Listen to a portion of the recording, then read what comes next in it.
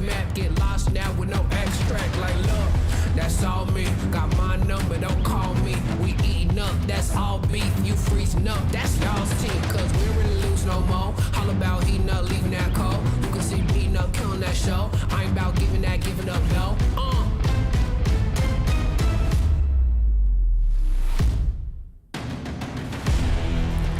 Nah, cause they don't want it with me. Look, you got a problem with me. Look, cause y'all don't want it with me. If you start a fire with me, then you never gonna stop me. Ay, sound the alarm. We about to go on. You getting it wrong. Time to go off. Can't hold us back. Truth hurts, you owe us that. My truth lurks, hey y'all collapse. Now scoop first where your homies at. Come my team with me right now. My team so mean right now. But what you mean y'all out? It's time to weed y'all out. Okay, we coming back with a vengeance. Time to go start your engines. What is this thing y'all mention? Time for y'all stop pretending,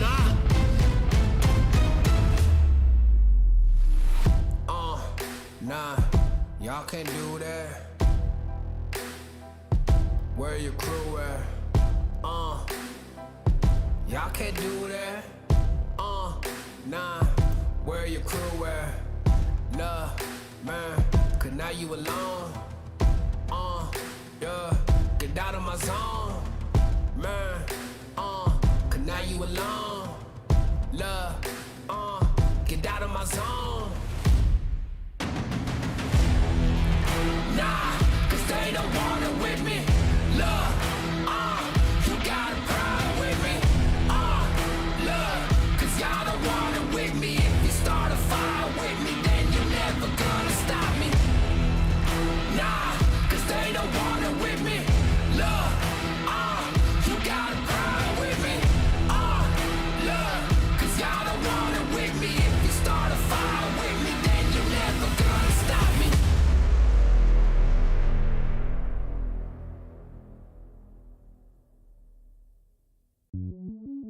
Welcome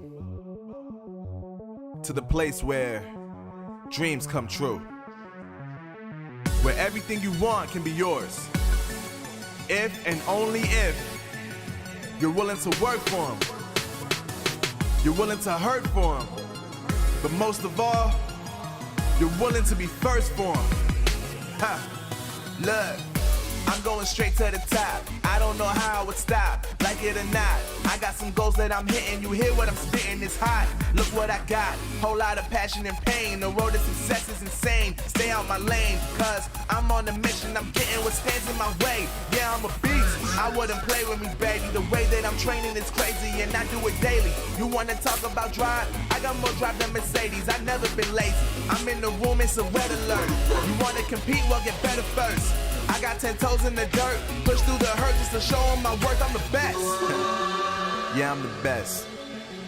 I never stress. I know what's next. I'm who they test, like we playing chess. But I'm unimpressed, so now let me flex. Yeah, I'ma work through the struggle and hurt, cause I know my worth, and I gotta be first. Yeah, I gotta be first. Look, I don't want anyone's sympathy. I understand what is meant for me. I give my focus and energy. If it's meant to be, then it's meant to be. But mentally, I'm undefeated. They hear that and say I'm conceited. Like there's no reason. Like I don't beat them and come back again just to teach them that when you work under pressure, you reach higher measures. They'll try and bring you down, but you cannot let them, and only get better and focus on cheddar. Eye on the prize and you'll become a legend. Like, when I'm in the room, it's a red alert. You wanna compete? Well, get better first. I got 10 toes in the dirt, push through the hurt just to show them my worth. I'm the best. Yeah, I'm the best. I never stress. I know what's next. I'm who they test, like we playing chess. But I'm unimpressed, so now let me flex. Yeah, I'ma work through the struggle and hurt, cause I know my worth, and I gotta be first. Yeah, I gotta be first. They don't know what's gotten into me, how'd I turn pain into energy. Through all the struggle and hurt, remember my worth, and that's why I gotta be first.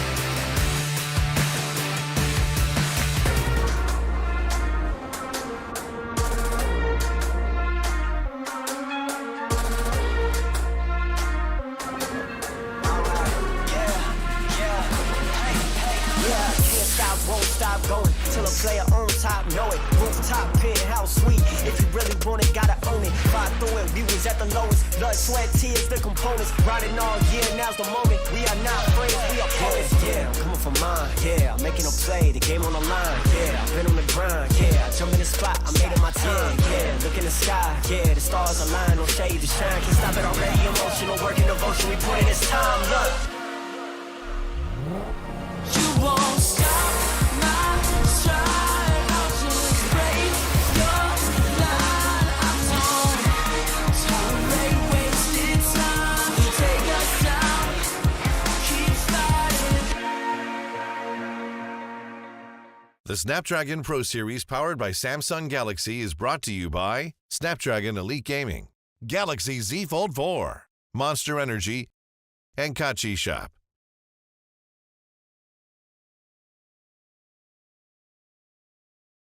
What is up, survivors? Welcome to the Snapdragon Pro Series Free Fire Challenge Group Stage, phase number 2. This is day 5 for that. So, penultimate day before we figure out the top 6 teams moving on to the challenge finals to join the top 6 veteran teams that we already have.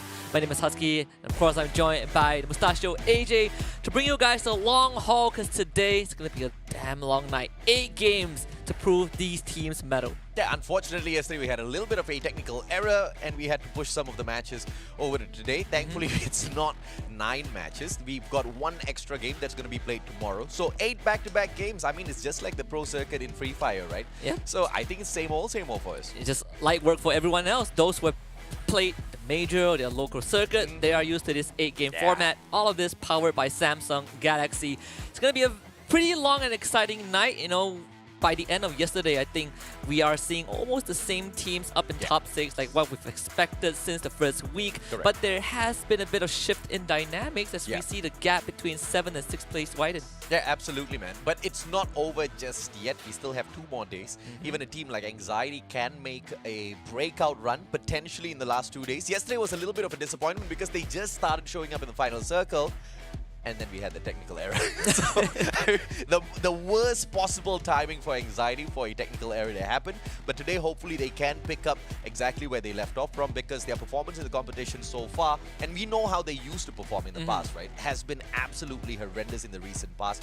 But hope to see that kind of switch around a little bit. I mean, Sem9 has been dominating, so today might just be yet another day of domination for them. I think Sem9 is probably the biggest surprise that we had coming into phase 2 from phase 1, right? They finished with a huge lead. They come into phase 2, has their points deducted by half, and was still able to put up a great performance. But let us take a look at what these teams are fighting for. It's all about the moolah, well, partially about the moolah when it comes to the challenge group stage. Don't look at first to 6th place. That has been locked in by the first 6 teams. You know, 4 from Thailand, 2 from Indonesia that we will talk about later on. We're looking at 7th to 18th place. So the teams that finish first right now, likely Sem9, they're going to walk away with $3,250 by the end of tomorrow, all the way down to $1,500 if they end up in the last place. Absolutely. And of course, the consolation prizes from the 13th all the way down to the 18th spot here. That's exactly what those who do not manage to make it through to the grand finals will be taking home with them, which is not too shabby at all. I will be happy if I could perhaps get my hands on amounts like that. But exactly where all of the hot action as well as the slightly bigger moolah waits for us is in the grand finals, Husky. Yeah, that is going to be so much more different, because when we go to the challenge finals, the prize pool basically doubles, right? We have $65,000 for those that finish as the champions of the challenge finals. Of course, all the way down to $5,000 if they finish in 11th and 12th. Still a sizable amount, not as big as the eventual winners, but it's something, you know, it's still something. Absolutely. And of course, all of that something can help you get lots of stuff for yourself, maybe even a Samsung Galaxy Fold so that you can practice a lot of your Free Fire on. I'm very sure the boys will most definitely love that. There's a lot of things that you can do with the money, but hopefully it is put to good use to increase their capabilities out there on the battlefield. But let's take a look and see exactly how they can collect points. As usual in a game of Free Fire, you hit that booyah, you get yourself 12 points, 9 placement points for that second place. You -1 for every single rank below that until the 11th and 12th spot, which gets you nothing. But you can bolster yourself with all of those eliminations. Every single elimination gets you 1 point. Yeah. Every single unit universe is governed by a system, and this is the mandate that we've been running with for competitive Free Fire since the dawn of the ethos, in fact. So the teams just need to remember that getting placement points isn't everything, because you still need to get a couple of numbers under your belt, and some of these teams have been really doing a phenomenal job at maintaining that golden balance. I mean, KOG yesterday had a big show up, but we gotta talk to you guys about today's schedule, because today is going to be the longest evening for phase number 2. We will have 8 games plus 2 from yesterday. We start with Kalahari, we go to Purgatory, then we go to Alpine for game number 3. Then afterwards, we hit the reset button, we go to Bermuda, Kalahari, Purgatory, Alpine, and we will end the evening with Bermuda. Yep, fantastic. Every single map is played twice in here today, so you can't really complain that, you know, the map that you're not really good at is played multiple times, and the map that you're really, really good at doesn't really get played all that too much. Everybody gets an equal share, an equal opportunity to perform out there. Those who can dominate, perhaps those like Sem9 will have the most of fun, but I am looking for that underdog story as we are reaching the final end towards the qualifier for the challenge finals. Exactly who's going to be able to make it from the right-hand side of the leaderboard on to the left-hand side. Like you pointed out rightfully, the gap between the 6th and 7th spot has grown quite a little bit. Oh yeah. And hopefully that gap is closed within the first 2 games in itself. Yeah, we even had, I think last week, towards the end of last week, the gap was actually not as evident, right? Yeah, we correct. almost had 8 teams contending for that spot, but all it took was just one evening, and now we are back to square one. Sem9 leading the pack with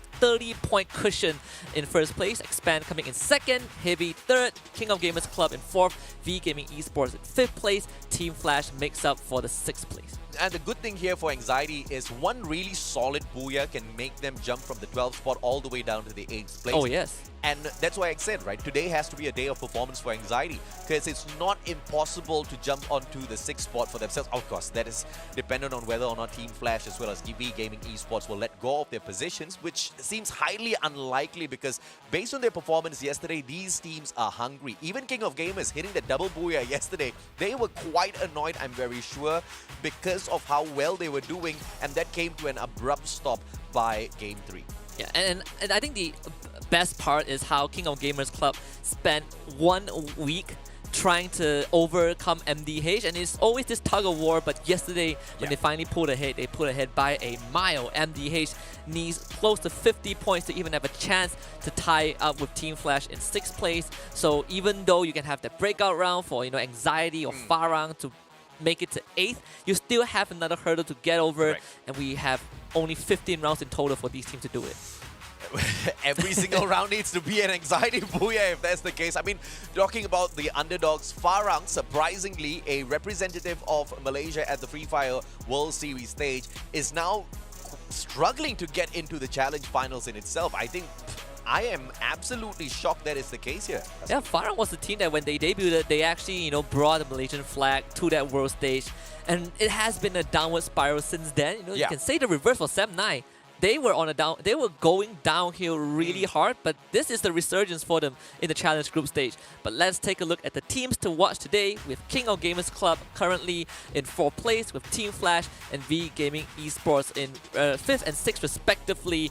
And there's no need for more introduction. These teams have proven to be, you know, more than capable of holding their own ground, especially KOG, who started phase 1 as kind of the, you know, the imposter of the Thailand region, but right now they have proven that they deserve to be with the rest of the teams there. Yeah, King of Gamers Club were really exciting to watch yesterday. In fact, throughout the whole competition so far, they have been phenomenal. But let's see if or not they will start today off hot. Yesterday was more of a passive day, especially at the start of the rounds, and you really start seeing them popping up towards the mid to the end part of the game. And usually they end up with such a huge amount of elimination points on their end, which makes them a team you really have to fear, especially in the final circle. Yeah, and just to kind of wrap up about the conversation about KOG, I think it's a team that when they are not having a good day, they don't really show up much, kind of in the middle of the pack. But when they explode, they go hard, and this is why I think you can pit them above MDH, which is a team that has always been there, but you never have this really one volatile round where they hit a 30 bomb kind of end game.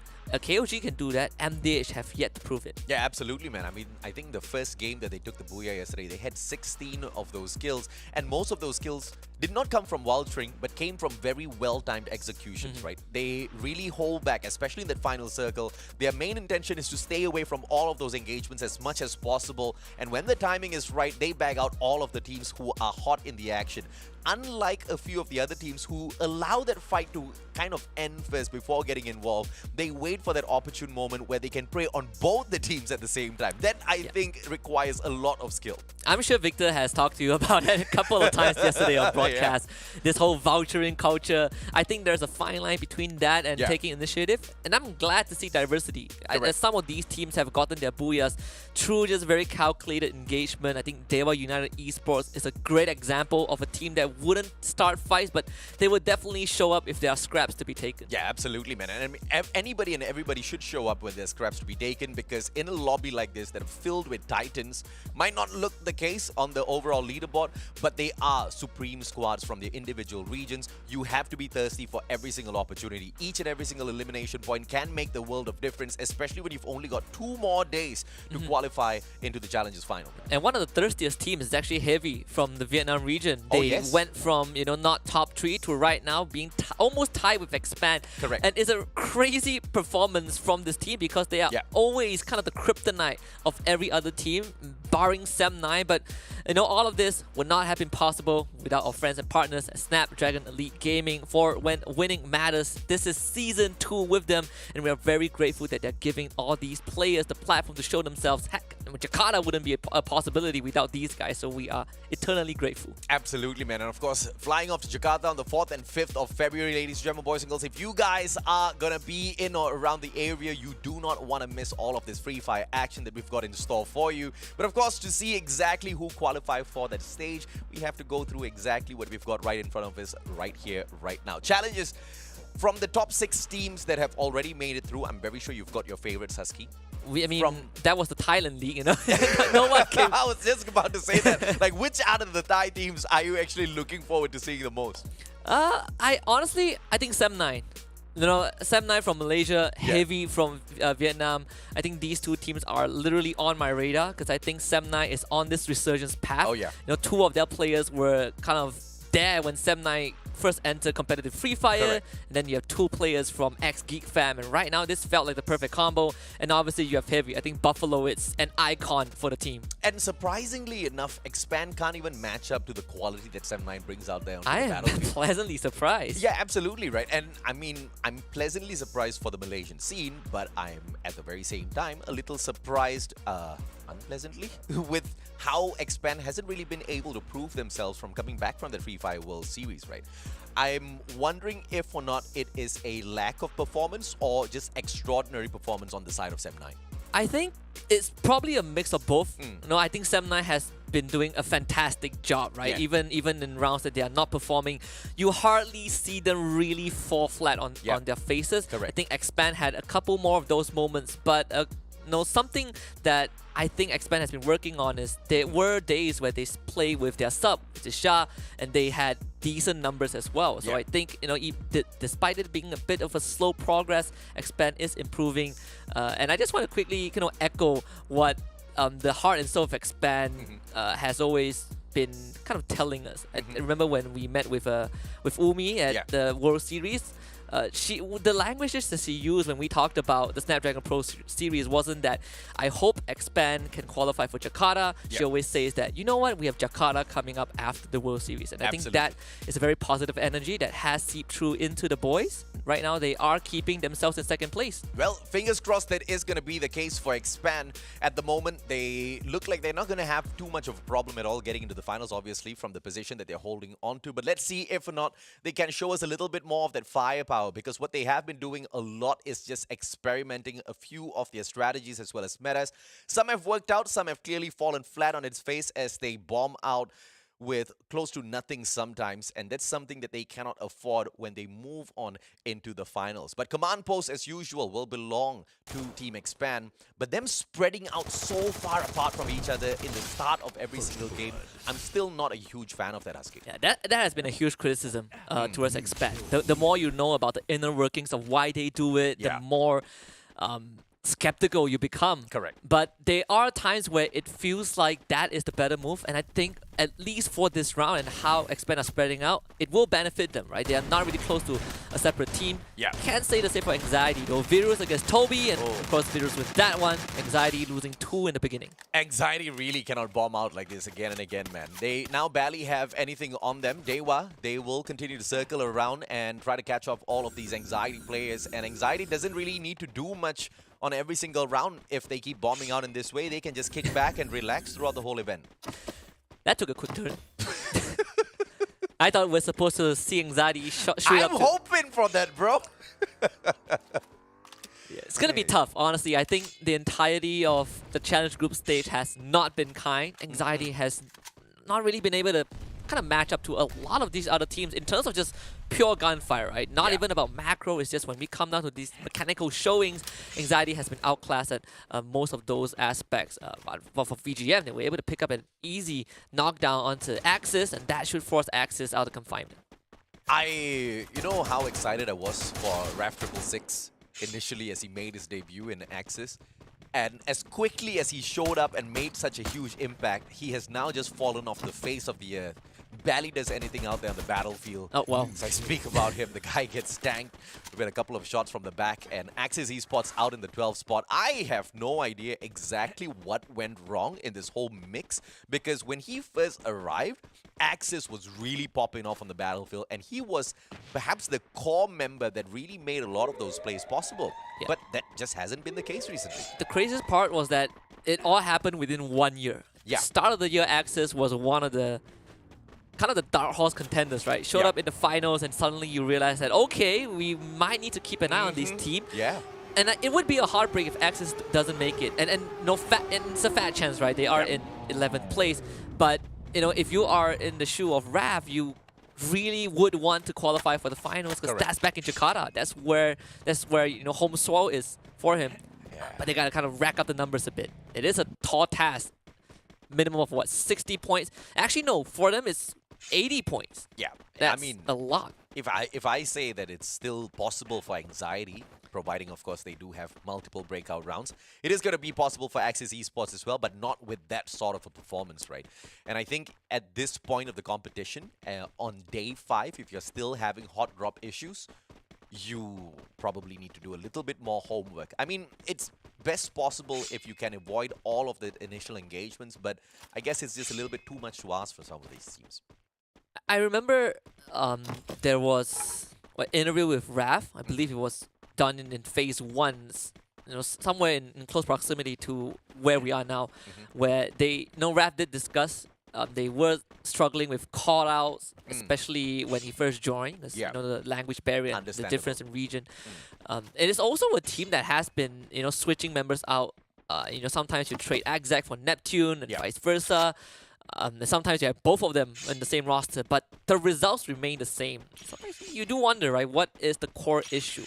What was the core obstacle that this team needs to tackle? I think you just answered your own question there. Yeah. The lack of communication seemed to have done them a lot of good. Raph was just going out there and doing his own thing.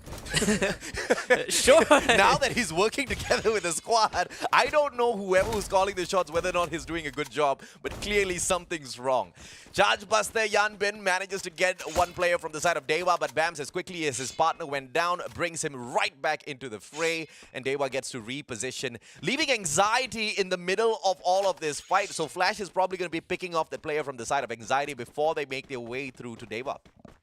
Really bad news for Hawkeye, because he has not been able to revive anyone, and now he's literally caught in a battle zone. Gotta cross his fingers that he makes it out of this alive. Team Flash, thus far, no casualties. Not much worry, in fact. I would say that them and DEWA have an equally good start, but maybe Team Flash will pick up a free kill along the way, with Hawkeye just literally right beside 2 of them. I still think a bit more focused on DEWA, and I do not blame them. There's a revival point right there. Yep. I would be surprised if Hawkeye was able to sneak it away, but right now it's between DEWA and Flash, and Rain has sniped out Bale. Oh, fantastic response coming through from DEWA. They're not really afraid to take on Team Flash. They just wanted to reposition, find a better spot for themselves before they take this fight. And I think that's brilliant, right, in terms of strategy. Don't take that fight out in the open. Make sure you have got a certain advantage first. Now they've got Team Flash flanked from both sides already. And this should be an advantage for Team DEWA. With one player down and out for the count already, Team Flash is in a lot of trouble. But I don't think Hawkeye is going to be chipping in anytime yet.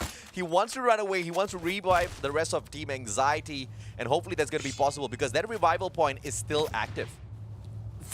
Just so close yet so far for them. Bayo just got revived and he is running as far away as possible just to get some equipment online. I mean, we are seeing DEWA slowly pushing the envelope a bit, inching closer and closer to the members of Team Flash. Yanbin has expanded multiple glue walls just to keep himself alive, and now he is pinned behind a wall, and DEWA should be able to pick that one up as well. This circle is going to make life so much harder for Hawkeye, as it basically just dips down to the southwestern western side of the map, with kind of MDH in the center of it alongside FARANG and Sem9. Let's see. How will DEWA kind of circle around and punish Flash? They were teased first, and now this is that counter. This is them returning fire, but Flash is brilliant enough to reposition to avoid all of those engagements. Now they have got a defensive advantage with DEWA now on the approach, potentially exposing themselves as well, but it doesn't seem like Team Flash has found those positions to counterattack just yet. And I'm afraid this is going to get turned right on its head for Team DEWA. Yeah, that's the UAV as well. So Team Flash basically exposed out in the open. Yanbin has already made contact, and DEWA, they're just going to pincer him. Just a crunch from multiple members. Renz picks that one up. And Bayo, I don't think he has much to offer to the team because he just revived not long ago. So Team Flash are fighting at a massive disadvantage. They did tag Rain a bit, but the number is just not in their favor. Shin gets one down. Bams is the one that goes down. Couple of glue walls to cut off line of sight, but unfortunately Shin has trapped himself in there. Renz will just try to finish the job, bringing his body to double up on this as well. It's a slow and painful death for Bloody. Yep, so this is just a perfect play coming through from Team DEWA. Bloody doesn't really get away from that. Shin goes down. Bams to be picked up now, and Team Flash will rue the day they tickled DEWA and took those shots from behind. But now, Expand versus FARANG. This has been pretty much a fight that we have seen many a times now down here at the challenge stage. And Expand has got that bird's eye view. They have taken out the position of Team FARANG, who want to hold on to this platform. Jembal backs away behind the container. Everybody avoiding all of that angles that Cobra can perhaps catch them off guard on. AC-80 in the hands of Cobra. He can do a lot of damage from here. He's being really patient about it, at least for now. I did see Spade's backside just sticking out a bit from behind the wall. But I think Expand probably going to take their time. There's a lot of other teams nearby. Yep. I'm slightly worried for FARANG though, because I think Expand, they do have that tendency to go for the rush. And Jembao, he's already feeling it. Just those utilities being slowly dropped onto him. Smack dab in the next circle. Expand and FARANG don't really need to reposition. Okay, there you go. Don't really need to move anywhere. But Expand just wants to take the initiative to take the fight straight up to them. And look at who's moving up fourth. X-Roy, good glue wall. That'll just block the shots for the time being. He patches himself right back up. Grenade will try to take down the glue wall to no avail. And out of nowhere, they just fly on in. Yeah, Spade got nicked by the grenade, and Roy has found Jembao. That's 2 down on the side of FARANG. They will start to get those glue walls up. They need those revives, but Cobra, he's going in for the rush. And unfortunately, Spade is just not ready for this push. We expected this from Expand. Exo, let's get traded back, but no finisher just yet. FARANG somehow holding their ground. Tubat gets picked back up as well. Expand losing ground in this fight, and they were the ones who started the rush, and they were the ones who failed. FARANG hold the fortress. That's the perfect revenge if you are FARANG. And just when you thought they were all going to go down, Tubat just turns the table, gets that shot with the M1887. And I don't even know exactly who gave him that backup. It could have been a totally different team. And just like that, Team Expand, they got snuffed out. Yeah, Expand got taken out. I believe Anxiety got taken out. Heavy also got knocked out as well. So we had like, 3 teams who got eliminated in a row. FARANG able to hold on. Now they have to slowly move into the circle where Sem9 is the center of everything. You have First Raiders and Mammoth, you have MDH kind of on that northwestern side. VGM is the one that's getting pressure, and I believe it's by First Raiders. MSP Gaming, they don't really have a lot of defensive structures to play around with here except these containers. So those glue walls are going to be expanded for the time being. But they just have to be a little careful because the end game is soon approaching. You don't really want to be wasting all of those glue walls. And you know, when you've got an airdrop hovering about in the air like that, it's just so unfortunate, man. Yeah, they're going for the perhaps a long rotation. There's the vehicle, so Zu is taking his time. One more. Can't find it. There's no vision. Almost did though. Vehicles ablaze, both of them. So I guess that's a win for Darkol. We've seen some crazy vehicle snipes. You still can't get over the Buffalo one, but yeah, Bams has been found by MDH. Nukes getting that easy snipe, and there's just no angle for Rain to play with. MDH just needs to be careful though. They are teasing DEWA, but they are wasting a lot of time. The circle's already moving. They have to reposition. They are on the very edge of this next circle, but it's not really a saving grace because Sem9's right there behind them, and that's one of the last things that you want for yourself. And here comes King of Gamers as well as they slowly rotate in. Sem9 trying to put a stop to their rotation. Yeah, so far, Sem9 has been oddly quiet this game. There's no kills at all. They even did suffer, an elimination early on. But aside from that, they have been just doing their own thing, moving into the circle. But that might not remain for long. KOG putting a lot of pressure, and they even have MDH on the other side as well. This might turn out to be a four-way fight. Osaka takes out Don't Cry from long range, as Ika will take out Dark Look from the side of VGM as well. Sem9 completely silent on this affair. And I really love that play by Sem9 because the last thing that you want to do is just drag more attention to yourself. So you say that newbie, trying to take a couple of pot shots, finds nobody though.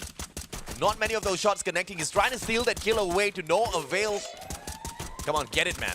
Rain's just crawling around, avoiding all of those shots. And King of Gamers should be able to say, no, he just gets evened up by the circle. I like it when he dies to the blue zone, and then you see the quad kill feed. I didn't know that giving yourself away counts as one, but sure, I learned something new today. KOG, they are not going to wait for MDH to make any other moves. Just going to fly right past Hwang, and it's going to be Ikao that takes that one as KOG looks to reposition themselves and just at the edge of the circle. Yeah, First Raiders are doing a damn good job right now. They one more knockdown, one more elimination can put Team Flash out of the run here.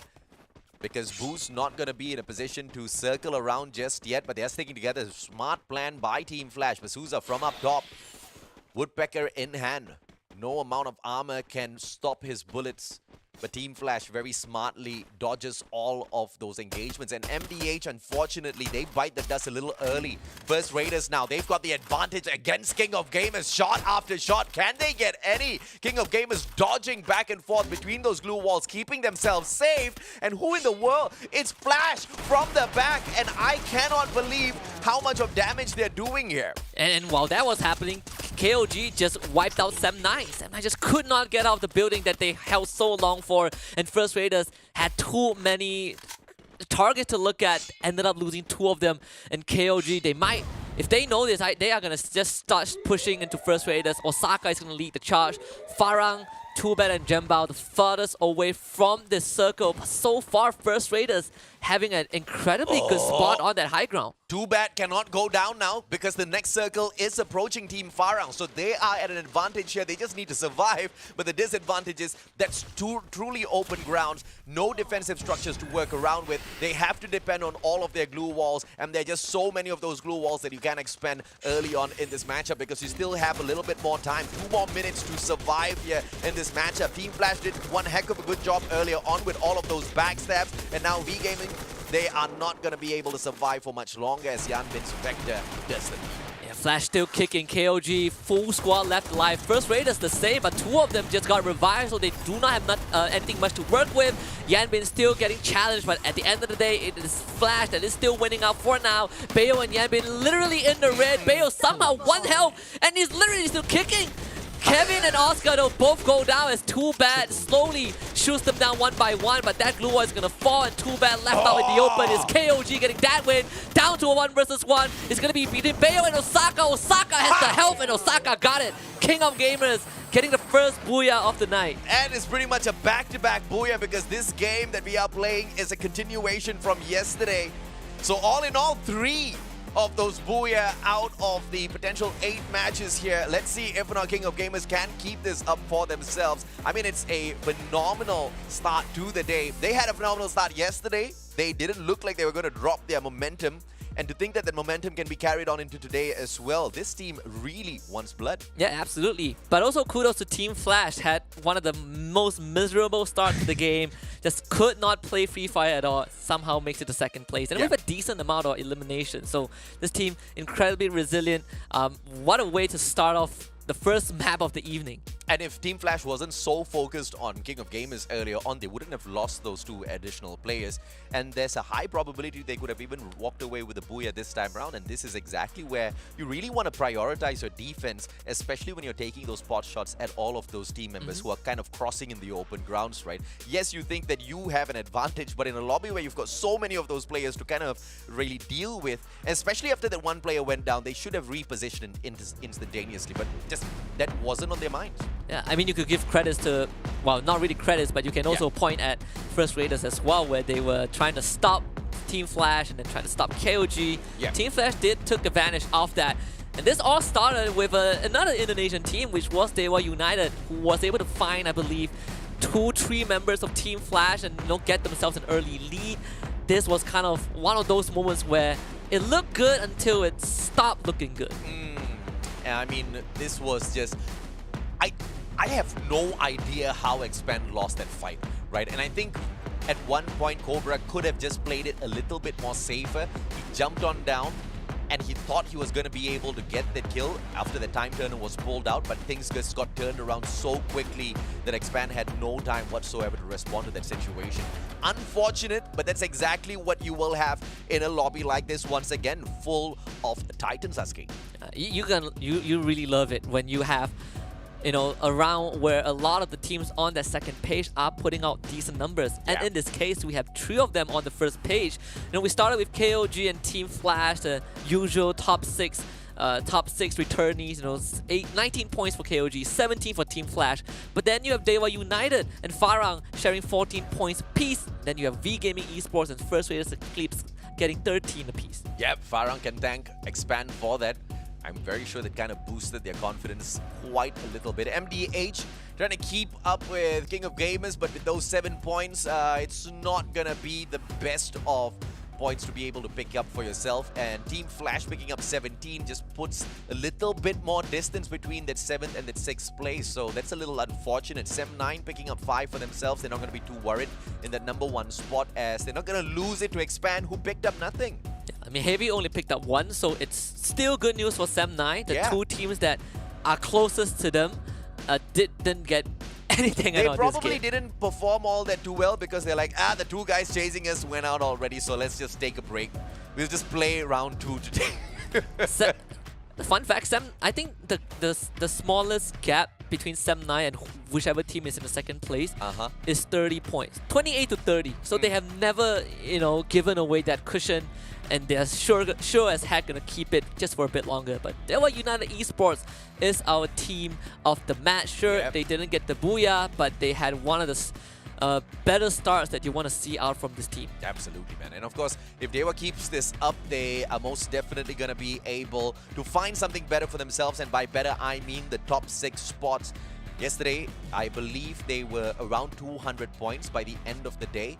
And to get up to that 6th spot, you need about a solid 50. And by the way they're performing right now, if they can bring out this exact same of slightly above average performance, top 6 is for sure. If you catch MDH on a bad day, then chances they do increase. But it is just game number 1. We have 7 more to come in the marathon of this evening. We're going to take a short break and we will come back for more Free Fire action. The Snapdragon Pro Series powered by Samsung Galaxy is brought to you by Snapdragon Elite Gaming, Galaxy Z Fold 4, Monster Energy, and Kachi Shop.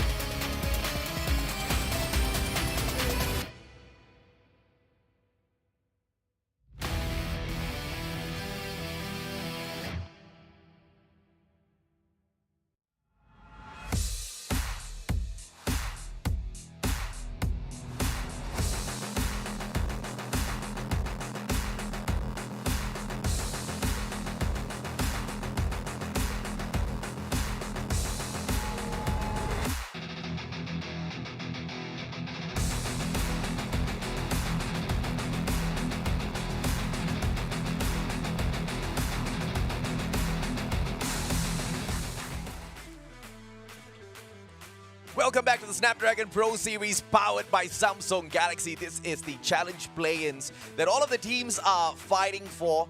Top 6 spots. That's exactly what is coveted in this stage. And it doesn't seem to be an easy fight for those who are on the right-hand side of the leaderboard. My name's AJ. I'm the mustachio down here with the one and only Husky, bringing you guys the broadcast for the day. Doesn't get any easier for any teams on the second page.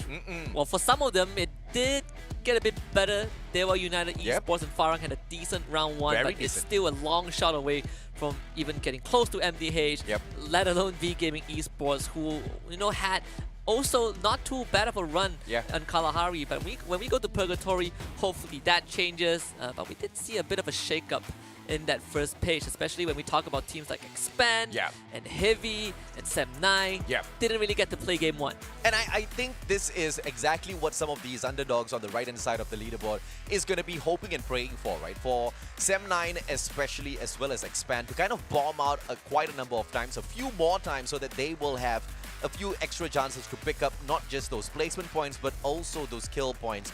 Maybe even over Expand and Sem9 themselves. But Heavy kind of bombing out there, I think that one was just a little bit unfortunate because they were very, very consistent yesterday, unlike Expand, was quite up and down. But King of Gamers, I think this is that one team that you can pretty much guarantee yourself seeing in that top 3 by the end of today, because they are on fire. They started off yesterday and they have not let off even a little bit of the steam. Yeah, and the craziest thing was that when they started off phase 2, they went up guns blazing. They were decimating every single team. And then in the mid part of phase 2, they started slowing down a bit, right? They fell into 7th place, and then they were trying to wrestle the 6th place with MDH. And right now, for the last lap, it seems like they have kind of regained the fire from the start of the second phase, and they're in 4th place. And let's do some numbers crunching. So the closest for DEWA United Esports to even make it to 6th place, they need almost 90 points. For MDH to make it, they need almost 60 points. So that is a long gap to clear. Yeah, so anxiety. More than 100 points. Maybe not in this competition, anxiety, especially if they keep playing in that way, right? I think the number of times we've seen anxiety take these hot drops and then just bite the dust instantaneously has been almost every single game. And that's just the kind of play that you cannot afford for yourself. Axis Esports as well, we kind of touched a little bit on how Ref was making the world of difference for them as they started winning very big the moment he kind of joined the team. But I guess, that the momentum that he brought into the squad kind of wore off pretty quickly. Yeah, it's pretty weird. I think Axis is in such an interesting spot where when they started dropping off, it really felt like there was no recovery, right? It felt like they were just another team that more experienced players were stepping over. Surprisingly. But I don't think that's the case, but in this competition, I just feel like they are getting outclassed in a lot of aspects. I'm not surprised that they are getting outclassed, because in a competition like Snapdragon Pro Series, we've got multiple regions who just love playing the game of Free Fire. Yes. I'm just very thankful that the majority of the Thai teams are just not in here to mess everybody's days up, right? Like we kind of... This format is the best, by the way. We took the top 6 and we said, okay, quiet. Just wait there. We'll come back to you guys a little bit later on. Let the rest play now. Yeah, that's it. That's enough bullying. Just go to Jakarta. Here's your ticket. Go away. Let the kids play. And that's the way it should be. I hope and pray that this is the way we're going to be running a lot of our competitions in the future as well for Battle Royale, because it's a really good way to make sure that some of these teams who are slightly better matched with each other and who are not at the top flight class, just like the top 6 were, to have a better chance out there on the battlefield. Honestly, I feel like this only happens when we have Thai teams in a tournament. We don't get this in the local league. I cannot disagree, bro. We don't get this in a local league, by the way.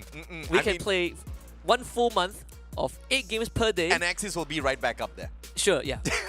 You're not wrong. They will be in the top 12. They will play the finals. But when we put Thai teams in, they need a league of their own. Yeah, and now Vietnam is starting to become a threat as well in this play-ins. And I don't think that the Malaysian teams are going to have a lot of fun. Thank goodness M9 as well as Expand have already made their jump towards the top of the leaderboard very, very quickly, because Vietnam has started waking up towards the tail end of the play-ins, and I don't think that's good news for any one of the other regions. There was a team that I was especially worried about from Vietnam, and that was Team Flash, because that was the team that was giving Expand a lot of problems in the World Series. Both of them didn't make it. Expand were 2 points away. Yeah. But I think Team Flash, when they really started performing in the second phase, it looked pretty good. Even on their bad rounds, it felt like the overall performance, if you just put them in the league with Expand, you play it out for 1 month, I think Team Flash just has a bit of that meta. Absolutely, bit more compared to what Expand has to offer. Yeah. Not to take anything away from Expand, but we are starting to see the bit of cracks, right? The consistency is still not there. Yeah, you got to look at the consistency of how they take some of these early fights as well and really calculate exactly how much of risk they can expose themselves to. And time again, you see them in that final circle, which is just ridiculous if you ask me in terms of consistency. Yep. Well, 40 more rounds to see that happen, but before that, we gotta thank Samsung Galaxy, the newest addition to our Snapdragon Pro Series family. Really grateful to have them, and I think, this is just only going to get better and bigger and more powerful. Like the Z Fold 4? Like the Z Fold 4. I've been talking about this with Victor. He's a huge fan. I'm also a huge fan. We were theory crafting like how this would change mobile gaming. Obviously, I'm really bad at it, so I would need to ask more from Victor. I cannot do theory. I'm a very practical guy. The game's going to be good for you to go out there and create some good content on. Yes. But there are no tournaments that will allow that such a big screen, because that screen is just, I think, a couple of inches too big. Yeah. So my logic has always been, I play a lot of games on my tablet, right? And I say that tablet is always good because the enemies are just bigger. It's easier to hit your shots. Correct. It's easier to do anything, honestly. But the one bad thing about the tablet is you've got a lot of travel room for your finger, right? Which is exactly why the Z Fold 4 is perfect. It's the perfect world between a large screen and a mobile phone. I wonder if you can condense it to half a screen. You can. You Because can? when you fold, it's got 3 screens, bro. When you flip it open, then you see that square screen, which is wide. But when you close it, the front screen is Here's flat. a wild thought. What if you unfold it and you see the map, and when you don't want to look at the map, you just... Actually, it doesn't work. Never mind. It doesn't make sense in game design. No. Doesn't work at all. FARANG runs into First Raiders and actually gets 2 knocks. Yeah. Too bad doing all the work by himself. And First Raiders aren't going to be too happy with this, but there is still a possibility of surviving unless, of course, they jump right into the fray of the battle and they bite the dust. I did not expect First Raiders to do that, but I guess when you are flanked from both the left and right hand side, FARANG did have that advantage and they felt like they really needed to take that fight. And unfortunately for First Raiders, they will be the first ones to bite the dust. Seeing the double revolver just reminded me of something. So Heavy is the only team that consistently chooses the double revolver as their sidearm, which is pretty interesting, right? Because normally teams go for the charge buster, the shotgun, but then you have Heavy who just goes double revolver, and they get headshots from long range. That is the craziest part. I do not know how they do it, but Heavy is something else. This team led by Buffalo is something else. Well, let's see if or not the Buffalo Soldier can lead his team all the way into that final circle this time around instead of getting knocked out a little bit too early. MDH is going to have a field day if Expand rotates in towards their compound. They do have a vending machine there to purchase a little bit of those stealthier armor, and they also have a revival point in case any of their battles do go south. But for the time being, it's just multiple houses, multiple locations within this area for them to loot up. And we saw a bit of a fight between KOG and VGM. It seems like it's VGM that is trying to push into Ski Lodge to get those early knocks, but so far they were not able to flush out Oscar just yet. Maybe doubling up is gonna work. Oh, Mantan getting ambushed a bit. But the Eclipse though, he unloads a full clip, doesn't get any knock, and ends up getting taken out by Oscar. He needs help and he needs it right now. VGM showing up to the scene, and KOG, they also are waiting for backup to arrive. Oscar gets traded back. Darklop turns the corner, tries to go for the swing against Kevin. Both run out of the bullets, but it's Darklop that ends up getting the takedown. KOG not able to hold off this assault. Yeah, fantastic play by Darklop. Just makes use of the campfire to top his health right back up, and it seems like King of Gamers have met their match. And V-Gaming, they just need to make sure Knight 77 is taken out of the equation here before he does complete this revival. But it doesn't seem to be the case. Nobody else is in or around Ski Lodge to stop him.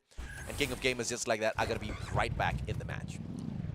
KOG just a bit too far to provide some backup, but you can see that Knight gets his teammates back, now escorts them to a safe spot, which was secured by Osaka himself. So there is a backup plan for KOG. But that means for VGM, they will have to wait just a bit longer to get their fallen teammate back. All in all, good start for VGM.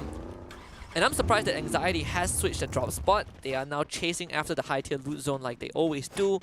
They used to drop Moat House, but I think there was this one round where they were completely slaughtered when they left Moat House, and they realized that, okay, Stem9 likes to play that area. We're not going to contest with them. We're just going to move away and take the high tier loot zone. That's a good decision. I mean, you shouldn't really fight Stem9 when they are truly at their best. But FARANG, the kill leaders of this lobby at the moment, mainly because of their initial engagement against First Raiders. But Axis Esports doesn't even know of their presence. They're just making a beeline, looking for this next circle, looking for this next safe zone. And that just puts FARANG right behind them to take this backstab. But FARANG, spotting out Axis Esports, also notices that they have to look for a different defensive position. They circle around towards the wider area. I believe Golf Course is exactly what they went, where they want to land on into. But wait, are they moving outside of the circle? They are moving outside of the circle, aren't they? Yeah, yes, at least for now, right? Going to Mount Villa to grab some supplies. Expand is dangerously close to DEWA though. But luckily for Expand, DEWA are huddled up in very, very tight and confined positions. They do have Rens kind of out there doing the scouting duty. Meanwhile, KOG, they have ran into Sem9. They actually just picked out some of the supplies, so they have to stay alive. Victory, a good flank from behind. ZenOP will be traded back. Unfortunately, KOG with 3-man down as far as Sem9. Looking for the finisher. Might not be able to find it as the last member of KOG has slipped away into the night. Yep. And it looks like Kevin77 has got a good opportunity to back away here. And he seems to have made a good push outside of the circle. But Sem9, they are on the hunt. They know there's yet another survivor. And Kevin has got this high ground advantage. But what can he do against two players at the very same time? Sem9, the Woodpecker in the hands of Raja, can do the damage that is most definitely required to take the final player of King of Gamers out of this equation here. But it seems like that is not going to be the focus. They slowly peel away. Yeah, it's, be happy with what you have. Sem9 did travel a long distance to try and find that last guy, but it's fine. Flash, on the other hand, runs into Axis, and while Rap just mows down Yenbin, and Neptune is the one kind of taking a heap of damage. Flame also getting tagged up as well. But Axis, they need to get through this choke point. Yenbin gets brought back. See how they push through this. Good shots out of Bloody. He just needs to connect yet another. AWM's going to do a lot of damage, but Time Turner pulled out this time round, and they will continue surviving. Team Flash doesn't walk away with anything here, but those players are moving straight into their compound. Axis wants a fight, and Team Flash is ready to give it to them.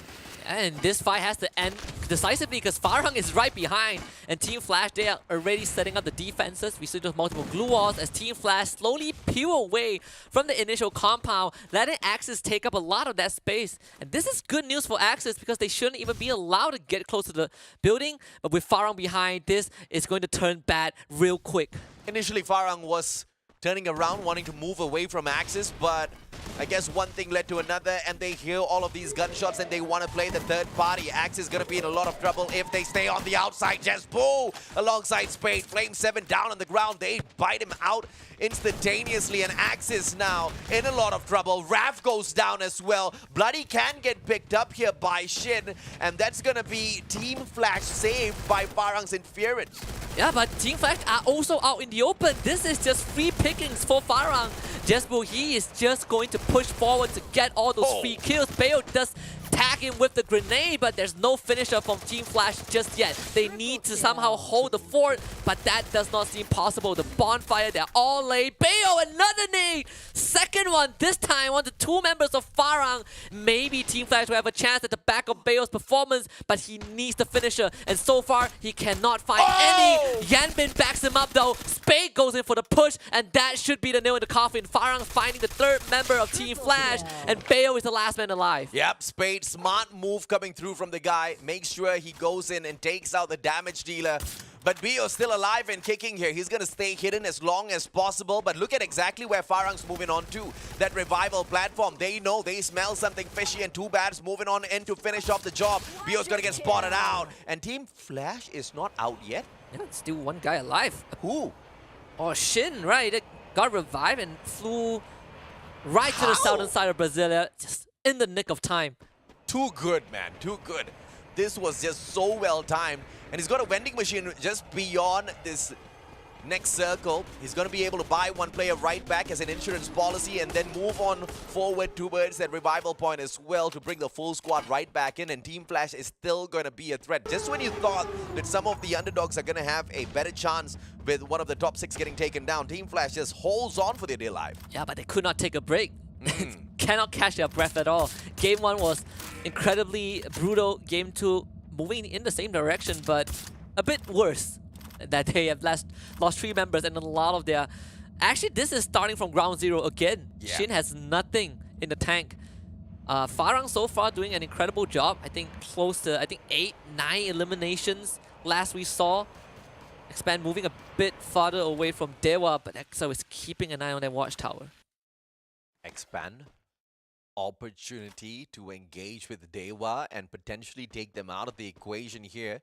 DEWA out in the open grounds, but they do have this slope to work around with, so they won't need to expend a lot of their blue walls as they engage with Expand, no pun intended. But they was not taking any pot shots just yet because of the defensive position held on here by Expand. But they haven't really spotted the other players on the side of Expand. Behind Axel, who are rotating around, and Team Flash, they just got back into the match. And they are potentially going to drop straight into the compound of DEWA. That's just free pickings. Yeah, I believe Bayo also has a vehicle as well. But on the other side of the map is MDH against Anxiety. So far, Anxiety have lost 2 members. Toby needs to get his friend back up, but MDH says no. And that should be the final nail in the coffin for Anxiety. MDH doing a fantastic job. Kanoho only has a tree to keep him safe. This should be done and dusted for AXT. I don't know what Anxiety has been doing on some of their off days, but they clearly have not been sharpening up their aims as well as their mechanical skills. I mean, they've just been suffering in terms of engagement. They've got one of the lowest number of kills out there on the battlefield. And it's just surprising looking at how this team used to shine in the past as one of the more aggressive ones. But to be fair to AXT, you know, they hardly get to play on the regional international stage, right? So is MSP. Yeah. The secondary example is, you know, AV Radicals, but that's pretty much it. 7-9 surviving that onslaught, at least for now. KOG is showing up to the party pretty soon, but MDH, they have Farang behind them. See if they're ready for this though. They have just kind of topped up their arsenal. This is a fight that they need to win. We're gaming out in the 11th spot, and King of Gamers are right back in it, man. I mean, what a play by Knight earlier on, or Kevin was in, that brought the whole squad right back in. And unfortunately for Anxiety, this run does not continue. Expand, Farang, everybody being tortured by MDH as well as King of Gamers, as DEWA United gets put out of the equation by Heavy, who appear out of nowhere, and that was just an instantaneous elimination. Yeah, Heavy finally showing up on the kill feed. That is something that you should be incredibly worried about, is when you see Heavy starting to get those knocks. Farang, they just lost Spade, but they have 12 eliminations so far. A lot of glue walls to work with. They do not need to rush this one, and Farang makes the call to go for that long rotation to completely avoid MDH, especially when they are on the low ground. MDH being really relentless with their fire though. They have just taken out Too Bad, just will force to retaliate, but they might just receive some assistance from Heavy, who are shooting MDH from behind. Yep. Maybe Farang can take this chance to get away. Just as Glue Walls get knocked down, Udai shows up from behind, backstabs Stone Cry, and Heavy are just getting free kills. Oh yeah, absolutely, man. And Heavy's gonna be the biggest winner here unless MDH can do something right now. And MDH doesn't turn around. Jesbu, can he steal this kill away? That glue wall is helping him out, but he runs out of bullets at the wrong time. 7-9 brings back their player. Heavy finds Jesbu. Farang gonna be in a lot of trouble now, as unfortunately for Farang, they don't really have much of those survival options left. MDH makes it into the circle, and it is gonna be Neru that flies on in as well, but it all depends on exactly where he positions himself. Right on the roof where Sem9 holds onto, and Don't Cry manages to hit Victory down onto the ground and take him out of the equation as well. Sem9, they're not doing all that too well because of MDH now. They try to take over the compound and they're doing one hell of a job at that. Yes, so close yet so far. Jemba was able to bring some of his teammates back, so FARANG is still in the running. But MDH, they're doing a fantastic job of really just isolating these gunfights. Axac did this steal Xenopy away, but what matters the most for MDH is that they go farther into the circle. Unfortunately, the pass catches up. Is Buffalo, of all people, to take down Nero. And it's Buffalo that takes away Newbie. And Heavy, they are showing up to this fight and they are ready to get the win. You were point on when you said everybody better watch out for Heavy when they start picking up these frags, man, because they look like they are the heavy hitters of this lobby this time around. Axis from around the corner. They're trying to deal with the final member of FARANG, and I think that fight is going to start any time now, unless Heavy, of course, interferes. Meenow just needs to look down. Meenow, there's one guy right in front of you. Too Bad escapes. Meenow manages to take Spade out of the equation as well. Too Bad stays hidden. Meenow, can he spot him out? Yes, he does. Calls out his nonsense. Goes in straight up for the fight. Meenow with an almost Punisher and makes sure he sees that through as well. Too Bad bites the dust. 13 eliminations now for Heavy. They haven't beaten out FARANG just yet, but they sure as hell are looking to eliminate them. If Heavy doesn't get a booyah for this game, I will personally... I'll think about it later. But right now, it's Axis against Heavy, and it seems like the numbers on the side of Axis are already starting to dwindle. Raph on the ground. Neptune needs to get some revenge shot, but you are challenging Buffalo, my guy. You gotta watch out. Buffalo does not mess around. Heavy does not mess around, and it's booyah for Heavy. Oh, lovely Groza play there by Team Heavy. Buffalo with the 6 eliminations. He deserves that MVP title, but it was Tom XT for me in terms of how he played that assault rifle to perfection. Team Heavy started off a little soft, got heavy towards the mid part of the game, and the moment they started picking up all of those knocks and eliminations, you called it right, Husky, they were unstoppable. Love to see the celebration cam, you know, when Heavy first got their booyah, you know, at the start of the group stage. They weren't doing too hot, getting bullied by, you know, the Thai teams, and they were struggling a lot in the first 2 weeks. And when they got their booyah, you know, it was just a sigh of relief. But right now, you see a bit more celebration, a bit more smiles on their face. They know they got it, and I think with that round, they have temporarily placed themselves in second place. Absolutely, man. And it looks like Expand is not looking to go guns blazing anytime soon just yet. I really wonder if the strategy of splitting up very... because, I mean, I was talking to Victor about this yesterday as well. Right. And for me, the main problem is not the fact of what they're trying to focus on. For me, the problem is what are the repercussions of getting caught out in the open in a lobby like this? Because once you lose all of the loot that you've already worked for so hard in the early parts of the match, you bring your players right back in with just a secondary in their hand.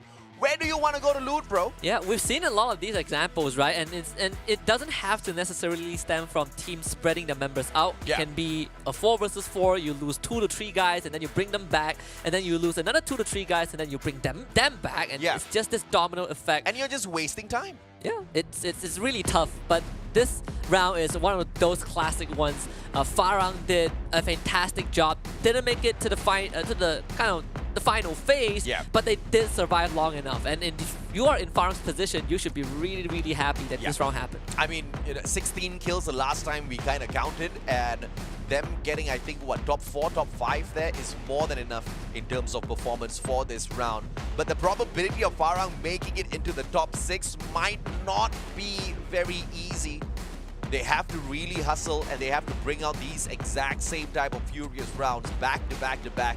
By the time we end this day, the second final day before we conclude exactly who makes it through to the challenge finals, FARANG, I don't know, man. I'm nervous thinking about the possibility of that happening, because even Flash themselves have been performing quite well, and they've already put on quite a bit of points to maintain that lead with FARANG, even though they bombed out in this round. Yeah, and to be fair, as long as I think, you know, 5th and 6th place doesn't shift too much, there's always a chance, right? Because most of the time we're seeing the top 3, Heavy, Sem9, especially getting a lot of points. Expand sometimes also show up, and this is a round where Heavy really put in the work. 28 points. I think they were the one who set the record for most points in a single round as well. If I remember correctly, you know, FARANG coming in 2nd, Sem9 in 3rd, Axis in 4th, and MDH and KOG sharing 5th and 6th. even if Sem9 is barely seen out there on the battlefield, they seem to be doing a lot of work here just to maintain a lot of the pressure on the rest of them. But let's take a look at the highlighted squad in here, the one and only Heavy this time around. 7,836 damage. Just a single headshot, but 16 kills. I mean, let's talk about that a little. I mean, I don't know what to say. Heavy just built different. Honestly, I think this second Heavy phase, body shots, I guess. true, heavy damage. The only thing that is, really stopping Heavy were the Thai teams. Let's be very honest. I think in phase 2, Heavy has been one of the front runners, right? And I would go as far to say if we pit Heavy and Sem9 together, I would take Heavy over Sem9 in majority of those head-to-head. Yeah. But when we look at the points, obviously Sem9 is also doing pretty well. And Yes. I think they are one of the few teams who have mastered that late game, just as how we have mastered the art of really appreciating the friends who made this happen. Starting off with Snapdragon Elite Gaming, when winning matters. This is Season 2. We've been with them for almost 6 months, and we always look forward to more as they give us this opportunity alongside to the players as well. But we also gotta thank Samsung Galaxy, Yes. the latest addition to this big family of ours, and it's only going to get bigger, better, and everyone knows it. And on top of that, if you see the can besides AJ's tablet, that is Monster Energy, and it always allows him to unleash the beast within him, which is why I have his volume turned down to 0. So check them out at www.monsterenergy.com/gaming. And if you are looking for the best great deals, game top up, look no further than www.kachishop.com. We're gonna go for a short break as I readjust my hearing and my cochlea. We'll be back in a couple of minutes for Game 3. The Snapdragon Pro Series powered by Samsung Galaxy is brought to you by Snapdragon Elite Gaming, Galaxy Z Fold 4, Monster Energy, and Kachi Shop. Welcome to the place where dreams come true, where everything you want can be yours, if and only if you're willing to work for them, you're willing to hurt for them, but most of all, you're willing to be first for them. Ha! Look, I'm going straight to the top. I don't know how I would stop, like it or not. I got some goals that I'm hitting. You hear what I'm spitting? It's hot. Look what I got. Whole lot of passion and pain. The road to success is insane. Stay out my lane, cause I'm on a mission. I'm getting what stands in my way. Yeah, I'm a beast. I wouldn't play with me, baby. The way that I'm training is crazy, and I do it daily. You wanna talk about drive? I got more drive than Mercedes. I've never been lazy. I'm in the room, it's a red alert. You wanna compete? Well, get better first. I got 10 toes in the dirt, push through the hurt just to show them my worth. I'm the best. Yeah, I'm the best. I never stress. I know what's next. I'm who they test, like we playing chess. But I'm unimpressed, so now let me flex. Ha. Yeah, I'ma work through the struggle and hurt, cause I know my worth, and I gotta be first. Ha. Yeah, I gotta be first. Look, I don't want anyone's sympathy. I understand what it's meant for me. I give my focus and energy. If it's meant to be, then it's meant to be. But mentally, I'm undefeated. They hear that and say I'm conceited. Like there's no reason. Like I don't beat them and come back again just to teach them that when you work under pressure, you reach higher measures. They'll try and bring you down, but you cannot let them, and only get better and focus on cheddar. Eye on the prize and you'll become a legend. Like, when I'm in the room, it's a red alert. You wanna compete? Well, get better first. I got 10 toes in the dirt, push through the hurt just to show them my worth. I'm the best. Yeah, I'm the best. I never stress. I know what's next. I'm who they test, like we playing chess. But I'm unimpressed, so now let me flex. Ha. Yeah, I'ma work through the struggle and hurt, cause I know my worth, and I gotta be first. Ha. Yeah, I gotta be first. They don't know what's gotten into me, how'd I turn pain into energy. Through all the struggle and hurt, remember my worth, and that's why I gotta be first.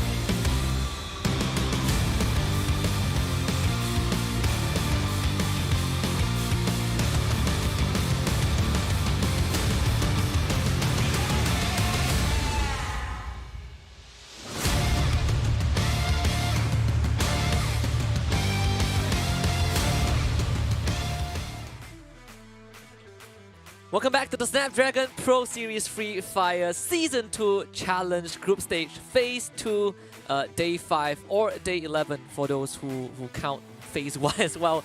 My name is Husky alongside Mustachio AJ. We have just gotten done with Purgatory, and that means we're moving over to Alpine, that is as cold as the studio today for Map 3. Absolutely, man. And I cannot wait to see if or not we will see the rise of Expand once again. There was a point of time where Alpine was just the home of Expand. No other teams could really get past their performance on that. They picked up massive number of kills, but that was in a league of the past. That was in a tournament of the past.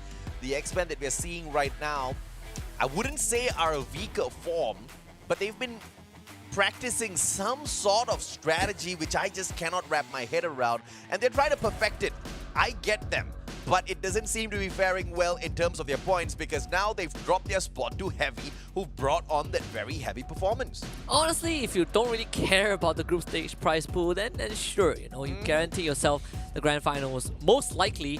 But for the rest of the teams, I think it's fair to say that they are also not going to go anywhere, at least for now. Sem9 still at the top, Heavy move up in second, Expand in third place.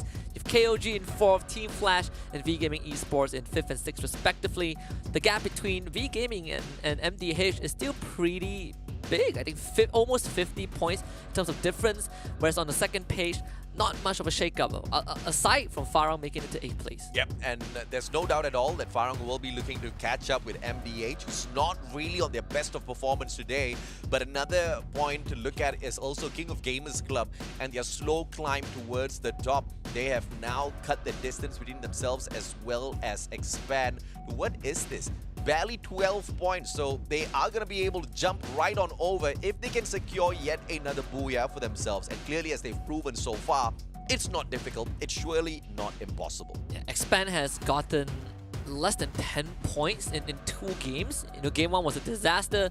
Game 2, I believe they were caught out by KOG on the outskirts and were not able to go far. So hopefully when we go to Alpine, Expand can give us, something that is more average. Yeah. That we normally see.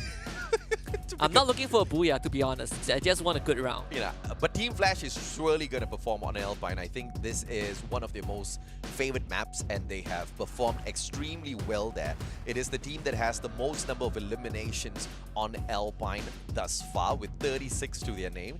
And if they can pick up a few more, catching up with the King of Gamers Club is surely going to be a possibility here as well. It's not just about being in the top 6 at this point. It's about maintaining your spot as well, as some of those underdogs will try to make a last-minute run for the top 6. And MDH might not be the ones, but clearly with the way FARANG has been playing the last 2 rounds, they desperately want this.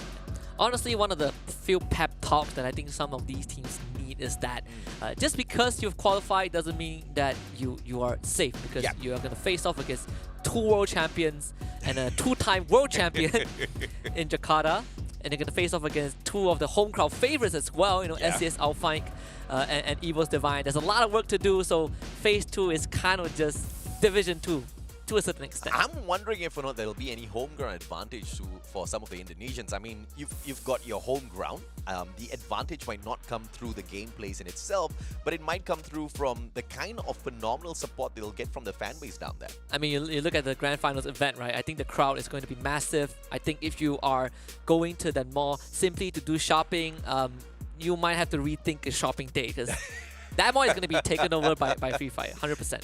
In fact, best part is it comes after Chinese New Year. So I have my Chinese New Year plans planned out. I'm going to have a reunion dinner with my family, and that's it. I'm going to Jakarta. Fair enough, man. Fair enough. Book your tickets, ladies and gentlemen, boys and girls. If you guys haven't done so just yet, now's a really good time to do so before the prices get jacked up. Why are the prices going to go up? Because they're going to start noticing, why in the world are so many people booking this ticket, and they want to stay very close to this mall Taman Anggrek, because that's exactly where all of this is going to be happening. On the 4th and the 5th of February of 2023 is the grand finals of the Snapdragon Pro Series Season 2, powered by Samsung Galaxy. It's a big year for Jakarta and Indonesia in general next year. There are so many events. This is just one of them. Yes. So watch out. Tourism is going to go up in a good way. Absolutely. I'm seeing a lot of my friends go to Indonesia. Doesn't have to be Jakarta. When has tourism gone up in a bad way, though? No time.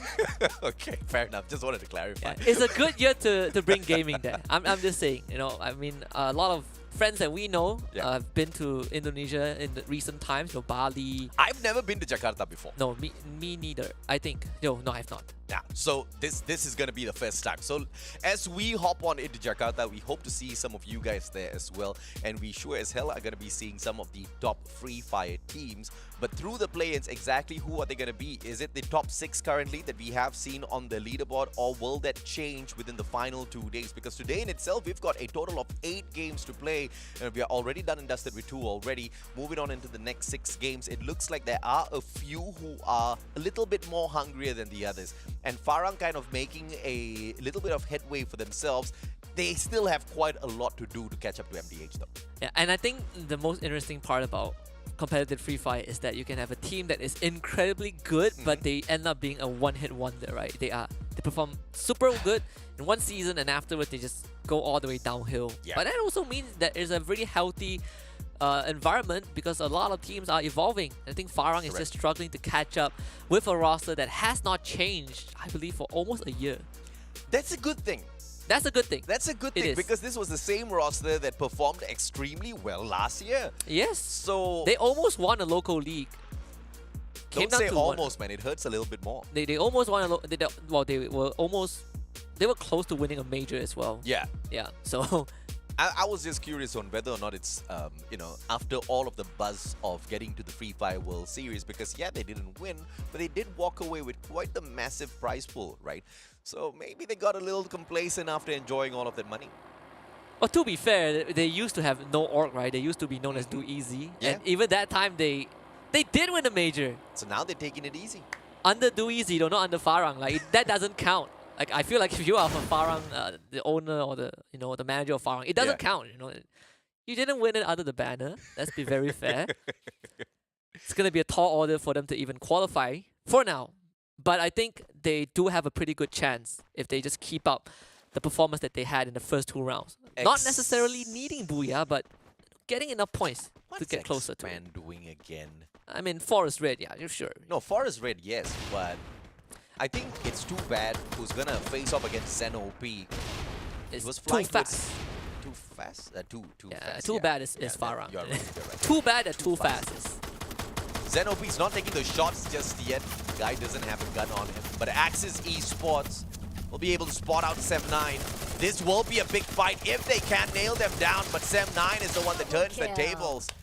And they get a couple of players. Zen OP manages to find Too Fast as well, which, to my point earlier on, just forces the rest of Team Expand to go on a revival mode instead of focusing on their loots, which is so important in the early game. This is crazy aggression from Sem9. The members that split up are actively taking these fights. I mean, Zen won his with a slither of health, but there's no one there to kind of, punish him. Newbie will get punished though, as Axis, they rotate their members there. And maybe that is one of the core differences that we are seeing, for some of these teams where Expand, maybe the philosophy is that if you go down, we can revive you, take that fight, with full freedom. But for Axis, it's like, all right, guys, we found a straggler, let's choke him out. Yeah. Not a big fan of that strat at all. Said it once, we'll say it again and again until they stop doing it. No, it's okay. Like, he's back. Cutting some slack, No, not Sem9. Yeah, well, exactly. He's back. Yeah, he is back. Okay, yes, he is back. Anxiety, on the other hand, this time around, they don't bite the dust super early. They do have a couple of fights, though, with King of Gamers, 977 going down, but that's only because the guy straight away a little too far away from the rest of his team members. You see, even King of Gamers can lose their team members when they spread out in the open against Anxiety of all teams, man. Expand stands no chance in a lobby like this when they spread out. You know what they say? 2 guns is better than 1. Do they? Yeah. What if it's a machine gun versus 2 pistols? I don't know. I feel like if the pistol guys stand far apart enough, then they still win. Okay, fair enough. You're not gonna tell me that the spread of a automatic rifle is gonna be so far out. Fine. That straight bullets just... One AC-AT versus 2 pistols. Depends on the distance, I guess. Fair enough. Fair enough. King of Gamers. 2 players still left in here. Osaka just got brought right back in. Kevin's nowhere near him. Jembal will be able to put on a world of hurt if he does spot him, but he is on that lower ground and not actively searching out for any of those players on that high ground just yet. And DEWA, on the other hand, rotates in slowly towards red here. Axel's going to get caught out. This is a 2v1 that Axel's not going to be able to fight right back. But he goes in for it either way. Yeah, there's no help from Expand. Just look at how Expand are moving on the map. The backup, it needs to come in quicker, but unfortunately, it's just not quick enough. Axel just fed to the Sharks. Nowhere to go, stuck outside, and DEWA just pushed it.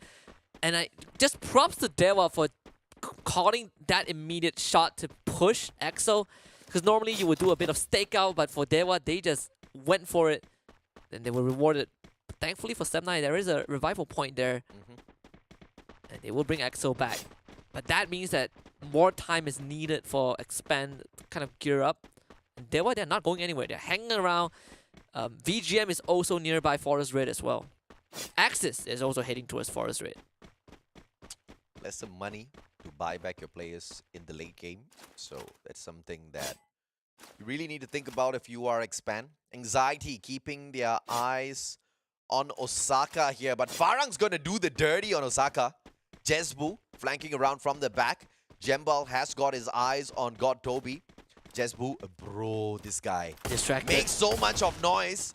And he's not going to see Osaka. Oh, does he? I saw him. He Osaka knows. moved just at the corner of his eye. Slow round for KOG. Kevin is also not in a good spot. In fact, the nearest revival zone occupied by MDH. Well, good news for Anxiety. They did get a free pickoff onto Jembal, so that is going to slow down Farang just for a bit. They have one member, I believe Kanoho, on the other side of that zip line. Can Anxiety get this deed done? It doesn't seem to be a possibility with the way they're engaging Jesbu. Yes, I know that Woodpecker penetrates all of that armor, but that was just way too spicy of a shot. Got Toby now, 100 HP left. Jesbu just needs to flank around this boulder. Should be able to get that double shot. Woodpecker does not, or is not the best gun for an engagement like this, but that Uzi can do the deed though. Got Toby, just needs to step on out. No grenades in his hands as well, so this is going to be a standoff between the two. Yeah, and it still could easily be broken. Jesper goes down, Anxiety holds the spot, and just a good swing from God Toby. Getting it done, knowing that Farang are just not close enough to really push them with full force, but Too Bad is going to do it anyways. Trying to get rid of Toby, even uses the time turner, but now he is caught out in the open. And Toby has so much time to heal back up with the medkit and the bonfire. It really feels like Farang have made a decision that they cannot recover from. Kanoho just guns down Too Bad on water with that hoverboard. And Farang are just down to one guy. Yep, Farang, one final player left in here. We have to catch up with him a little bit later on as we retune ourselves into the fight that Expand is potentially going to get on into as Axis Esports storms into their compound. V Gaming from just beyond. They are listening into all of these gunfights, and there is a potential they rotate in because they need to look for the circle either way. Yeah, X-Men tries to push, but while that was happening, Axel was actually picked off behind the scenes, and that means Axis now have the man advantage. They are trying to crunch onto Expand, and they're doing a pretty good job at it. Raph and Cobra both going down too fast. Also gets taken out from the roof as well. Axai putting in the work, and Expand are just left with one poor X-Roy who is caught in his own compound, and VGM now decides to storm right in. X-Roy has nowhere else to go. He's got to fight his way out, but even that is a tall task. Yeah, you probably have two big losers here inside of the house with V Gaming winning out everything. Expand, they bite the dust with a wonderful god nade that came out of VGM. Bingsu will be able to find Flame as well as Raph, and here goes Axis Esports right behind Expand as well by the looks of things. One more guy just hanging on for his dear life, but this guy, he can be the one that turns things around for Team Axis, but going up against 4 players, I don't know exactly what his luck is going to be, and Van Tan shows up from nowhere, takes him out of the equation. It's another round that Expand just could not do it. This time with a bit of intervention from VGM, which is very, very unfortunate, but still, just another round where you don't, and this is their best map. Yeah, what's the definition of insanity again? Doing the same thing over and over again and expecting a different result. Expand. Hope you're listening. It's been a rough day. I mean, they're such a good team, man. They started out phase 2 with a huge cushion Yeah. of points, and I think towards the end of last week that has been completely taken away. Such talented players, so much in them to give in the world of Free Fire. But a little bit, I guess, of too much of ego, thinking they can handle this 1v2, 1v3 fights as they spread out in the open. I have seen zero benefit from them spreading out. Like, I do not see the point at all. Yes, it increases your chances of survival. Let's say if a couple of your team members get taken down, someone else gets to revive them. But I'll only play those type of strategies when you know you've got a decent enough lead and you only want to play placement points towards the end game of your league. Not in a situation, I mean, yes, they're not really fighting for placements or whatsoever, but they did mention in their interview that they're trying out a few strats and they're trying to perfect it. That doesn't seem to be a strat. They're not perfecting it. I don't want them to perfect that. I suppose you gotta give them benefit of doubt, I guess. I mean, statistically, they are gonna qualify for the finals anyway. They are. Maybe that's gonna be, just more than a month. Just shy of 2 months to perfect it. Well, I'll give you some positive news to lower that blood pressure a bit. I was recently asked by someone who is looking for a local Free Fire team, and I did recommend Expand. I did not know how that go, but there are people looking out for talented boys. I hope and pray that Expand does not sign up in any of these organizations, because I think they are on a roll to prove that they can get it done all on their own. Of course. And they can. They surely can. They definitely can. The problem here is... I think the positive takeaway is that there are teams looking at them. They don't need an org. They need a coach. They do. Yeah, they just need one guy who is not involved in the matches to stand from a third-party perspective and just tell them, look, boys, do this, don't do that. That is the craziest part, right? Because they did all this without a proper coach. Yeah, without an org, without support. They just did it with one of the players' mom. And she has been the backbone of the squad all the way through. And they have needed nothing else, which is why I've got so much of faith in the team. But I have zero faith in that strategy, my friend. You know what this reminds us of? Geek Fam, when they first started. Oh, yeah. It was the same. It was a team without any coaches, and they were the best for more than a year, right? Yeah. So you can really see how talented these guys are. Anxiety somehow runs into MDH again. This is some abandoned building, and it seems like MDH are really scrambling to hold the fort. That means that their numbers are spread really thin as well.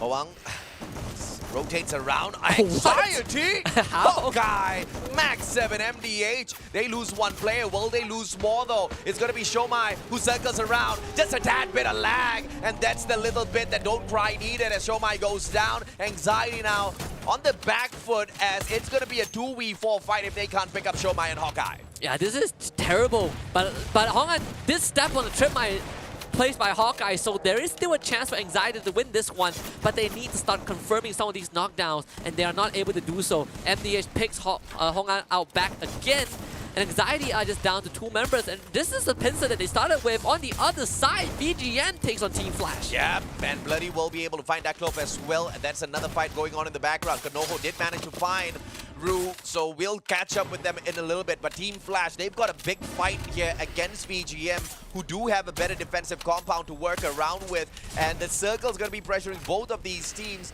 and that's not going to stop any time now. They need to be on the move, especially VGM. Yeah, the timing, a pit off of Binsu, the glue wall went down while he was pushing, so now he needs some time to get his health back up. Unfortunately, he did not have the luxury of time. And Bayo, of course, the golden arm of Team Flash, gets a grenade onto VGM. And this should be the end of the push. VGM down to just Ban. And Team Flash will look for the final wipeout. Yeah, that's such a good nade tossed on there. Had no information of where that player was going to go at all, but he just assumed that is exactly where he was going to show up. The timing was just perfect, and that's just a one-up for them. In VGM, they should have moved a little bit faster. This circle now is putting on the kind of damage that you do not want to deal with, especially when you've got a team hot on your tails. And Team Flash should be the ones who finish them off. And Heavy from up top manages to find Newbie from the side of Sem9. Sem9 running out of the circle. And Raja manages to shoot himself right Buffalo, above don't do this to everybody else and right into the hands of DEWA. If Buffalo ended that shot mid-air, that's it. He's going to get the trophy for the craziest sniper. But either way, I think Sem9's time might be done. And they brought back one player. I don't know how. Fikri's right there, back with them. Raja needs to get away. What a glue wall. Protects him for just a moment and now exposes himself through the window. Raja needs to find a better spot for himself. Fudai and Gang, they're going to use this launch pad to reposition as well. And Team DEWA now taking the fight up against Heavy. What a repositioning, and instantaneously in yet another fight. Yeah, Heavy just dropped right on top of DEWA in an attempt to take them out. Me now surrounds himself with glue wall, heals back out with the bonfire, and now they are starting to lose members. Fudai getting absolutely destroyed by DEWA, but Me now is going to take matters into his own hand to get a couple of trade back, equalize the battlefield, finds himself in the midst of multiple DEWA members, and finally goes down as well. Buffalo would not be able to support his teammate from long range. He has 3 DEWA members to look out for, but they are slowly getting healed out. Ren's able to get away. Buffalo has been found out, and Heavy might have just bitten off more than they could chew, and they are now out. First Raiders as well managed to find Farang with all of those lobs from the grenade launcher, so that was a little unfortunate. There was a quick elimination. DEWA spending the time outside of the circle, not sure exactly what they're looking for, but they have to find a better position for themselves. New K might want to top his health right back up before he gets into this next fight, and the circle is going to be doing damage in a little bit. First Raiders, on the other hand, are going to be waiting very comfortably with that grenade launcher and that final circle gameplay as DEWA tries to circle on in. First Raiders are the first one to find that circle. And the only team to have the entire squad left alive, the current kill leaders, MDH down to just Nuke his back a bit exposed, but Ren just could not land the shots. Now Nuke knows where to look at, where to be careful of. Ren does have a vending machine to work with. 7-9's NOP bolting for safety, but ends up getting shot down anyways. First Raiders in a good spot to get the booyah for round number 3. Rain, it's a bit of a grenade launcher out, but ends up getting shot through the glue wall. DEWA United are now out, and First Raiders, they should have this in the bag. Yeah, First Raiders, they've got multiple grenades and the grenade launcher as well. Souza going out for the hunt, and Lozzy, he flanks around from that boulder as well. New K, he is being hunted, finally gets found by Darkol, and it's First Raiders who managed to nail that booyah for themselves. Extra 12 points and a massive number of kills this time around. I think, what, 12-13 to their side? So that's not too shabby at all for the First Raiders. Yeah, First Raiders has been there. Every once in a while, you see them have a good round, and this is just one of them. All started when Heavy decided to push DEWA United. It is one of those teams that do not mind dropping on you with a hoverboard and trying to challenge you. But I think, you know, DEWA United getting rid of Heavy definitely did help the rest of the teams in the final circle.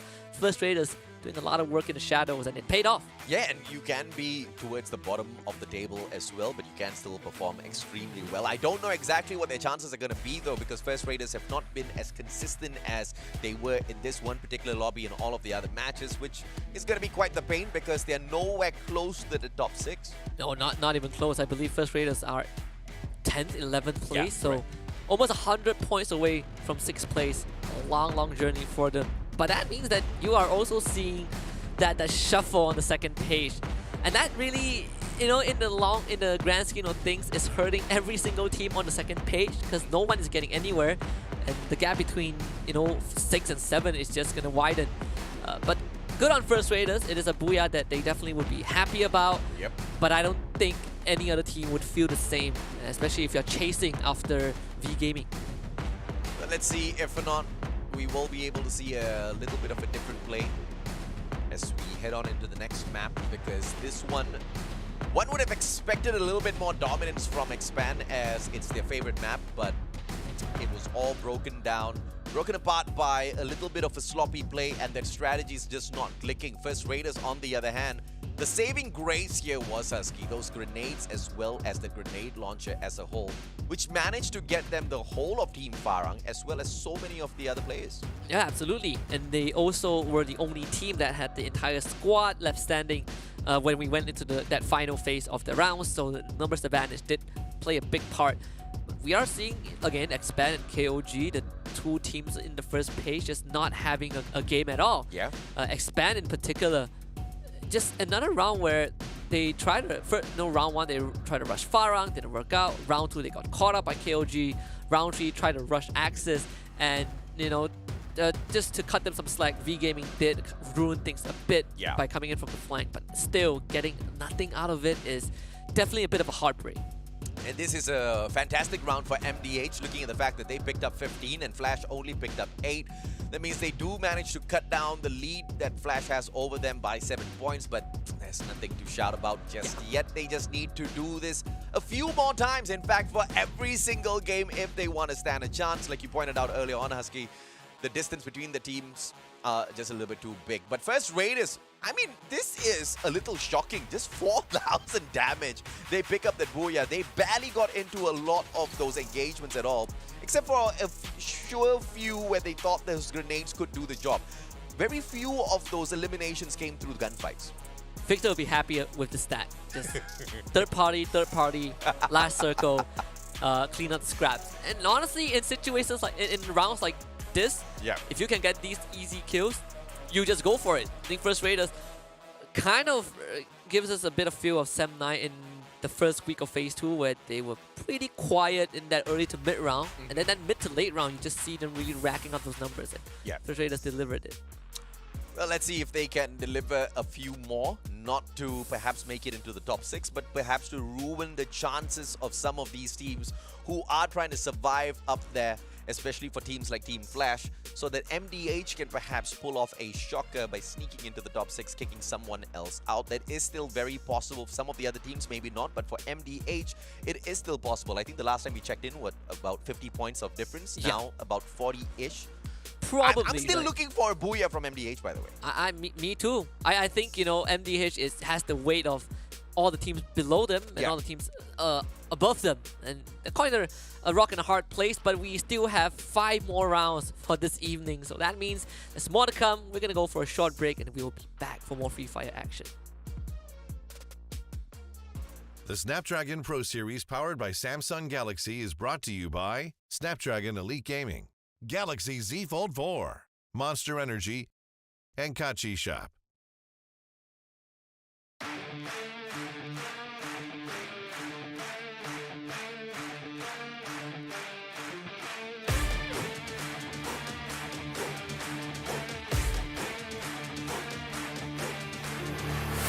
Look at my shine with the glow. This is my time with it though.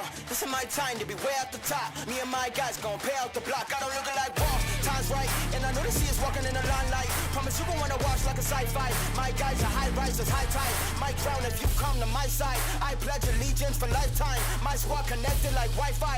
We grind and you see the highlights. This my life. It ain't a game now.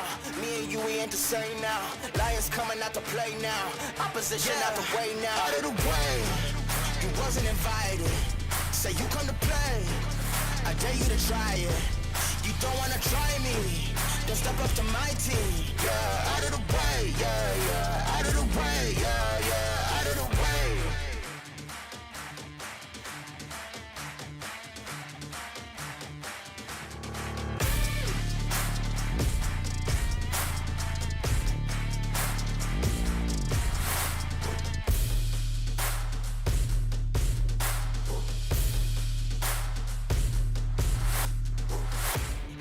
Game now, me and you, we ain't the same now. Lions coming out to play now. Opposition out the way now. Out of the way, you wasn't invited. Say you come to play, I dare you to try it.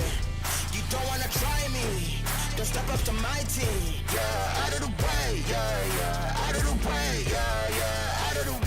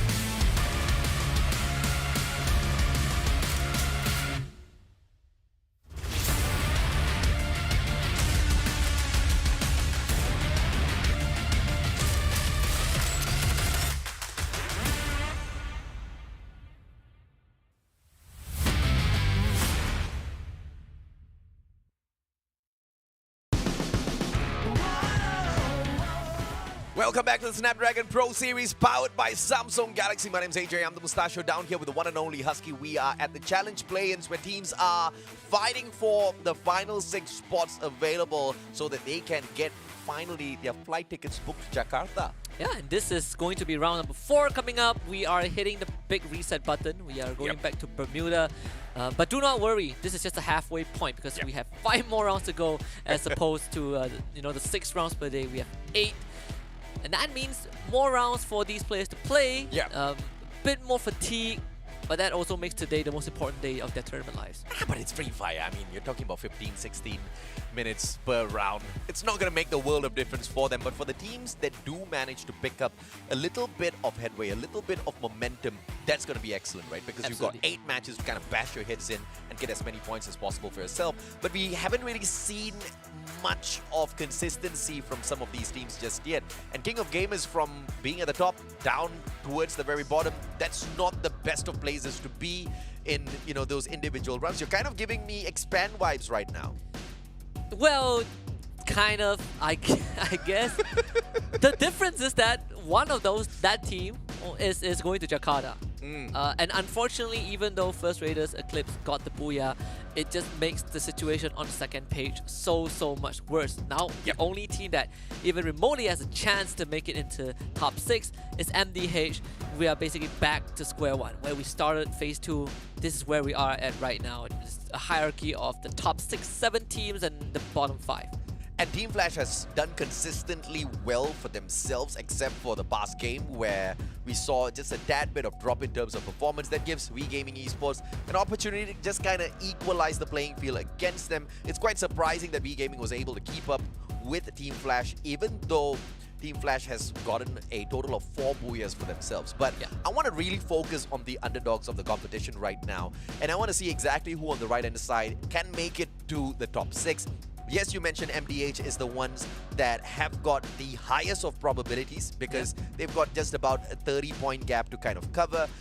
But DEWA United as well as First Raiders, right? These 2 teams, I'm still kind of banking on them. In fact, if I'm going to count First Raiders in, I might as well count FARANG in, because if one of these 3 teams can really put in the hustle and bring us back-to-back booyahs, just 2 games of booyahs and then just consistent average points on the rest of the 3 games, you are going to see them in the top 6.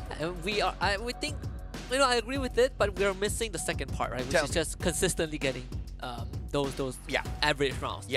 Sometimes we see DEWA United get a booyah, and then First Raider gets a booyah, and we're back to square one. And then FARANG gets a booyah. We just reset everything. It does not matter. And interestingly enough, I want to look at Expand in particular, because if you look at the placement points and the elimination points that they have, they actually kind of tie with Team Flash. And the only reason that they are ahead of Team Flash by a full round is because they came into phase 2 with a decent lead. And now, what you see them in 3rd place, and you look at those individual points, you realize that Expand has been really performing under the weather for them to be in this spot that they're in. I really have no idea what they're trying to perfect, but I just want this out of Expand. I want them to stick together. And maybe that's something that they can practice for today. Sticking together as they take any drops in there and then see how they fare for the rest of the games. Because, I mean, they've already run this, let's split up apart and go and do our individual stuff and then come back together a little bit later on, one too many times. Maybe now they can experiment something totally different and see whether that kind of brings them anywhere out there on the battlefield, right? Because unless, of course, they have proven that their strategy now has brought them anything, which arguably is nothing. I mean, if they do not carry the points that they have from phase 1 to phase 2, you know that Expand will basically be in 5th place right now and be dangerously close to dropping out of top 6. So thankfully, they came in from phase 1 with a decent lead. But right now, it is slowly withering down. And I say slowly because there's still like, what, a 60 point before MDH overtakes them. And they are 100 points ahead of DEWA United Esports. But it's getting slowly chipped away. I mean, if Expand falters 2 more times, and We Gaming as well as Flash, individually they pull 1 booyah each for themselves, you are going to see a potential of Expand dropping out of the top 6. It's a dangerous game. It's a very dangerous game, bro. And And it's not like today's the final day of play. Tomorrow we've got 7 rounds to play. So we need that performance. They need to bolster themselves. They need to pull a SEM9. SEM9's really not making a lot of noise at all. But they've got average performance round after round. They're putting out 11 points, 12 points, 15 points, just to kind of hang around in that #1 spot. Oh, yes. And that's exactly what Expand needs. And if they can't check that sort of performance out for themselves, that's a problem. Yeah, and I think something that we are seeing, kind of the main differences between SEM9 and Expand is that Expand is just, they are used to kind of engaging in battle, right? They really love to kind of push the enemies, and locally that's what's been getting them to the top. But right now, teams have found a way to stop them, so that's something that they need to consider. And you know, we talk about Free Fire a lot. It's only made possible by Snapdragon Elite Gaming when winning matters. It's been with us for 2 seasons. They've given these players so much opportunities across multiple game titles. They are bringing us Jakarta next year, so we thank them really much. And I say that, we're going to jump into game number 4. Back to Bermuda, back to where Free Fire first was birthed, and back to where Expand loves this place called Clock Tower. Let's see if or not Clock Tower this time is gonna not. They're like, no, Mustache, we're still gonna spread out. We're gonna spread our wings all over the map and play our chances. I mean, what are they doing? Are they practicing their gun skills, like to see if they can take like 1v2s and all? Or are they practicing the capability of reviving team members? Because I think they've proven that they can revive team members already by now. To be fair, you've gotten close to coaching them. I have no idea. I mean, I don't even want to talk about that because it's not public. Thank you very much, Husky. But okay, wow. To be frank, you know, just based on what they have, based on what we know about this team, there's definitely some coordination issues that need to be addressed. I think for Expand, probably still figuring that out. I think you've got just 4 boys who are very much in the prime of their youth. Ah, yes, that's exactly what I was looking for. In the prime of their youth.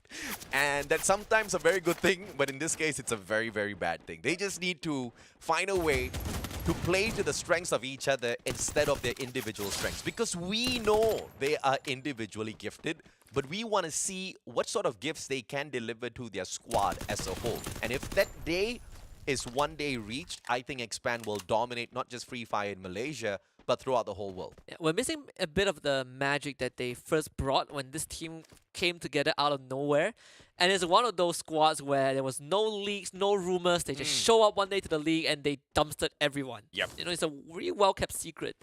I think we're missing kind of that cohesion, right? Because they were so close to winning a major. They were so close to getting into the World Series playoffs. Team Flash are very close to getting knocked out. And Nero just needs a couple of finishing touches. But unfortunately, it is... Yanbin is... Oh, okay, never mind. He's gone. I still remember this because when they started the league and when they were dominating, I still remember the strategy because I was so in love with Expand at that point. We all were. I'm still in love with them, but maybe that love is kind of wearing out if they continue to split apart very early in these matches.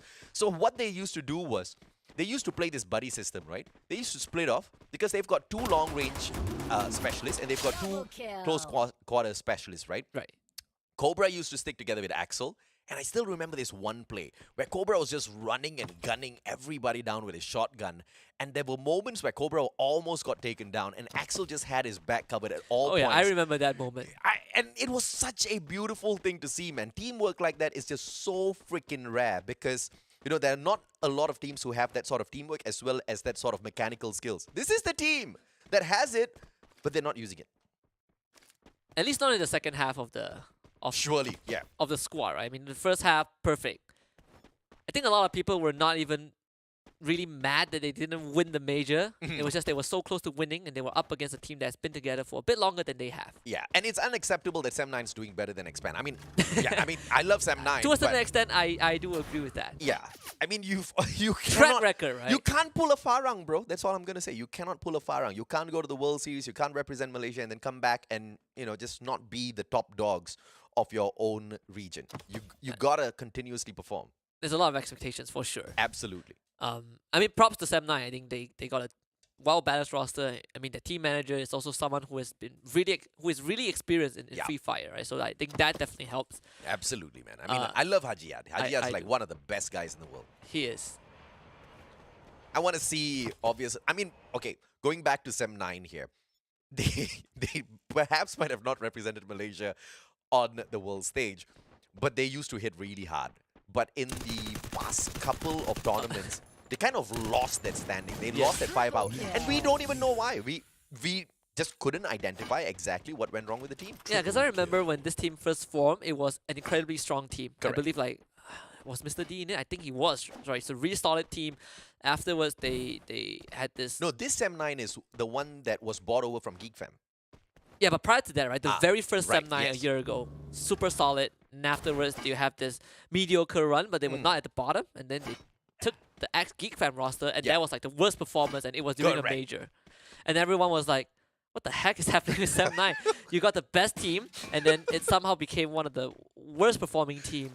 And they made a bit of changes. They brought back 2 members from the OG roster, and right now they are the best team in the league, which is surprising, but it's also really, really good for an organization that In the play-ins. In the play-ins. overall league, the Thai teams will have something to say about that. right, Sorry, without the what, Thai Sem team. 9? I feel like if you bring Thai teams into the comment, that's it. Like, it's no discussion. to be had. Everybody just goes home. Yeah, Just let the Thais play. you do know that first to 6th place or first to 4th place for the Challenge Finals is already out of the pick question, right? Yeah, yeah. I mean, We are not walking away with 65,000. We're not getting 30,000. We're setting for 10,000 and onwards. We're being really we're taking the back seat for now. yeah, absolutely, man. King of Gamers, it looks like Oscar wants to drive right into the compound of Fikri just to get a little bit of information, but hopefully that doesn't turn out. Hey, he spots the guy, and that forces him to reposition, and Osaka takes advantage from afar. What a play, King of Gamers. It's a very cute attempt. Well, Sem 9 has been pressured Love it. very, very early on, so this is a very slow round for them, right? They were not able to find any footing, and thankfully for Zen OP, he is still pretty much alive. Unfortunately, outside the blue zone, and the closest revival point is at Hangar, and Anxiety is heading there right now, so Zen is going to have a very, very tough time. There is a buy point, but I don't think he has any coins to get his teammates back, so this is a tough round. In a situation like this, Expand, will be able to smile year to year and say, you see, bro? You see, we're all still surviving. That's only because you guys got lucky, bros. It was because nobody else was there to third-party you or to catch you a little off guard with that hot drop. But, you don't really get lucky like that in each and every single round, man. I really want to see something different from Expand. I think this team can outperform even Sem 9 in this lobby with their current state of capabilities. But I think they want to just keep us all in suspense and then just pop off later at the grand finals, maybe in Jakarta. But I say this is the time to really practice against some of the top dogs in the competition. Yeah. We did see some adjustments, right? Normally, you mentioned about the buddy system. Yeah. But right now, I think they are switching that role in and out, on and off just a bit. Axo is the one that's kind of the most consistent, right? Yeah. Sometimes you see Cobra trying to play that long range, but when he gets into close range, we don't really see that Cobra Axo dynamic as much as we want to see. And I think that could be something that they are trying to figure out. I don't know why I say figure out. It has been there for a long time. I think they're trying to practice that mainly because there are times where they get caught out in the open and they end up with guns that they are really not comfortable with, and they're trying to practice with the kind of weapons they don't usually bring out onto the battlefield. That's fair enough. Which I'm all for, but not in a circuit like this. You practice when you're not playing in the league. You practice like after breakfast. Pretty sure they are Before smashing lunch. like your normal lobbies. That's why it looks so good. Yeah. But hopefully, obviously, things change a little bit. Anxiety. This is that one team that has consistently given me anxiety with their performance. Statistically, this is one of their worst leagues yeah, man. overall. No doubt. Hands down. But can't blame them. Only Philippine representative directly invited alongside Sem 9, and they are just getting crushed by teams from other regions. And it's not on them. I think they just do not have not experienced this enough to kind of build themselves that experience, kind of that portfolio. It's either that or they're not practicing enough because their gunfights are really weak. I mean, I hope they're listening so that they can take my words to heart, even get angry with me and just really try to prove to me that they can take some solid gunfights, because we really need to see that. We desperately need to see some solid gunfights out of Anxiety. Just like VGM as well as First Raiders. A couple of ice grenades just to make them reposition quickly, chipping away at their HP little by little, but they will be able to back away. A flurry of glue walls thrown out, but Darko still manages to bite the dust as he is caught out. Bingsu finds Darklock. That's a little unfortunate. Yeah, and just kind of a team knockdown with the ice grenade. First Raiders able to lay down a bonfire, get the members back up, and now they're mounting a counterattack, going for the rush. Darko actually does not have enough bullets, doesn't matter. That one small mistake from VGM was enough to cost them this entire round. Anxiety did watch that happen, and they did get a knock on the Darko. But the question is, will Anxiety go for the rush? While Suda just blew himself up, Anxiety deciding to kind of hold right back. Domai can't take a fight because he only has 2 blue walls on him, so they run the other way. Good on them. That's the good decision made. And Team MDH, on the other hand, they will have to deal with Expand, who are slowly trying to storm their front. And the boys are sticking together. Let's go, baby. Yeah, unfortunately, DEWA United were able to pick off Cobra from long range. Huang An getting knocked down as well. DEWA United really playing spoilers from afar. And guess what, AJ? Heavy is nearby as well. So this is not going to be easy for either Expand or MDH.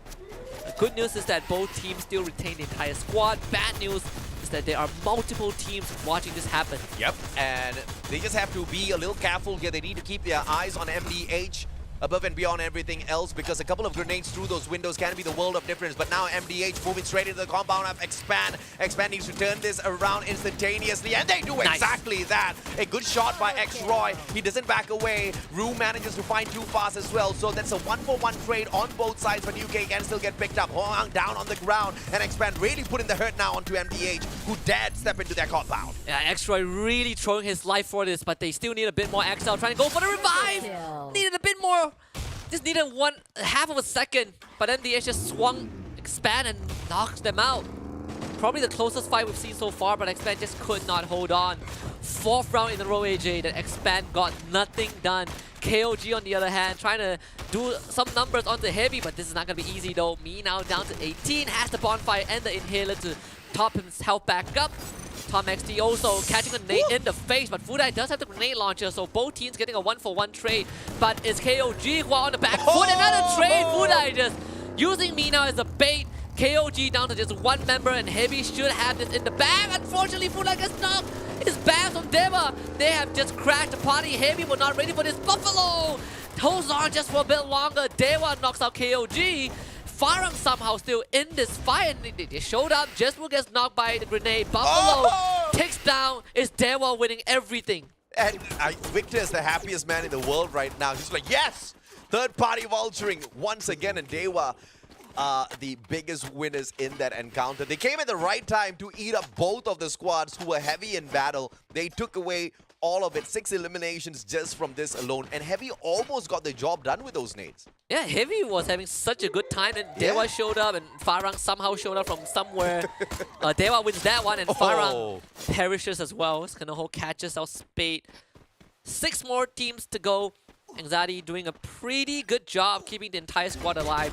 7-9 split from one another, pressured by Axis. DEWA just continuously using this advantage to pressure MDH.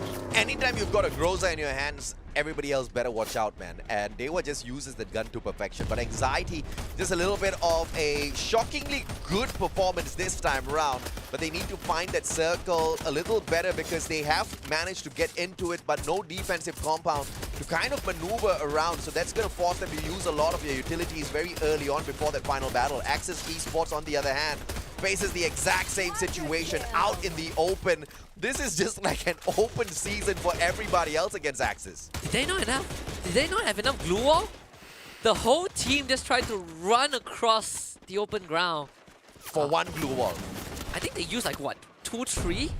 Definitely not enough to keep themselves in the game. They still have 1 more guy left alive. Can say the same for MDH.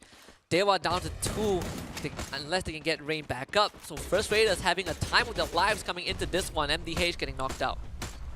Anxiety is still alive, so that's a positive for the Philippines. Let's see if they can make good work of this. Just play this game of patience as long as possible before interfering. DEWA will survive with one final player inside of this next circle. The final one to be played. 8 more seconds. Circle starts moving. Anxiety better get it moving as well. And it looks like First Raiders are not going to try to be the first ones to engage with DEWA. Instead, they want to gatekeep a couple of these other teams, especially Axis as well as Sem9, for quite far away. Hawkeye actually kind of driving into the center as well, trying to secure a good compound for his team. And they've been able to do so. So Anxiety makes it in with someone watching the outskirts as well. First Raiders though getting 2 more in a row, and that's going to be Sem9 out of the equation. Axis Esports follows suit. Down to the last 3 teams, and First Raiders looking for the second possible booyah. Yeah, First Raiders played that so well, gatekeeping the rest of the teams, and they managed to bag the best out of that engagement. DEWA, they lose Bams. Virus all alone now. It's nowhere near to pick up his team member just yet, and Virus needs to make a beeline for this if he wants to stand a chance, because a 1v-all is not going to fare well for Team DEWA. Kanoho, that one nade does not connect, but he has got a couple of more in his hands. All about the placements now. Goes in for that toss, and that one goes wide as well. One final grenade to play around with, and Kanoho decides not to waste it. That's a good decision, as the rest of Anxiety, they flank around the right-hand side. Yeah, you need the golden arm of Kanoho right now. This is the moment where Anxiety has the best chance of not only scoring a booyah, but putting up a heck of a performance. As Darko, he is going to start flanking from that left side. Anxiety about to get pincered. They have to win these 1v1. Kanoho though getting backstabbed by Ikao. Anxiety needs to provide assistance right now. They need to win with numbers advantage, but Lozzie has already gotten 2 of them. Showma and Hawkeye both go down, but they were able to trace Souza back. Anxiety not having the numbers in their favor though. Virus is still hiding, and he finds Toby. DEWA sneaking in the shadows, and maybe Virus might just be the savior for his team. It's Kanoho against the world, swings right out, gets one, puts up the glue wall, looking for a second. Lozzie finishes the job, and First Raiders definitely got this. Virus the only one left in their way, and the only way out of this one is to give First Raiders the second consecutive booyah of the night. First Raiders showing up on the penultimate day of the play-ins. Beautiful play by First Raiders. Final one is a melee side kill, and I don't know if that's gonna be enough for them to jump right back up, because they are 3rd from last right now, and they need, what is this, 40, 45, 80, need about 90 points to climb up. But this is a good start. This is a good start. It's a fantastic start. They've got quite a number of matches to complete in the day in itself.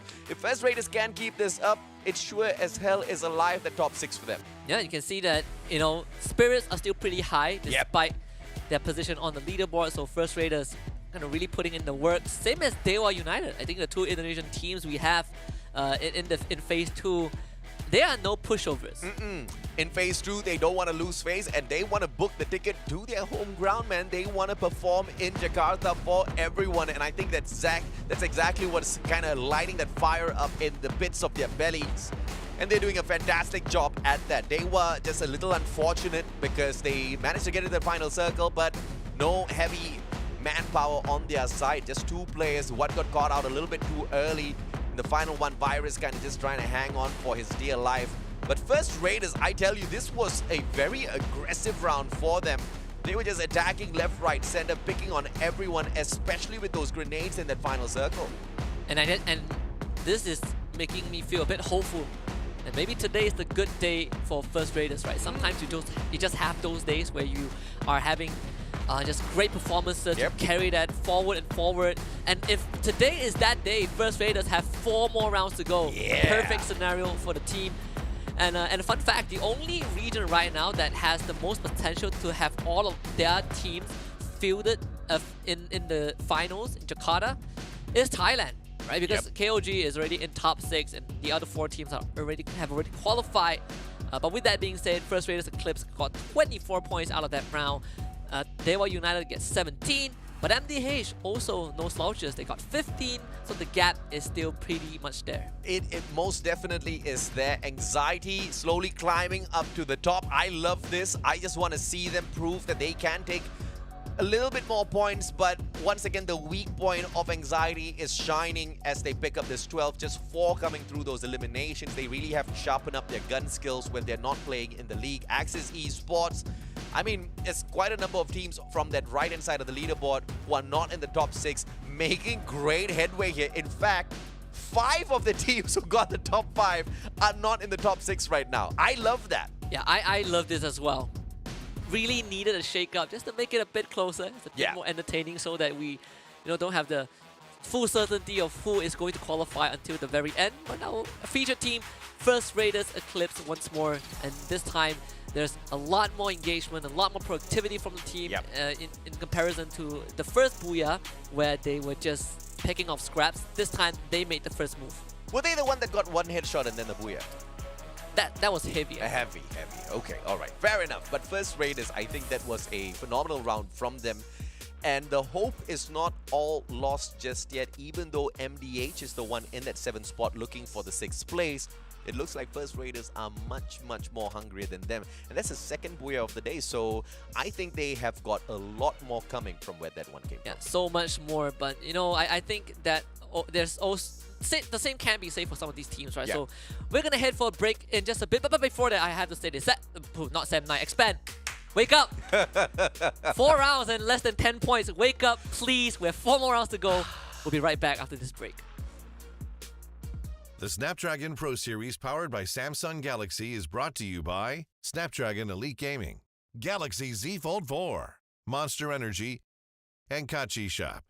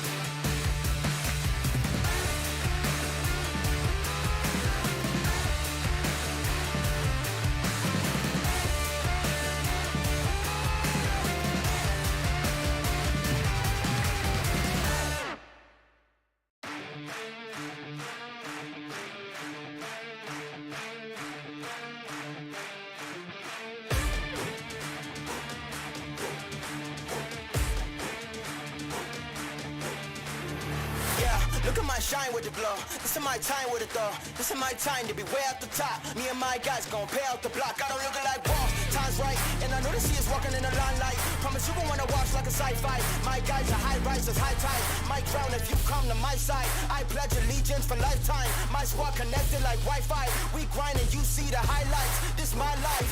It ain't a game now. Me and you, we ain't the same now. Lions coming out to play now. Opposition out the way now. Out of the way. You wasn't invited. Say you come to play. I dare you to try it. You don't wanna try me. Then step up to my team. Yeah, out of the way. Yeah, yeah. Out of the way. Yeah, yeah. Out of the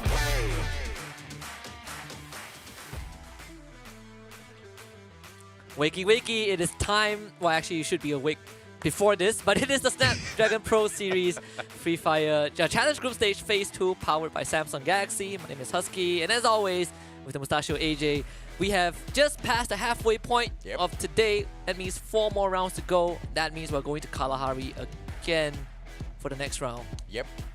And so far, some teams have not woken up yet. Nah. And I think he's talking about expand, but it's okay. I guess they are in the top 6, so it's not really a detriment to them that they haven't woken up. They have to right now, though, as some of these other teams are quickly catching up with their game. I mean, look at King of Gamers Club, who are in the 4th spot, but just a stretch away, an arm's length away from expand, from taking that number 3 spot away from them. V-Gaming as well as Flash have been extremely consistent as well. But I've got my eyes on First Raiders Eclipse as well as DEWA United Esports. These two teams are going to be making a very strong stance to making to the top 6 as they want to play on that home ground. So prior to the previous round, they needed 90 points. Yep. They've cut that down by 33%. Now they need 60 points to catch up to Team Flash. That is a huge leap, and honestly, it might be more possible than we thought it could be, right, at the start of the day. I mean, the guys hit a back-to-back booyah. I mean, I knew it was 2 booyahs, but it was so much of action, back-to-back action today, that I totally forgot that it was a back-to-back booyah for these guys. I mean, you delivered 2 more times, First Raiders Eclipse. Talk about 60 points. I think they can even hit 100, no problems whatsoever. But Team Flash, they have been one of those annoyingly consistent teams for some of the other squads out there who might be a little too hard to catch up with. And V-Gaming Esports as well. Even if some of those rounds are a little bit softer for them, they always find enough eliminations to kind of bolster themselves. I mean, if you look on the left-hand side of the leaderboard, they're the ones with the least number of booyahs in their hands.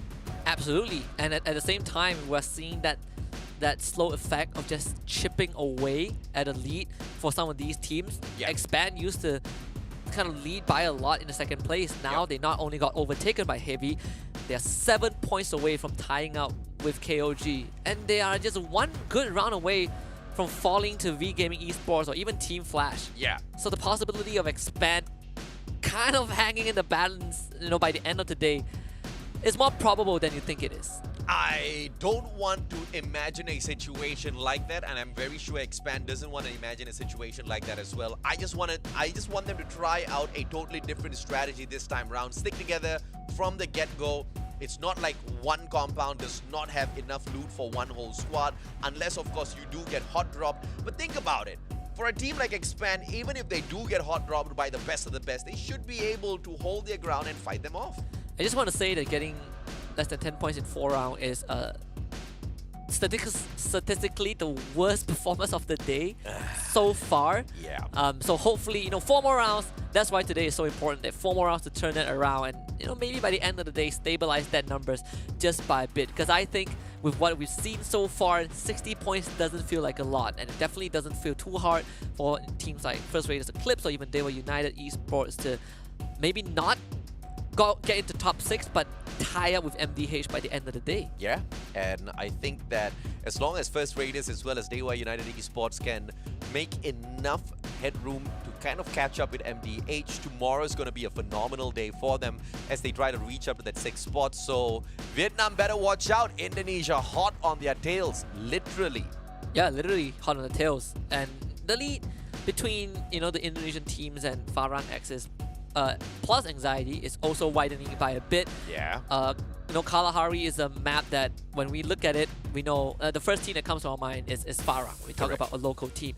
But we also have MDH, who has been really actively taking refinery. Yes. And FARANG has decided, halfway through phase 2 to let that go over to MDH without challenging them. So that is very, very interesting. But all of this made possible by our friends over at Samsung Galaxy. This is their first foray into the Snapdragon Pro Series, the latest addition to our family. We're really happy to have them.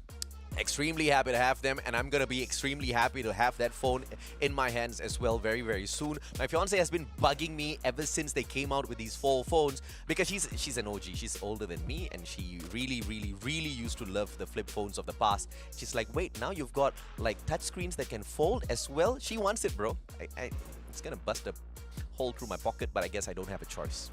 Things you do for love.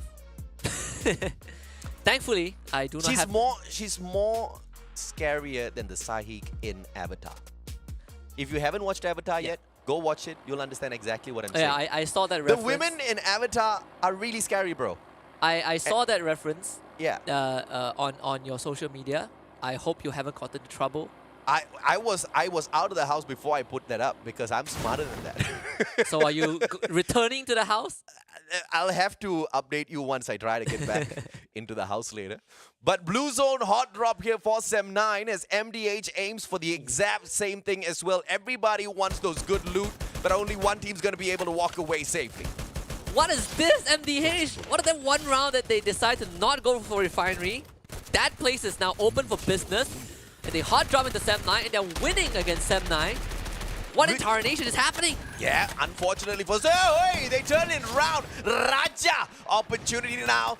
Can he get the team right back in here? Don't go for the revive, boy. You gotta keep your head down and try to get a couple of more frags first. It's a 1v2. Raja can get this done, especially those CQCs. He's got the double barrel shotgun in his hands. Raja backs away, needs to find a good defensive position for himself, perhaps even loot up a couple of more items before he gets the deed done. Tagged up by Don't Cry, and in the meantime, FARANG bringing back the rest of MDH into the game. Yeah, this is a curveball by MDH, and it worked out brilliantly for them. Just props to MDH. On the other side, it's VGM dropping members to Access Esports. They did get one knockdown, and that person is Raph. But unfortunately, VGM could not deliver the finishing blow, so Neptune will bring his buddy back up. VGM might just be forced to leave this area if they can. With the members of Access swarming downstairs, that should be an impossible task. Teabagging his own teammate. I don't think that was necessary. I think it revives him faster. I don't think it revives you faster. But as well as Wantan, making me hungry as I say his name. Access Esports, opportunity to finish off V-Gaming as well. They just need to step on down and take this fight. But V-Gaming has got a lot of room to kind of work around with, but not many of those medkits all glue walls. So Ban has to take this, and he gets that fight on his side, only to be turned around. That backstab was too good, and Ref once again goes down. And KOG, they just sent someone, Oscar, to be perched up on top of the tower. Access, GG. they saw that happening, but KOG, it seems like they're committing to this push on the confinement. Access might not be fully prepared for this though, as Osaka, he's just gonna start delivering some of those shots. Kevin is also on that elevated ground. The grenade flying down. This is a big one, just bounces a bit far than he would have liked. If only it didn't hit the container, I think Flame would have gotten taken out of the equation and Raph would have gone down again. Unfortunate Raph! No, that's just an ice grenade. That's just going to tickle them just a tad bit. Neptune heals himself right back up. Access Esports not in a lot of trouble. Now, one of the benefits of being on this lower ground is that headshot becomes so much more easier, but the positioning of the players of KOG spread out across 3 different locations, all playing the high ground. You peek out, you're going to get shot down. And Oscar, he just relocated himself. We are seeing this triangular attack onto the members of Access Esports. And I do not think that they were able to sneak anyone away. If anything, well, actually they did. So Access Esports were able to get the rest of the squad back. Flame will be sacrificed, but the team lives on. That also allowed VGM to escape with Wantan. So at the end of the day, both teams, had a silver lining to look at. We're going to call Wantan just one moving forward. I so desperately want some Wantan Mee now. I was about to ask if it's a form of food, but it's not. Wonton Mee is, but wonton probably not. I was shocked when you said, is Wantan Mee food? I'm like, huh? What? Never mind. King of Gamers, Axis Esports, final guy. Obviously, he's going to go down. Unfortunate for Flame. He was left high and dry, but the revival should be coming through any... No, they're just going to make the guy wait. They can wait. There are 3 more guys alive, you know. I think BGM are in a more pressing position. First Raiders, bouncing off the confidence that they had in the past 2 rounds, are just going to run down Gem Bowser. Oh, yeah. 4v1, easy knockdown for Lozzy, easy pick off. Too bad, not able to provide any sort of assistance. I am going to be on the First Raiders bandwagon moving forward. It's all about the underdog story as I started the day off with. And I think First Raiders are now that underdog that I am going to be in full support of. Too bad, getting pinched from 2 different sides. Souza, what a nade! But the time turner saves, too bad. And he gets away. He has got the grappling hook. Reposition, Souza. Open shot! Down on the ground you go, baby. Good attempt from Too Bad, but there was just too much firepower from First Raiders. So the 3rd point easily secured. FARANG still not out of the round just yet, as Spade and Jespo very much spread out. They do have one control of a revival point near the sub, and that's where FARANG loves to start off from. So they should continue going. A lot of these early encounters have happened, and so far MDH are the team that's in the lead. Team that wiped out Sem9 early on. Rest of the squad are still pretty much quiet. I miss my old studio that had a little bit of soundproofing. I can't shout so much in this current studio. My voice is bouncing off of the walls, hurting my own ear. I'm sorry, Husky. It's okay, it's okay. You should be used to it by now. I was forged in fire. 2 straight years, it's fine. Guys got proper training already. Yes, I am. Probably damaged those eardrums quite a while ago. According to science, probably not. Probably not. We're not at that point yet. Maybe some micro tears and then they recovered and now you've got stronger eardrums. You got to thank me, man. Wait, yes, thank you. Yeah, you're welcome. You're welcome. Anxiety. Shomai, outside of the circle. Guys is waiting in a corner. Nobody else is in or around his compound, but he just wants to stare at a wall. He put himself in a timeout. Gotta do what you gotta do, you know. You know, it's like the, what do you call that animal? A possum? Uh-huh. You play dead. Sort of. Like you can't really play dead in Free Fire, but if you don't make a sound, then chances are you are gonna survive. It's just kind of a very like battle royale thing where you just hang out in the blue zone and then you just wait it out and just hope you get the timing right to survive longer. That's what makes it fun, actually. This early, the circle's not really going to hurt him all that too much. Yeah, he's fine. There's actually a revival point at the sub if he just waits a bit longer. I think FARANG is probably going to make a move in just the next minute or 2. Maybe the next circle, which is happening in 20 seconds. Let's see if not V Gaming can kind of circle around away from Axis Esports, who are definitely hunting for the guy. They're looking on the wrong side of this hill. That doesn't matter. That's a saving grace for V Gaming for Wantan, as he's going to be able to survive this encounter for the time being. Let's see if or not that circle's going to be on his side, though, because it has started moving and Wantan's going to get tagged up pretty badly. There is a vending machine right in front of him at Council Hall, so maybe he's going to buy back one team member first before heading on in for the circle. That will be a good idea. If he doesn't, then it's going to be unfortunate. Yeah, Axis Esports have already moved away from that location, so for Wantan, it will be a good time if he decides to move right now. It really just comes down to his instinct, I think. Axis, on the other hand, they are going to be in close proximity with Team Flash, but on the other hand, you have Heavy taking on KOG, and this is the Heavy special. You love to see it. Sending both Tom XT and Fudai into the mix, and then you have Buffalo playing that long range, and by now it is a staple of Heavy. So far, KOG, they have no intention of taking this fight at all. They are just retreating away far as they can, and that gives Heavy a very free compound to take control of. I love Heavy because they've got Buffalo in the squad. I'm a huge fan of Bob Marley. Can't stop thinking. Every single time you say his name, just keep thinking of the song Buffalo Soldier. Just plays in my head over and over again. I'm not kidding. It really happens, and it's very distracting. Yeah, my zodiac sign is Ox, so Buffalo is a very close relative to my Sorry, zodiac your zodiac sign is what? Ox. Ox.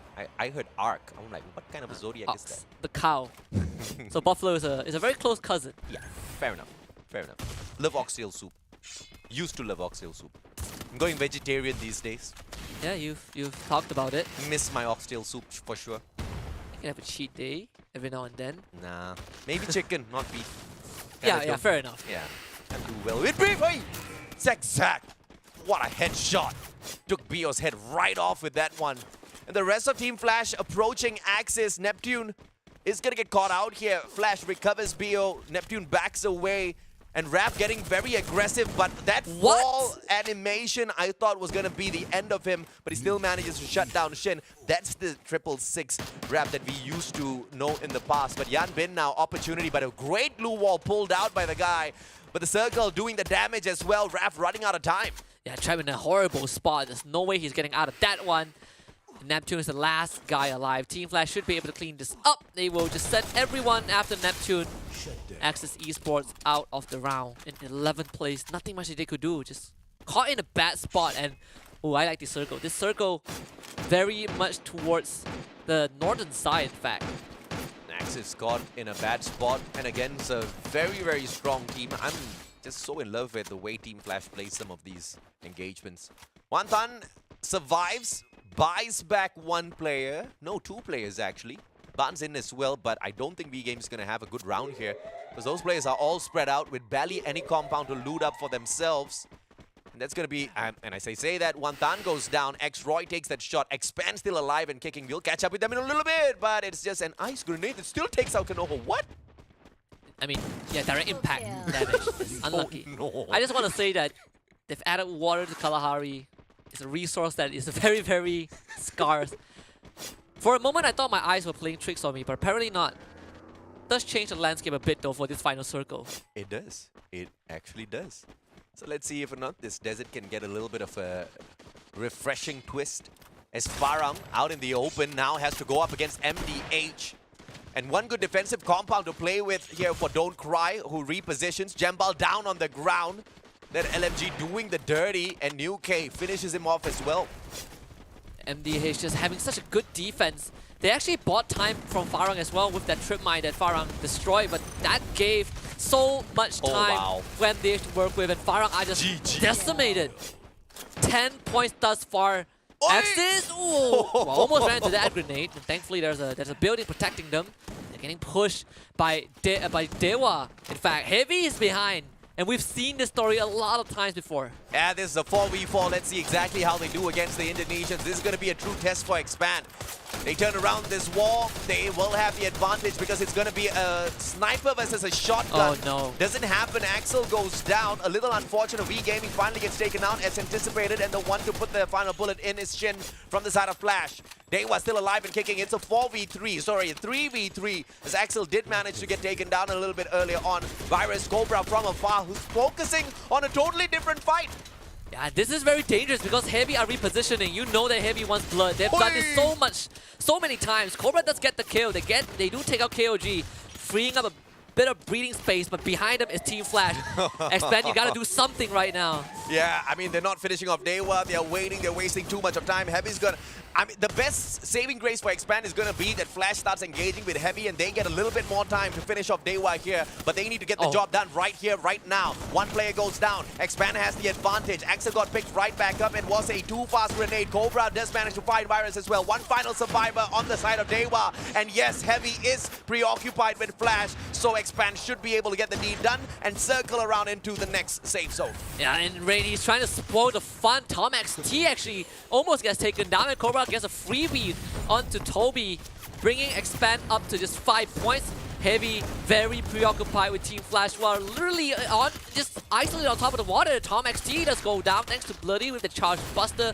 And Buffalo, he's trying to look for an angle to support his team. So far, no luck with that. Me now deciding that there's no point pushing his luck. In fact, MDH turns their attention to Expand.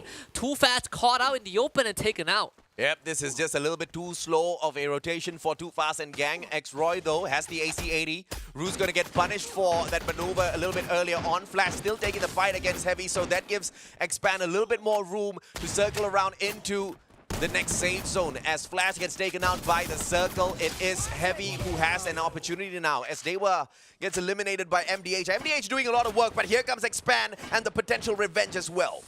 Dude, the water changed so much of how these teams rotate. Expand could not take a separate path. It's a 2 versus 2, though unfortunately for Expand, they have to somehow find isolated fights and win them. Nero against Xroy will be kind of the first 1v1 that we see, but Xroy decides to go the long route. Nuke, preoccupied. Xroy needs to win this one. Runs out of ammunition at the end. Me now gets nuked down.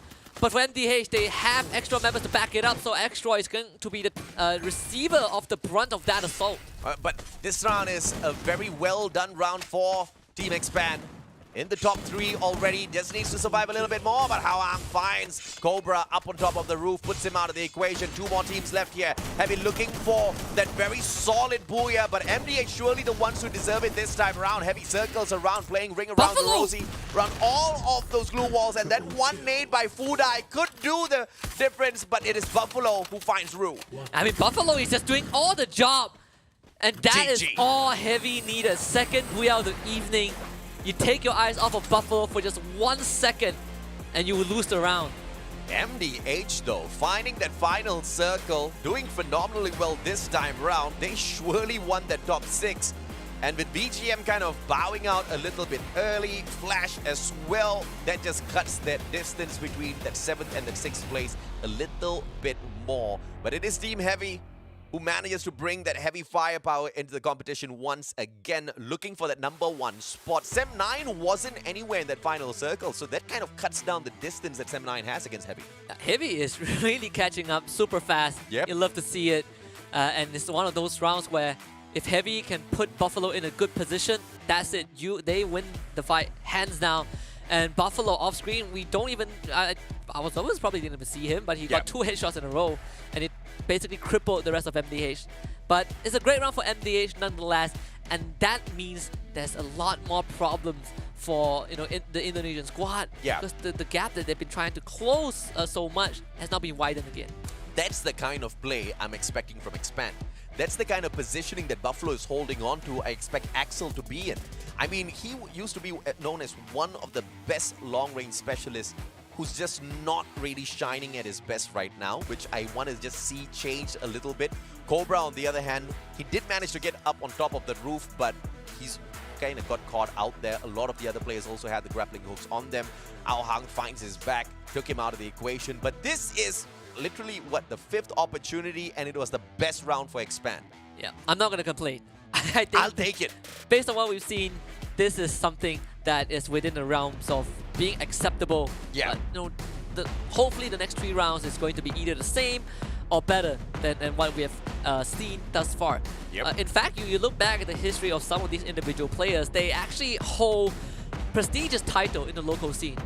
Best sniper, best close quarter combat, best utility user, and now you kind of put that together, and suddenly it should be that unbeatable super team, right? I mean, Too Fast when he was with, I believe, what, Freedom Rumble or Fast QMY, either one of those teams, he was literally the one running in and basically just killing everyone. Yeah, correct me if I'm wrong, but this time Expand actually stuck together from the very start of the game all the way until the end.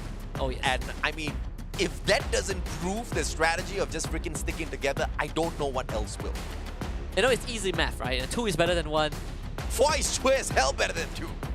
Well, yeah. Better than 1 plus 1 plus 1 plus 1.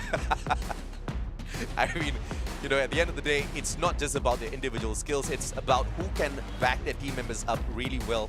And especially with the whole feature of being able to knock down your opponents and also having you pick your own team members up, you really have to bet on that. Expand with the 8 eliminations this time and the 8 placement points gives them 13, but it's nowhere close to the Vietnam squads who are trying to run away from the Indonesians. Heavy gets a 22, MDH with a solid 25 to catch up. I think the goal for Expand right now is just to not fall out of 3rd place, right? Yeah. I think that is the bare minimum that they need to, maintain. Catching up to Heavy is probably a thing of the past at this point of time. Just trying to remain in 3rd place, try to make it to Jakarta by the end of tomorrow, and that would be it. But for Heavy, I think chasing up the Sem9 is definitely a possibility. It's a team that you just do not see coming. I remember when we were still in phase 1, I talked about Heavy being one of the teams from Vietnam that actually would outclass Team Flash, outclass V Gaming Esports, even though they didn't even had a chance to go to the recent World Series. And they definitely proved it in phase number 2. It's great to see them, but MDH also put up a pretty impressive performance this round. Yeah, with 7,049 damage, 11 headshots in total, MDH was surely doing a lot out there on the battlefield with a total survival time of 15 minutes and 11 seconds. There is a possibility here that we are going to see MDH in the top 6 by the end of the day, because they are maintaining the kind of consistency that's needed to get them there. Yeah, MDH is doing a fantastic job. As long as there's someone to contend for the 6th spot and make it interesting, I think Yes. That's all we ask for. Because, you know, it definitely does get a bit dry when you know who is already making it through before we even end the phase number 2. But of course, all of this would not have been a reality without our friends, sponsors, partners over, starting with Snapdragon Elite Gaming for when winning matters. I've said this a lot of times. I'll sound like a broken record. It feels like I'm reading off a script. But It's a good record. It's a good record. 2 seasons going stronger. They made Jakarta possible. For different game titles, they also brought us an experience at Thailand as well. So there's so much to be desired. We also got to thank Samsung Galaxy for putting their trust in us. They are the latest addition to this family, this bandwagon of SPS, and we are just going to get bigger and better. And on top of that, we also got to thank Monster Energy for allowing everyone to unleash the beast within them. So check them out at www.monsterenergy.com/gaming. And last but not least, if you're looking for great or the best deals, especially for game top-ups, just look at www.kachishop.com. Nowhere else. We're gonna leave you to that. Top up your games as we go for a short break, and we will come back for game number 6 of this evening's for Free Fire. The Snapdragon Pro Series powered by Samsung Galaxy is brought to you by Snapdragon Elite Gaming, Galaxy Z Fold 4, Monster Energy, and Kachi Shop.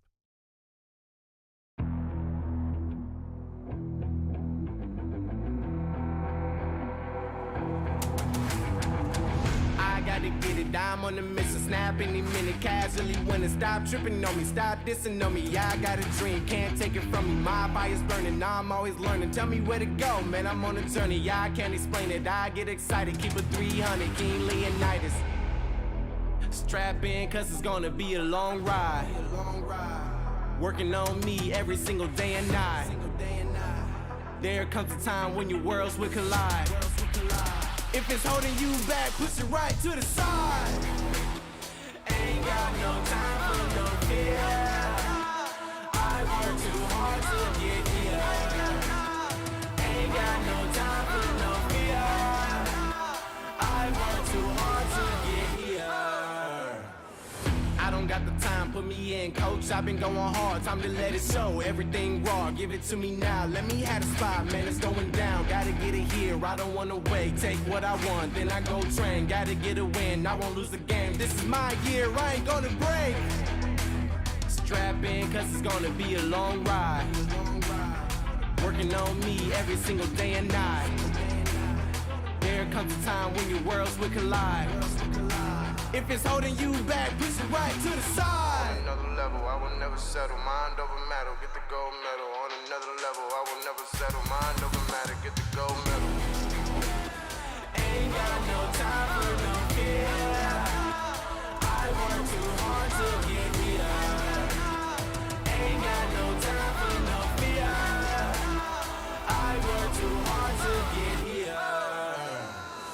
On another level, I will never settle. Mind over matter, get the gold medal. On another level, I will never settle. Mind over matter, get the gold medal. On another level, I will never settle. Mind over matter, get the gold medal. On another level, I will never settle. Mind over matter, get the gold medal.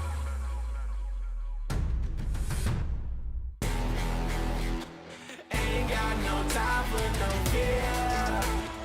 I work too hard to get here. Ain't got no time for no fear. I work too hard to get here. Ain't got no time for no fear. I work too hard to get here. Ain't got no time for no fear. I work too hard to get here.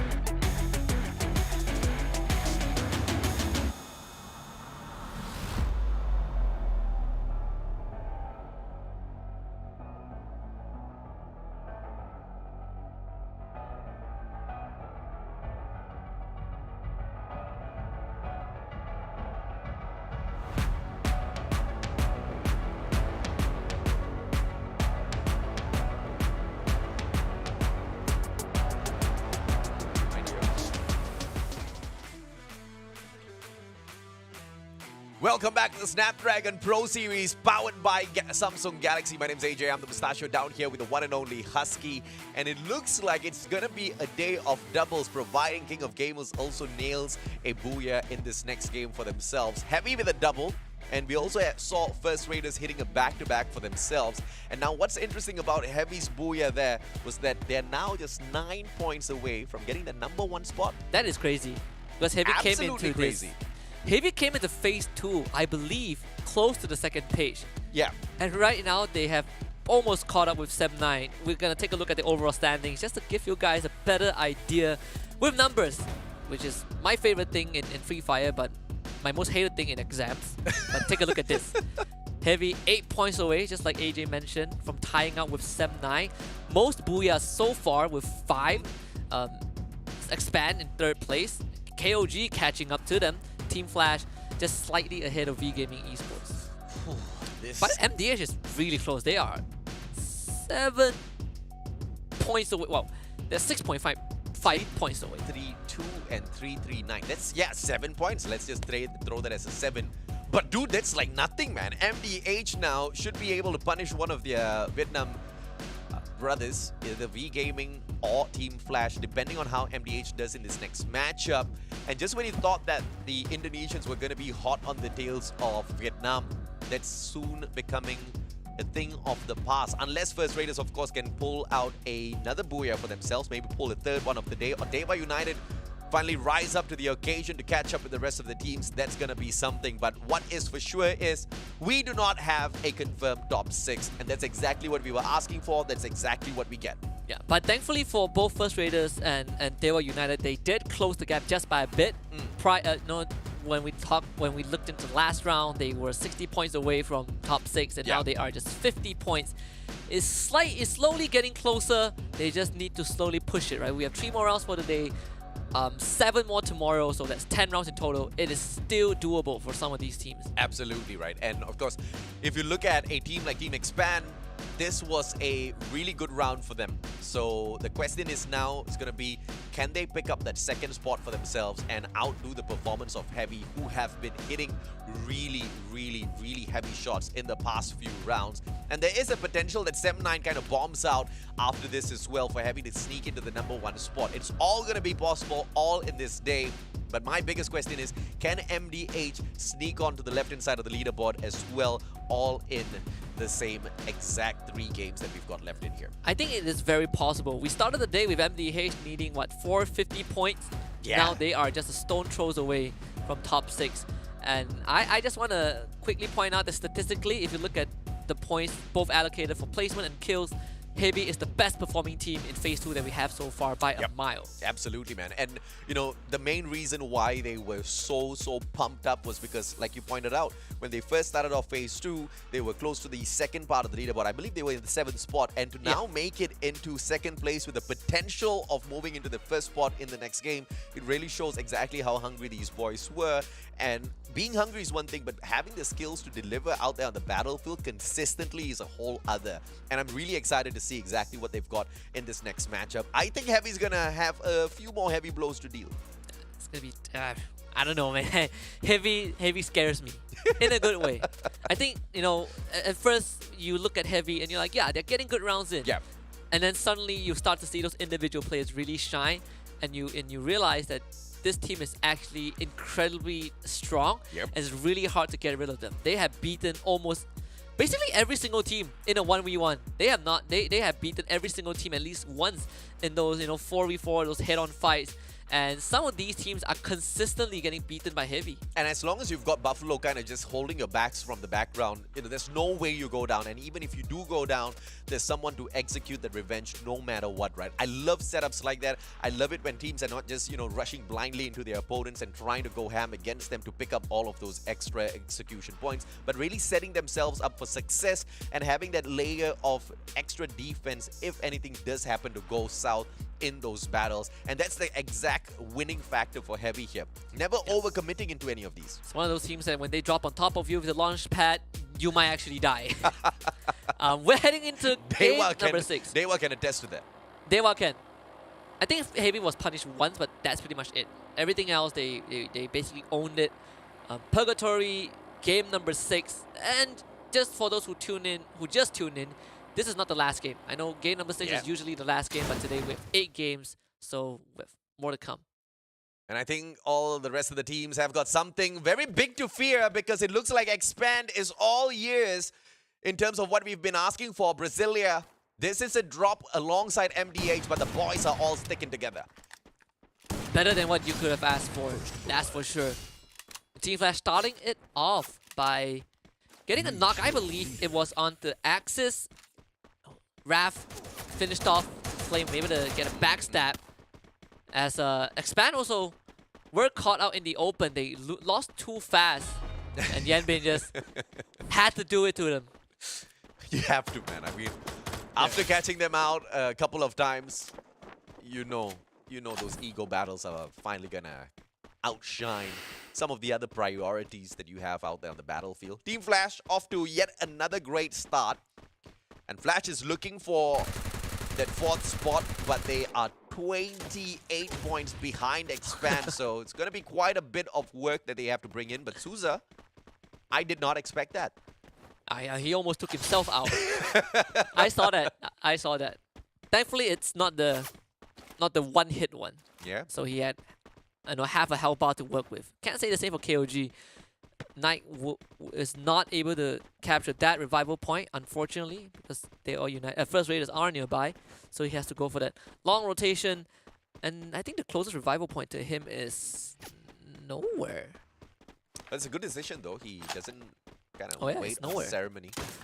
Repositions, has got 5 glue walls on him, so if he does get caught out in the open, he can defend himself for a little bit.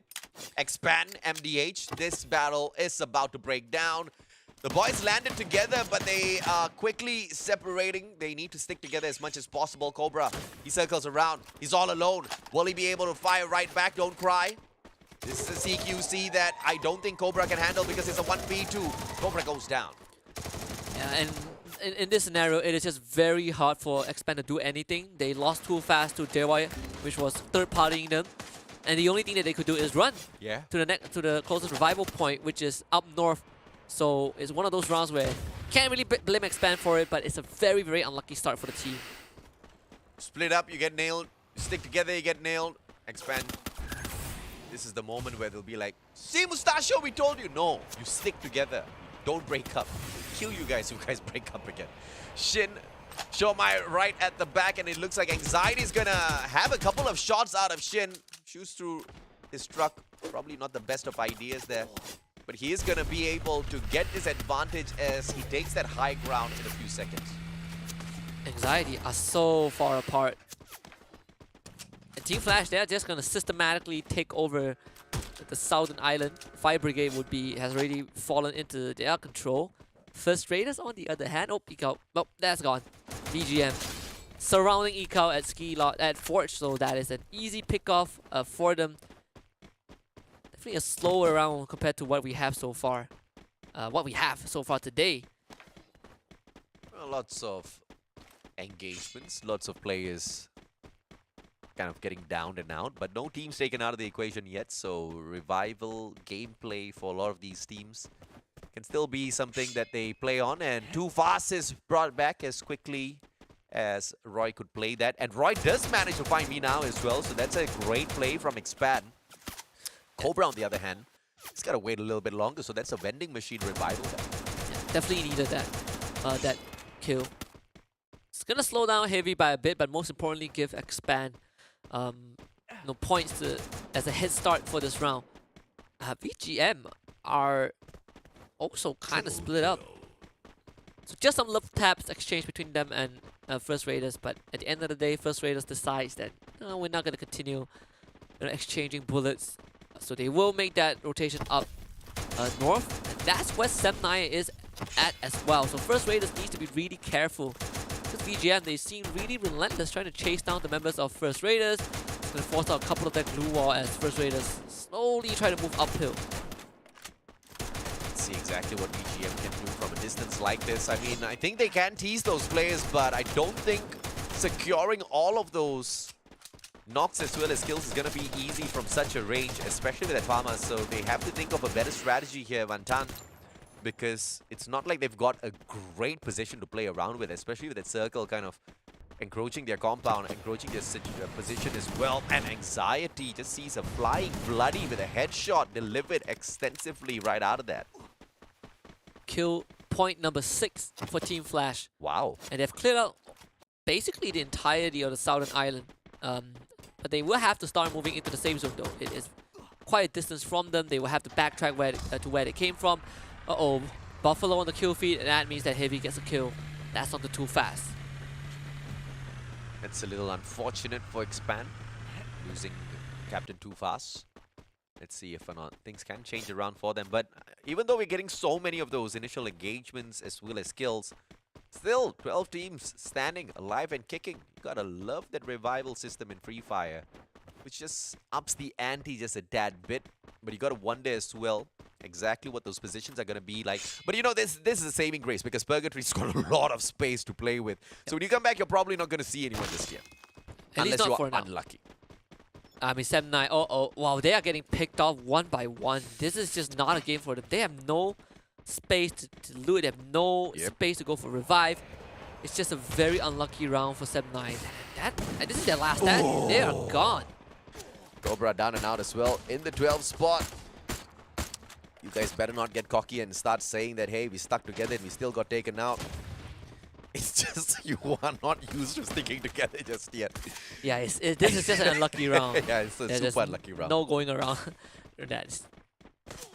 All started with DEWA. In fact, you know, DEWA was the one who kind of made it and forced them in this position. And now they're exchanging fire with 7-9. They are down 2 members though, and 7-9 so far have been holding up pretty well. Bams gets picked back up. They were retreating from this conflict. It's a good play coming through from 7-9 to return fire against DEWA, who got a little aggressive in the gunfight a little bit earlier on. 7-9 decides to reposition, and good on them for pulling off the play execution because MDH is ever so slowly approaching their location as well. All of them are inside of the circle.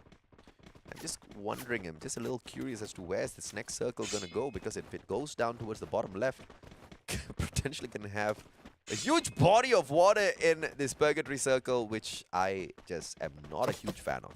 So far, I'm liking where Heavy is holding. They're able to keep FARANG at bay, but they're also making sure that if teams come in from that northeastern side, they wouldn't be threatened. And that includes KOG, First Raiders, and to an extent, they were united. But MDH are trying to kind of push on forward. Oh. They do kind of have a clear path, but there is a bit of worry though. DEWA United not wanting to let MDH slide by. In fact, conversely, it's MDH keeping DEWA United. And DEWA manages to cross on over. They don't have much of a defensive position to play around with, so they got to be really careful with how they engage with MDH. So that's probably not going to happen unless DEWA just decides to go YOLO, which I hope is not the case, because they are aiming for the top 6, and they actually stand a really good chance of squeezing in as long as they can keep themselves alive for that final circle play. With one man down already, it's not going to look great for them. And King of Gamers, I tell you, this team started off hot, but they just fizzled out as quickly as they heated up. Bingsu recovers a little bit of his HP, and King of Gamers stand a chance to bring their player right back in here. Expand's the only team that has been expanded so far. Anxiety loses Godtobi as DEWA continues to pick off players. Hawkeye is going to be in a lot of trouble here. Woodpecker in hand doesn't have the weapon necessary to take on a CQC. They will lose Hawkeye in the process, but thankfully for Anxiety, they have both Kanoho and Showmai still around. As much as DEWA and First Raiders are doing well, they will not make any progress unless MDH has a bad game. They need MDH to fall out, and that is not happening thus far. In fact, MDH is doing the opposite. They're having a good game. So this is bad news for any team below MDH. Axis Esports trying to keep Team Flash at bay.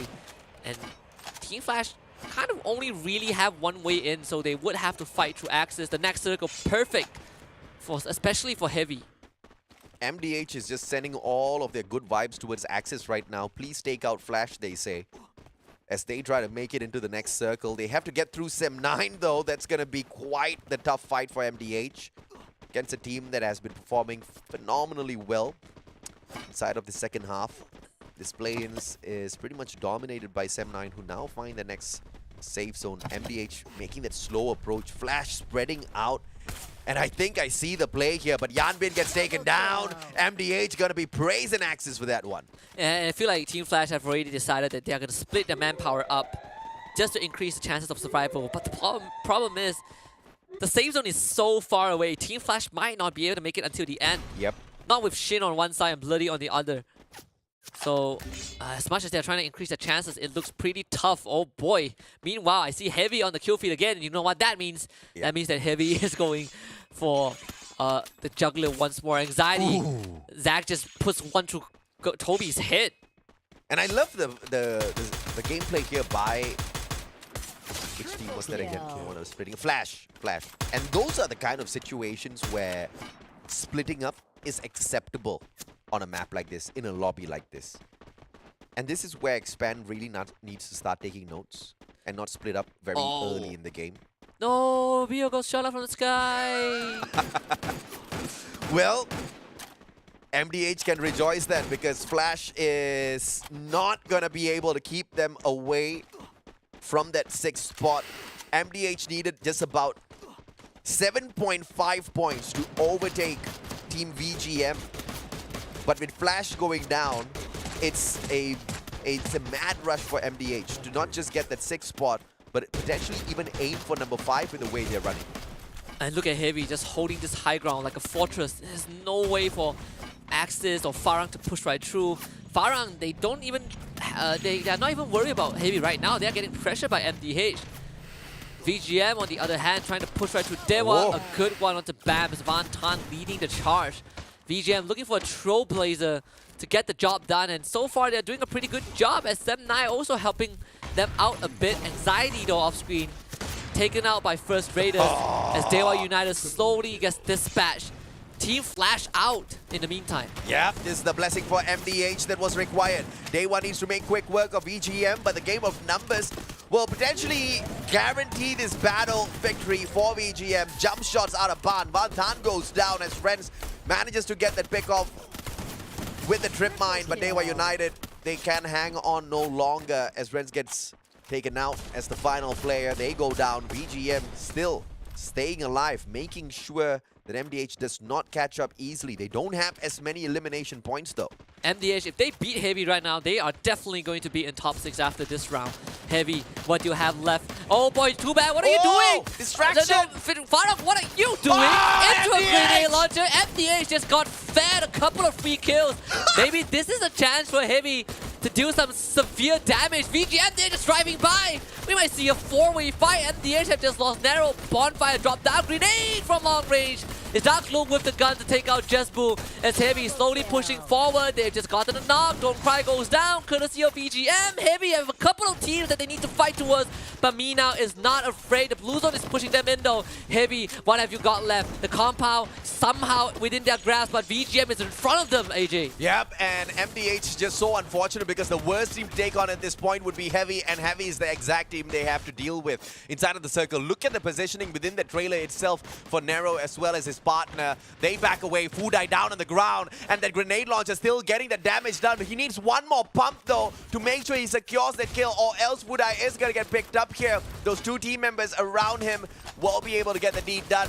Fudai back on his feet, and Nero does not capitalize on that knock. Look at First Raiders, look at where the circle is. GG. It is First Raiders circle. This could GG. be the third booyah for First Raiders, the very needed one. But we cannot count Heavy out though, because Buffalo is going to work, and Buffalo has come online.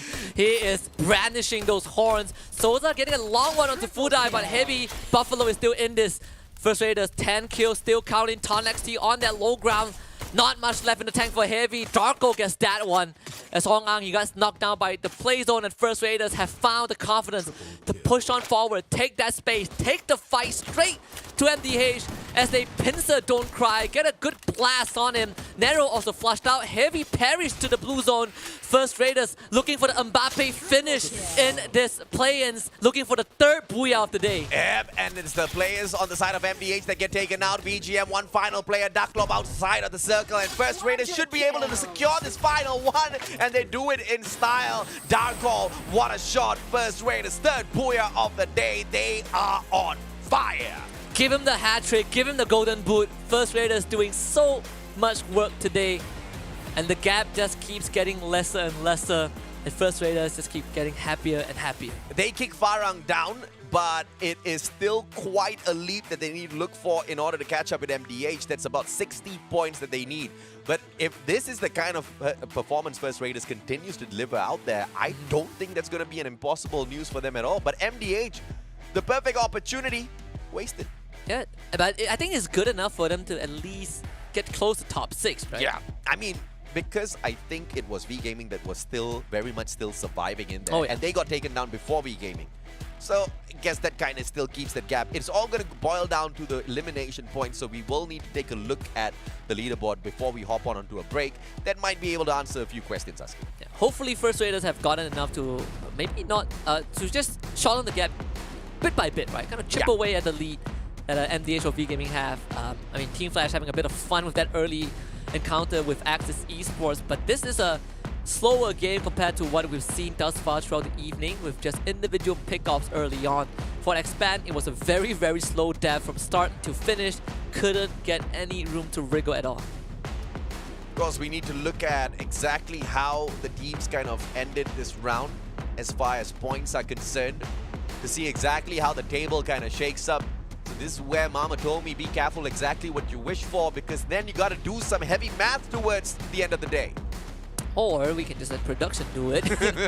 But I mean, jokes aside, I think First Raiders probably got close to 30 points this round, including the Booyah, which actually puts them, I think, at least a 10-point net gain, minimum, towards the top 6. Just see how much they get out of this. 27. V-Gaming only got 17. MDH only got 10. Yeah, that's the problem. That's it. I think First Raiders, they're catching up slowly but surely. Yeah, definitely right. And unfortunately for Farang, who kind of bombed out with just 7 points, they will lose their position to First Raiders. But First Raiders are still quite far away from catching up from the team that kind of is in front of them right now. And it doesn't seem to be an opportunity that they are going to be able to close within the next 2 maps. Unless, of course, they do secure yet another back-to-back booyah. And if that is the case, I think this will be the team that has performed the best on any one of those play days kind of put together. First Raiders, Eclipse. The Indonesians are very hungry by the looks of it. Yeah, absolutely. And it is on the most important day as well. With 8 rounds, they've gotten 3 out of 6 available booyahs. Yeah. That itself says a lot. You know, if this is just a normal day, they would have closed out the day with 3 booyahs. And the number of times First Raiders kind of get this highlight team reel here, I tell you, is perhaps motivation enough for them to continuously reach up for a little bit of a higher performance on the battlefield. 6,068 on the damage, 7 headshots, total survival time of 15 minutes and 11 seconds. That's a very fast game, Husky. One of the things that First Raiders have done consistently and done well is just making sure that they're controlling the safe zone.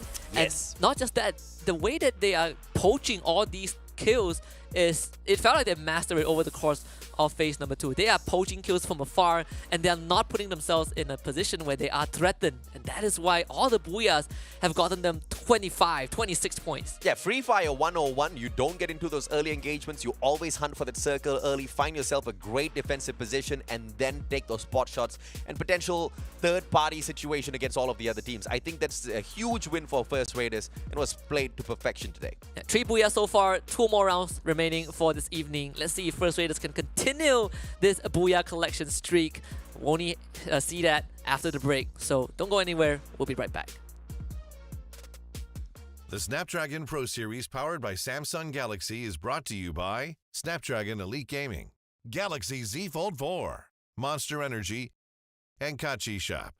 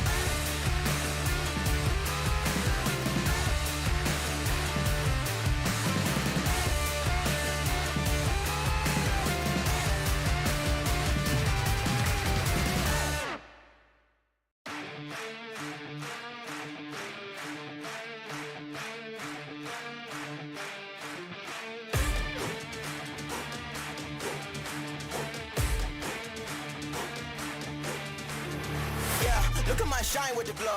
This is my time with it though. This is my time to be way at the top. Me and my guys gon' pay out the block. I don't look like wall. Time's right, and I know they see us walking in the limelight. Promise you gon' wanna watch like a sci-fi. My guys are high risers, high tide. My crown if you come to my side. I pledge allegiance for lifetime. My squad connected like Wi-Fi. We grind and you see the highlights. This my life. It ain't a game now. Me and you, we ain't the same now. Lions coming out to play now. Opposition out the way now. Out of the way. You wasn't invited. Say you come to play. I dare you to try it. You don't wanna try me. Then step up to my team. Yeah, out of the way. Yeah, yeah. Out of the way. Yeah, yeah. Out of the way.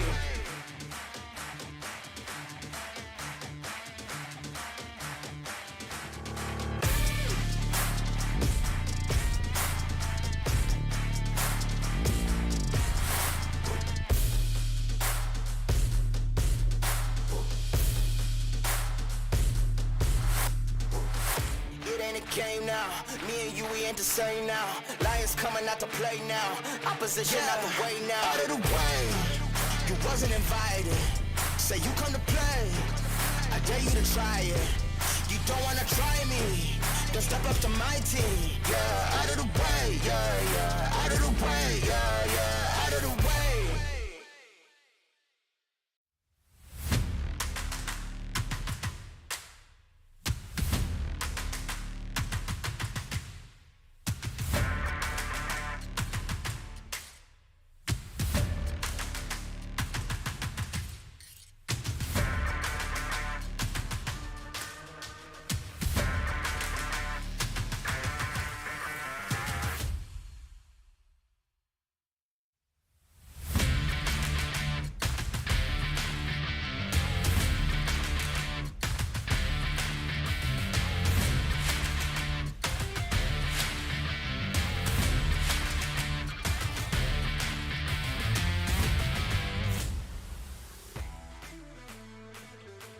Welcome back to the Snapdragon Pro Series Free Fire Challenge Group Stage Phase 2. Game number 7 coming up. All of this powered by Samsung Galaxy. My name is Husky. And alongside me is also the Mustachio AJ, who is also powered by Samsung Galaxy and Monster Energy. All time. Double Monster Energy today. You know, you basically ruined my magic trick. What? You know, last week I was thanking Monster and I was showing them the can of Monster. I say it can't be shown because there's green screen that gets chroma'd up, and now you put a can on the table and You can see it. thanks for ruining the trick, AJ. It's okay, you're welcome. Anytime, brother. Overall, leaderboards right now at MDH. They can reach out and touch Team Flash already.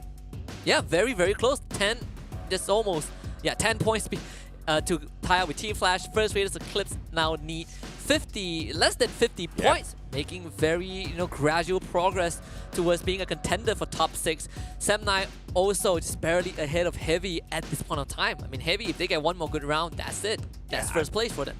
Looking forward to First Raiders Eclipse kind of catching up with MDH here just to make things a little bit more spicier. But no matter what MDH does in those rounds, Team Flash just seems to be able to do just enough to keep themselves in the top 6, but that's gonna change potentially.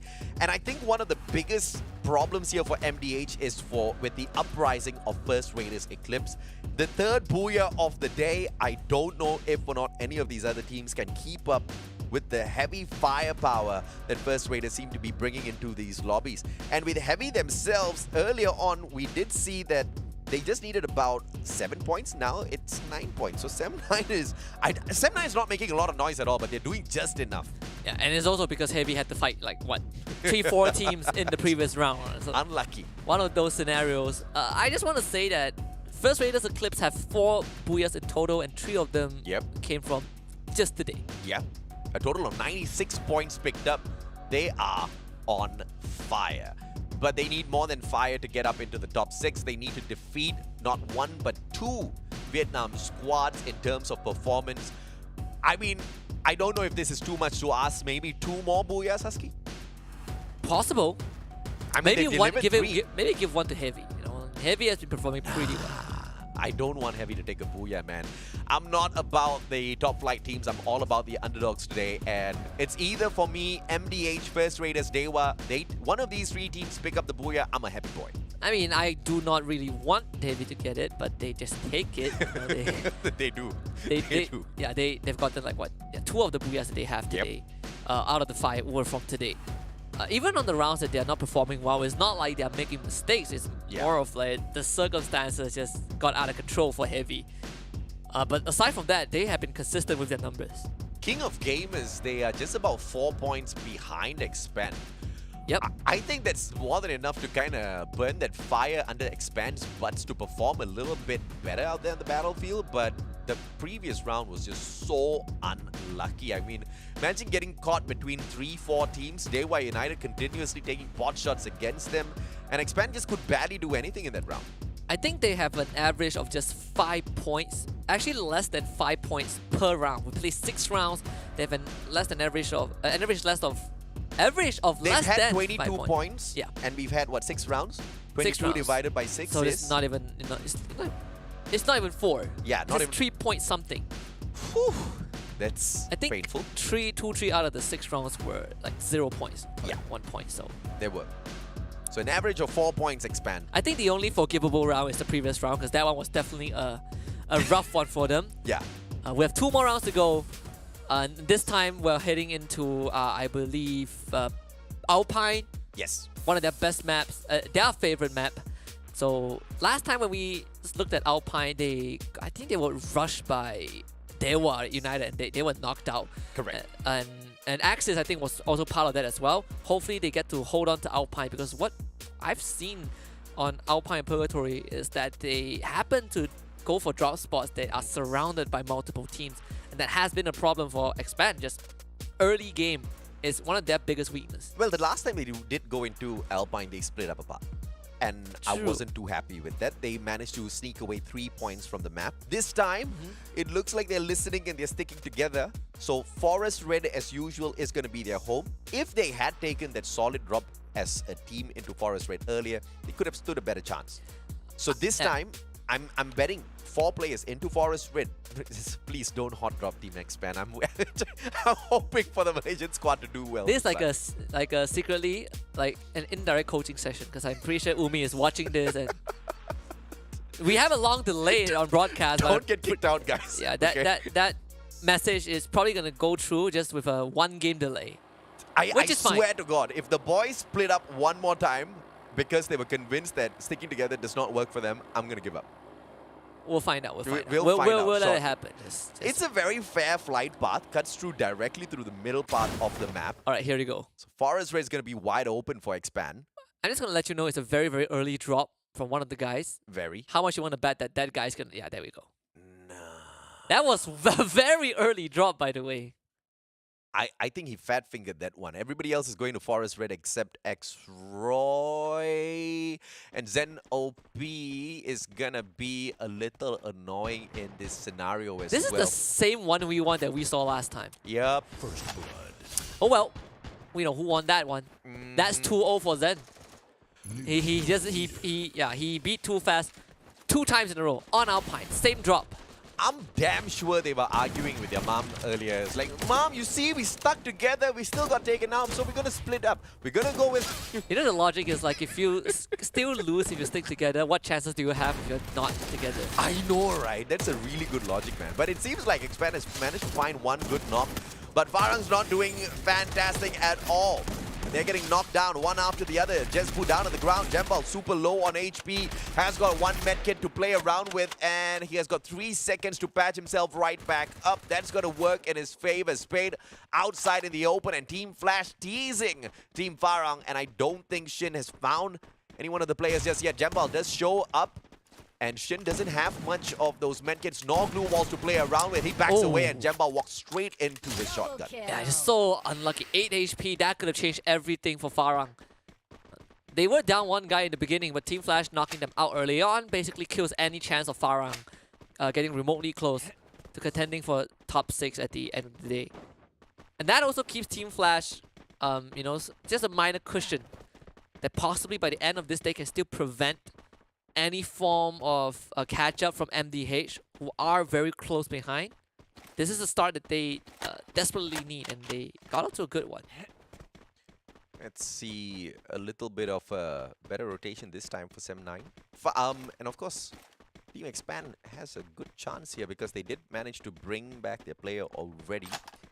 Yeah. So I believe VGM's going to be teasing Expand in a short while, but that's just one player approaching their compound. Still spread out too far apart for my liking.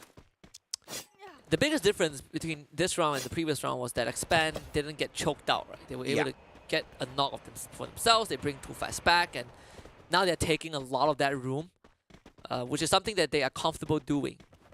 And this time they are not getting kind of pincered from multiple angles, you know, on multiple fronts. So it definitely is kind of the dream start, which is very rare in a lot of these cases. But And if they had stuck together this round, they would have done pretty well because this whole of Forest Red belongs to them.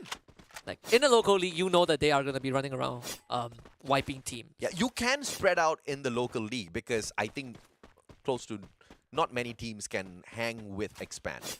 The only reason why I don't want them to spread out wide is because it's the kind of teams that they're going up against in some of these other regions are just way too good, man. Not saying that they are way better than Expand. Expand still has got an advantage against them mechanically, but when you spread out, you just take away all of that advantage and you just give it away to these other squads. The Vietnam teams have been a big kryptonite to Expand. They have been tortured by all these Viet squads. It is so hard. Even on a mechanical standpoint, right? As good as Expand players are, I think when you go up against Heavy, you suddenly have Buffalo to worry about. When you're up against Team Flash, just somehow beats Expand in the head-to-head. That has been carried over from the World Series. It's something that Expand, I think, hasn't really found a solid solution to. Yeah. And that's why looking at where Expand is right now, they are regrouping. That buddy system that, you know, we've been really focusing on. We're seeing that right now. They're holding this I'm Forest Red. comfortable with, right? I mean, you split up, but you still play that buddy. I'm absolutely fine. But you split up like 4 guys in 4 different spots. Yeah, I'm not up for that. But together, I think they should be able to cover each other's backs. So this 2-2 system that they're playing around with. But with Axis now spotting out Axel, this is going to be a problem.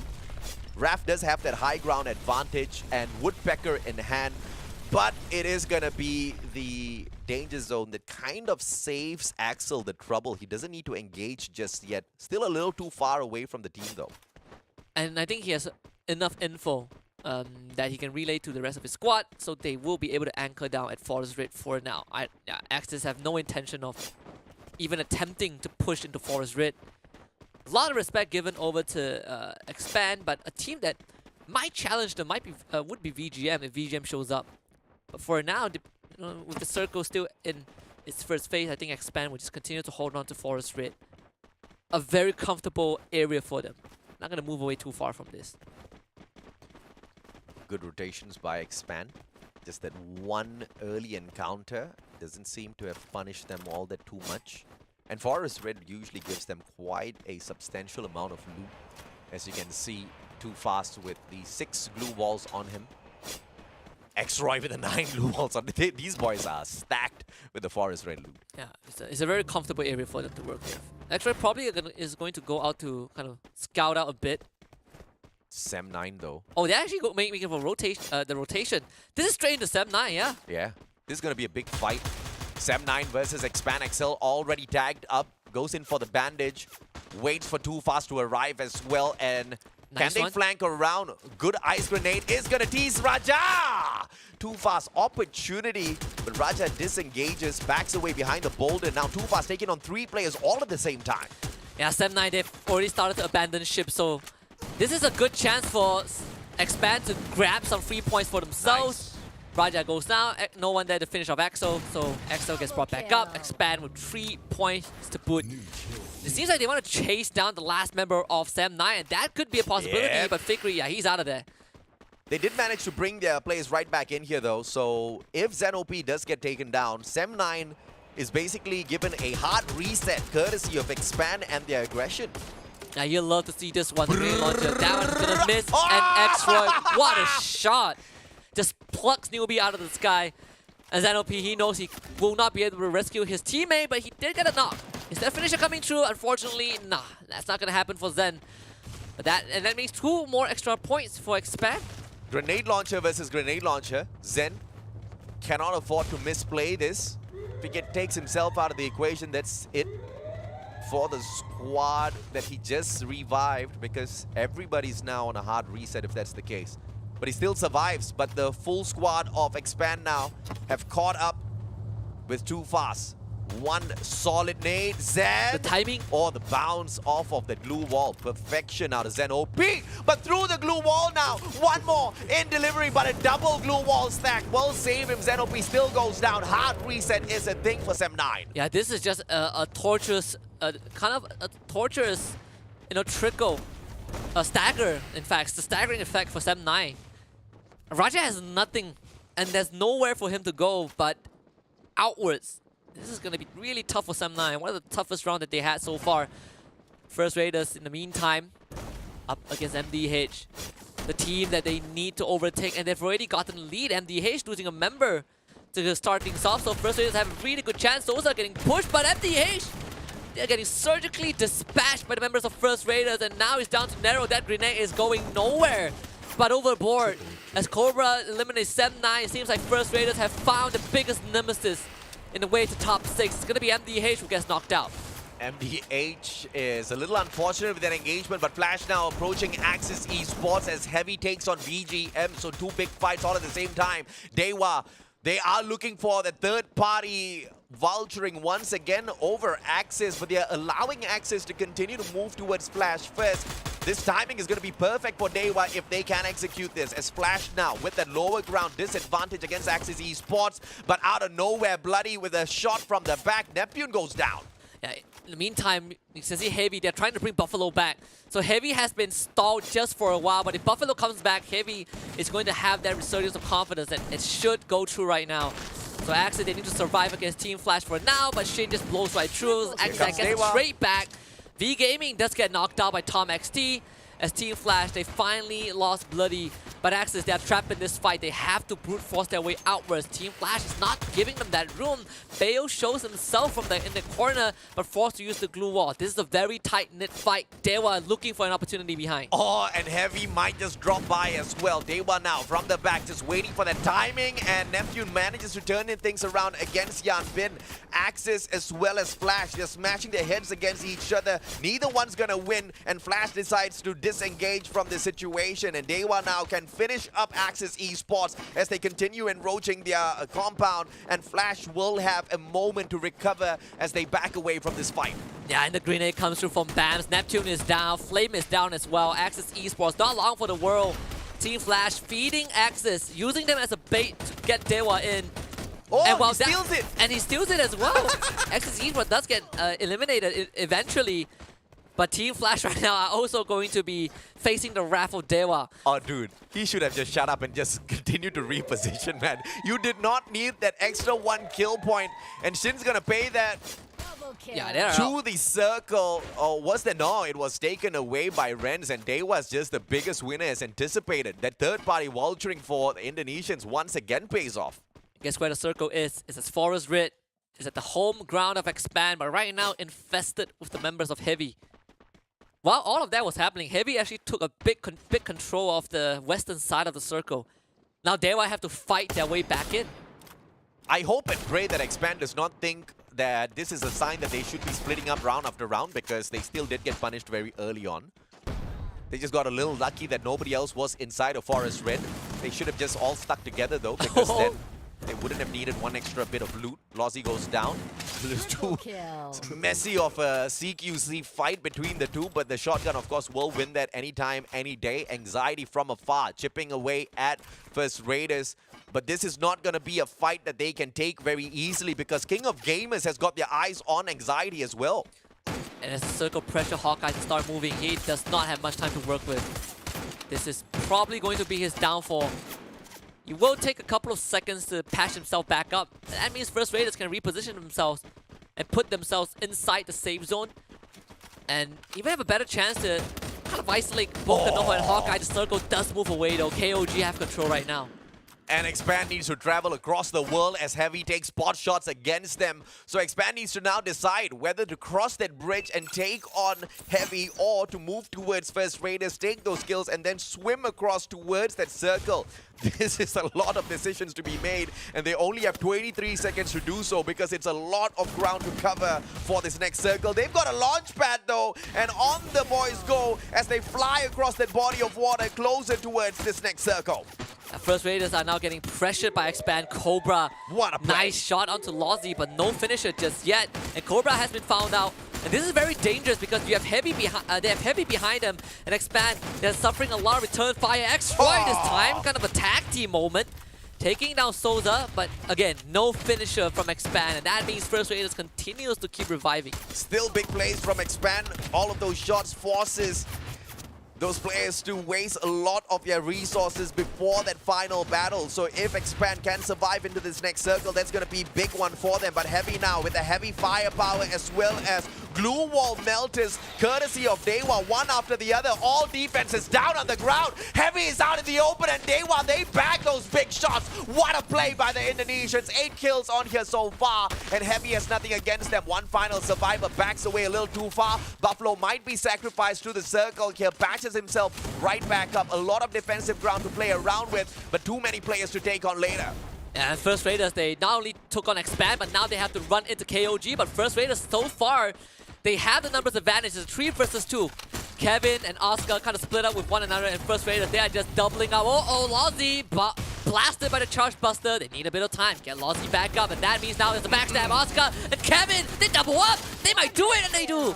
First Raiders Eclipse completely outdone by KOG. Too good, and now KOG left high and dry by the circle. They need to travel 15 more seconds to get the deed done, and Expand obviously going to be taking a couple of shots against them, and DEWA circling on in. Buffalo still alive. How is he even doing it? Finally gets put down and out of the equation. X-Ray flies straight towards the boys of DEWA out in the open. A lot to play with. He's going to steal this kill away. Thank you very much, says Axel. And this is Expand's best chance on their best map. What better time to make a statement? DEWA is going to be the next on the list, and Expand knows that they have the numbers advantage. Take it slow, isolate the members of DEWA. The grenade launcher is going to tag onto Ray. He pops right up, too fast, cleans it up. DEWA down to just 2, and Virus on that low ground, also taking a heap of damage from the members of Expand. We're down to just 3 teams, but KOG, they only have 2 more left. Expand have the most members. They just gotta play together. Oscar out in the open. His res taken, but it's Royce to steal that one away.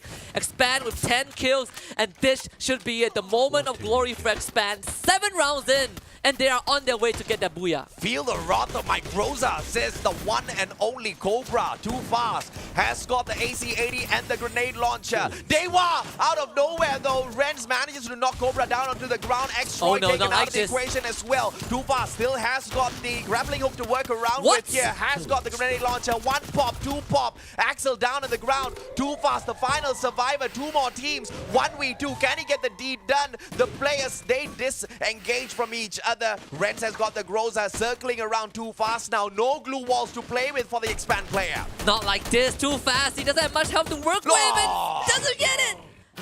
Are you kidding me? It's okay. It's still a well freaking played round for both DEWA as well as Expand. Both teams doing hella well, especially DEWA, I have to say. The kind of aggression that was needed to put King of Gamers out. They took out Heavy single-handedly. Buffalo thought he had outplayed them and stayed outside of the circle, but as the circle chipped away at him, DEWA dealt the finishing blow. It was all a fantastic game towards the very end, but Expand, don't get cocky with me. It was still a bad strategy, okay? You lost a player early, but good recovery. Yeah, definitely one of the best rounds for Expand, but they were able to basically just rip that booyah away from Expand. Unfortunate. Very unfortunate. It was a good round though. It was a good round. Fantastic round. And DEWA, I think the run for the Indonesians to look for that 6th spot, there's still very much going to be a case here. Because yes, we are reaching the end of day 11, but we've still got the fantastic day 12 with 7 massive rounds waiting all of these teams. So you can pretty much bet on the Indonesians that they will be making a beeline for that 6th spot. So if anyone has to watch out, it's the squads from Vietnam. And let's see if or not Vietnam can put up a great fight, but one team that did put up a phenomenal fight, apart from First Raiders, was the one and only Expand, of course, but we'll highlight them a little bit later on. Axis Esports, they took on Flash out in the open, and it was a third party that they just did not expect, Husky. Yeah, definitely not. I mean, KOG had a great moment to outplay First Raiders. And this final sequence definitely felt like we're seeing the Expand disease. Yeah. Where it was just the confidence kind of taking over, and they tried to go for the rush. A bit of a loss of composure towards the very end. Was it Too Fast that got taken out first? It was him, right? But he was the last man standing. No. He was. No. I'm talking about when they first dropped him. Yeah, yes. Okay, you see, the guy didn't have glue walls on him. If he did not get taken out as soon as he dropped in, if he had more loots on him Too Fast, it wouldn't have happened, bro. Stick together. That's all I want to say. Stick together. 20 points, not too bad. Yeah, well, that's fantastic. Basically, you know, the amount of points that they've gotten in the first 6 rounds. So. don't rub it in that way. A good round. That's like salt straight into the wound. But it's a fantastic round for Expand. After all of that experimentation, hopefully they realize that, you know, what's that saying again? Bersatu kita teguh, bercerai kita roboh. Yes. That should be the theme of Expand, brother. It means just stick together. Yeah. Yeah. Teamwork makes the dream work. Just stick together. There's no direct translation for it. There's no idiom for that in English, I think. Together we are strong. Together we are strong. Not together we know strong. Apart, We fall apart. Apart we are wrong. Together we are strong, apart we are wrong. But Expand this time, of course, the team that we want to highlight, 7,131 on the score, 9 headshots. Phenomenal round this time round. They survived for a total of 15 minutes, 45 seconds. Could have survived a little bit longer if Too Fast did not expire earlier on. The guy would have had at least one extra glue wall to play with. I mean, and that's the main reason why we've really emphasized the looting process for a lot of these teams. And one of the bigger reasons as to why a lot of these teams also aim for that blue zone, as that just serves you up with so much of capable and available loot. But Forest Red, bro, it served them up with a lot of loots initially, but just not enough to go the distance this time, I guess. Ask me to not rob it in, but just continuously attacks Too Fast. I mean, as the captain, you should know better, my friend. You should. But it was a good play. It was. The grenade launches towards the very end were unfortunately misplaced. It was not the right angles, but there's just no way of telling because his opponents had erected quite a number of glue walls, which they were dodging back and forth from. And then they split up. And I think that was the winning factor there. If they had stuck together, the two of us would have made quick work of them. Yeah, I think also, you know, Expand, they were distracted by KOG showing up, right? And they had no idea that it was KOG. Either way, good round for Expand. Good round for DEWA United. Slower one for First Raiders, which was pretty unfortunate. All of this made possible by Snapdragon Elite Gaming when winning matters. And you know that they've been with us Season 2. I think at this point, I feel like when I say it, they can recite my script. But anyways, it's a good thing. Really love them. And we also love Samsung Galaxy for being the latest addition to our Snapdragon Pro Series family. And we're just going to continue growing stronger and bigger and getting more done. And just it's a good future. It's a bright future into 2023. Also, got to thank Monster Energy because as you can see, I cannot stay still because my blood flows green. So check them out at www.monsterenergy.com/gaming. And at the end of this, if you guys want to get great deals and game top-ups, look no further than www.kachishop.com. We'll leave you to it to get those great deals and top yourself up with, juice yourself up with Monster Energy as we go for a break. We'll be right back for the final round of this evening. The Snapdragon Pro Series powered by Samsung Galaxy is brought to you by Snapdragon Elite Gaming, Galaxy Z Fold 4, Monster Energy, and Kachi Shop.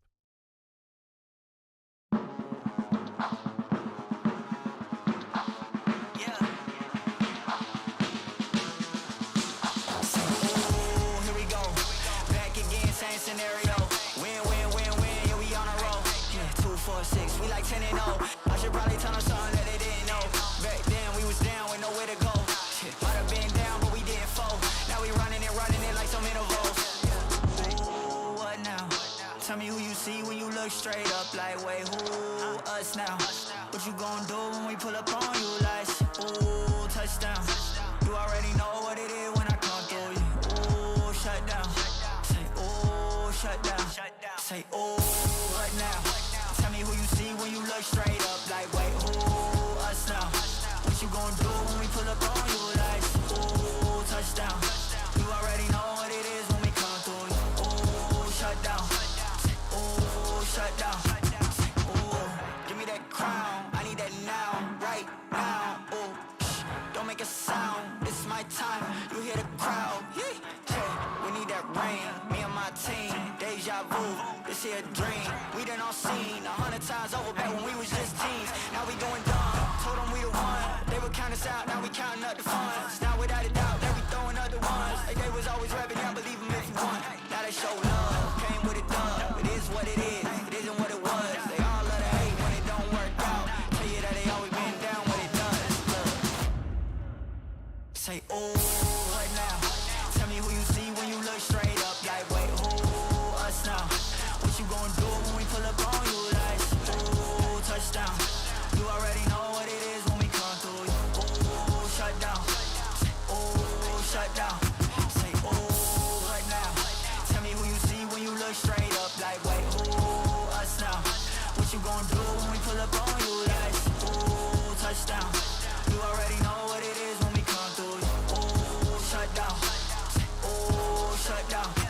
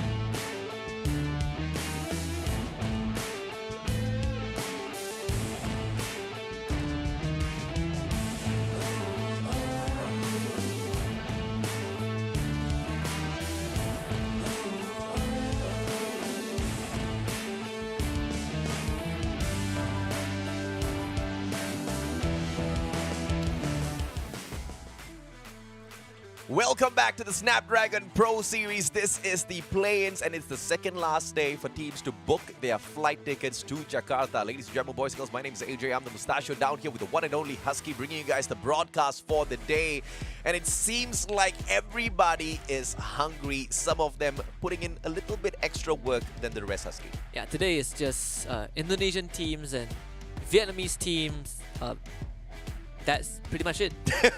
Well, let's take a look at the overall leaderboards and see exactly what all of that effort has done for the teams up there. MDH this time around. Dude, I mean, how long more do they want to just be at arm's length away from V-Gaming and not take this freaking 6th spot, man? I mean, look at First Raiders Eclipse. They are arm's length away from MDH, and they are just one good round away from V-Gaming Esports. So this is getting pretty close.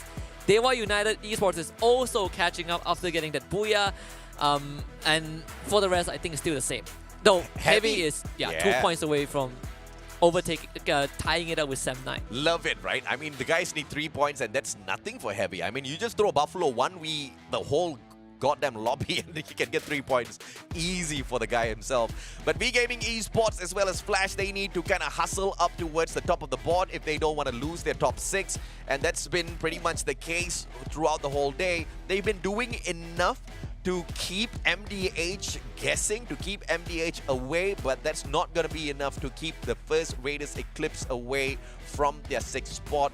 I think the Indonesians are a little bit hungrier. And if you think first Raiders have a good play at this, DEWA United are just 11 points or 12 points behind them. So I think that's going to be an even more fantastic of an opportunity. So these are the teams that we are keeping our eyes on now. DEWA United Esports, MDH, as well as First Raiders Eclipse, as all 3 teams try to squeeze into the top 6 with a total of 8 games left. 1 in today, 7 from tomorrow, Askey. Yeah, honestly, if we didn't see it through until today, it's hard to believe that DEWA United Esports or even First Raiders might even remotely have a chance to make it to top 6. But I'm a believer right now because we've seen them perform so far in the past 7 rounds. First Raiders, just big surprise, just a huge day for them. And even last round, where even though they were outplayed by KOG, they didn't finish poorly. They had decent points. Yeah, and of course now we are about to hop on right back into Bermuda. This is our final map of the day. There are a few questions here. Number one, if or not clearly we really like Expand, and we are very tickled by the fact that they have not performed all that too well today, and we want to see a little bit more from them. There was a good round from them, but we also want to see the 3 highlighted teams. If or not this can be that solid run that puts them in the perfect spot for that 6th place. Now, I don't know if MDH has got enough firepower in themselves based on how they've been kind of up and down today.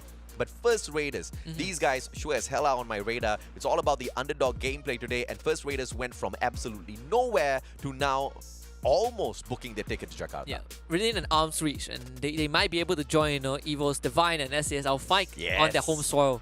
This is definitely not a dream anymore, and it all came down to just a good run today. 3 booyahs out of 7 rounds. Yep. They might be able to get a 4th because we still have 1 more round coming, and even after today, we have 7 more rounds tomorrow. I think this definitely got closer than I thought it would be. Fingers crossed for DEWA though. I think, this team has surely deserved a couple of booyahs for themselves, but just haven't been able to go the distance, especially in that final circle.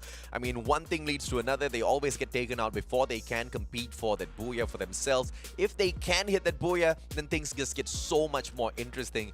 But MDH, who have just been at an arm's length away from that 6th spot, I believe this could also be that round where things finally get completed. Unless we just see all Vietnam squads go ham against each other. Yeah. I mean, MDH have tasted top 6 before, just for a little while. It was between them and KOG at last week. I hope it's not just a taste this time round. To just kind of like, envelop themselves in the top 6 grace for a little bit longer. But still a lot of time, I guess, left if we talk about the 8 rounds in remaining. But Bermuda, as we hop on right back in here, taking a look at the stats, it's usually heavy that hits hard. Yeah. Right? A total of 93 points collected so far on Bermuda. And the craziest thing is that we talked about Heavy coming into the 2nd phase, chasing from 7th place to 2nd. Yep. MDH dropped from 1st page to possibly not qualifying for Jakarta. So there's a bit of the contrast there from these 2 teams. Expand also is a very popular team when it comes to Bermuda. They are the 2nd best team when it comes to this map at the play-ins, and we hope to see a little bit more firepower from them. But if they split apart, may all of the deepest curses from the depths of my heart go towards them to show them that that's probably not the best of ideas. But hey, if luck was on their side earlier on, maybe luck will be on their side again, Husky. I'm not too sure. I don't want to just rely on luck. That's. I feel like luck makes a lot more sense when you're actually having a consistent performance. Yeah.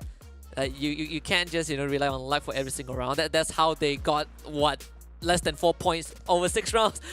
But we as we wait for the lobby, we do have a video that we want to share with you guys. So enjoy.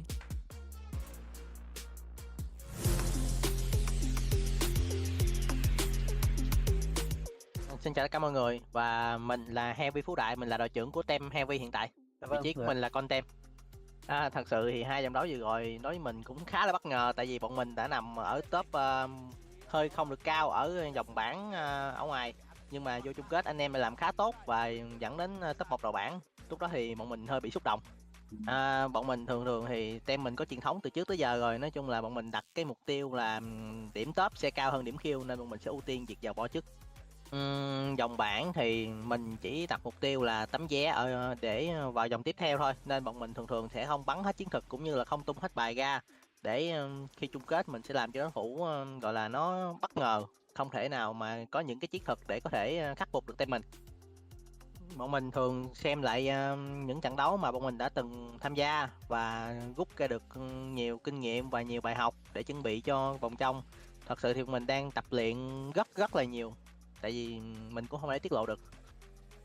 Thật sự thì Free Fire này từ trước đến giờ thì người ta hay nói là người Thái họ thống trị hết tất cả, nhưng mà đợt này bọn mình sẽ thay đổi điều đó. Tất cả các team Việt Nam sẽ cố gắng thay đổi điều đó. Mình xin chúc cho các team tham gia đợt này thi đấu có một ngày thi đấu cực kỳ cháy nhất.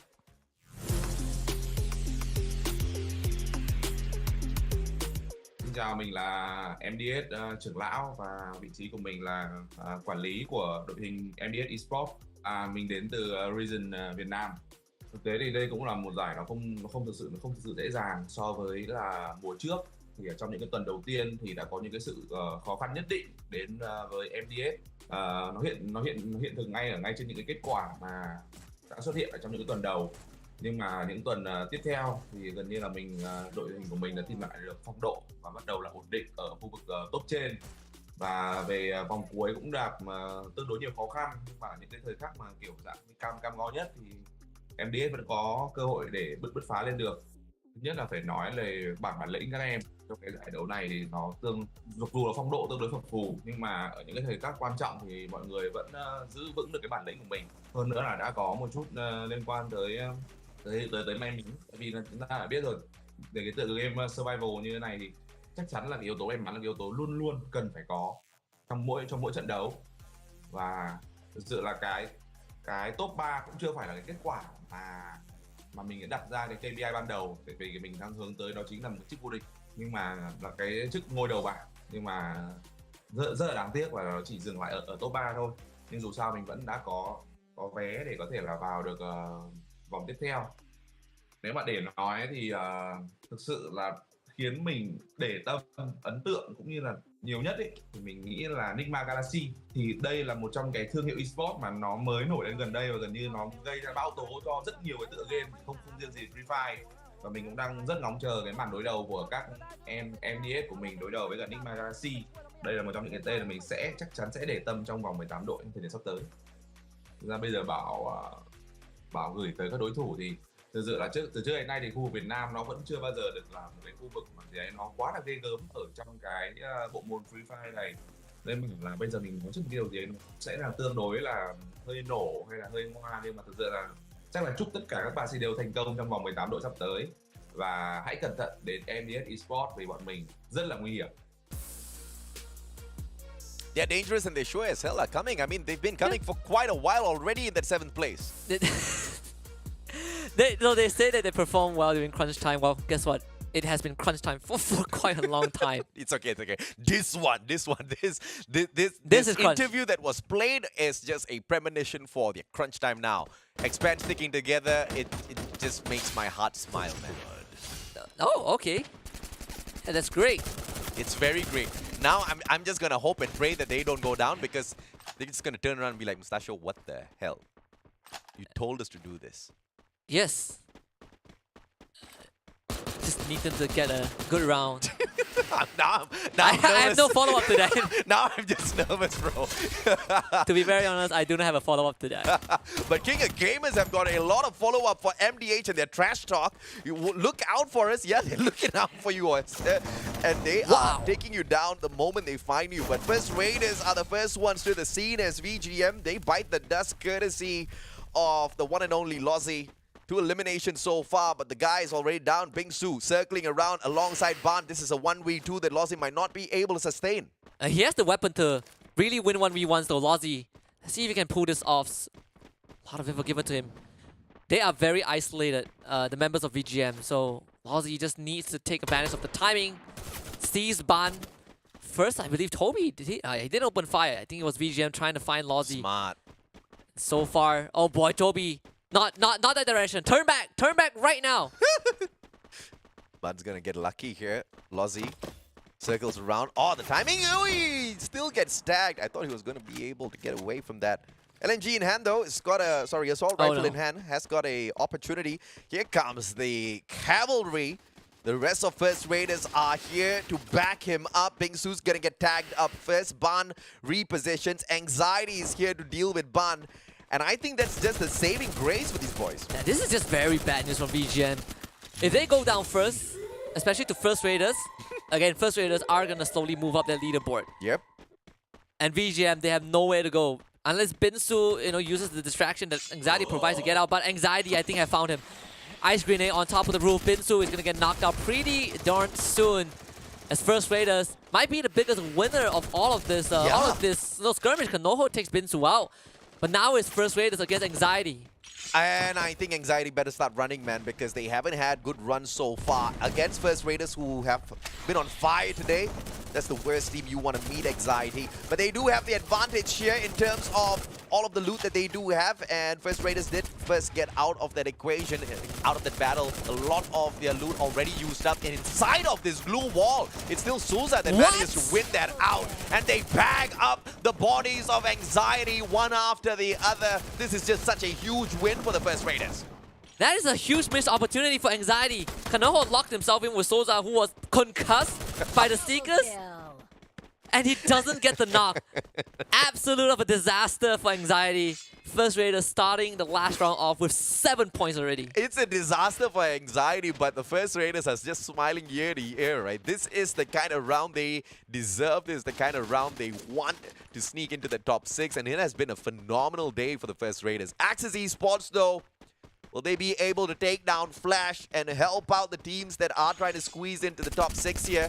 Time Turner pulled out by the player on the side of Axis. Repositions after throwing the glue wall out.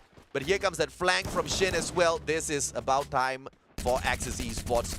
It's a 2v1 and he still survived. Oi! Out of nowhere, Neptune shuts down Yan Bin. Flame takes him out as well. Flash is caught out. Axis getting the job done. But you need to go in for the finisher though, Flame. This might be doable for Axis. They've really isolated the members of Flash. Bloody down, Flame, finishing blow. Not getting it just yet. Shin has that glue wall to protect him. Now he's going to try and turn the corner. The white swing, Flame getting chased down. Shin keeping the team alive, down to a 1 versus 1. But the good news for Flash is that they can bring the teammates back up. And Shin is doing just that. Where's the other guy from Axis? And Neptune's so far away.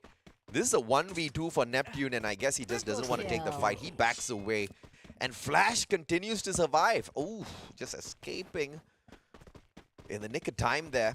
It was unfortunate the player was just not confident to stand his ground. He had the gun to get the deed done, but he was just a little too scared to take the gunfight. Misses the move. Neptune, keep running. Oh, Neptune's dead. Oh, backs away. Tuk-tuk in play. Shin doesn't hop onto the right, but just manages to dodge around it. Neptune spotted out as well.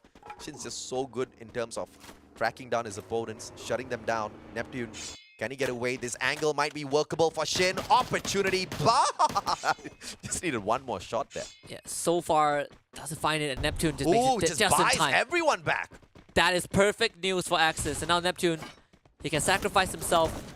As Shin has found that knock. 6 points for Flash so far, but Axis lives on.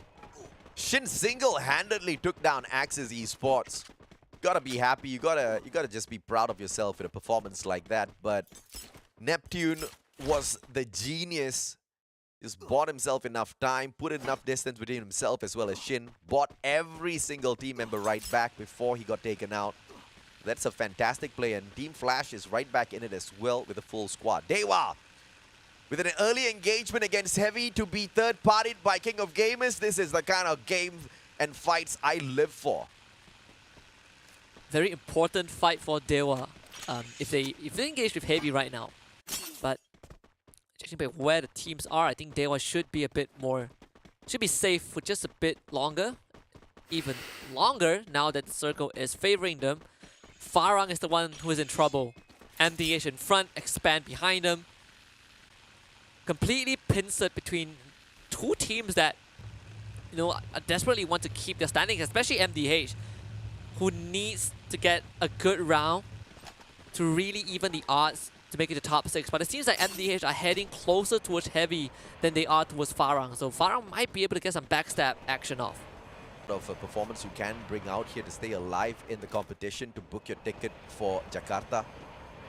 But you can still save a little bit of face, I guess, if you take down some of these top flight teams. MDH going up against FARANG now.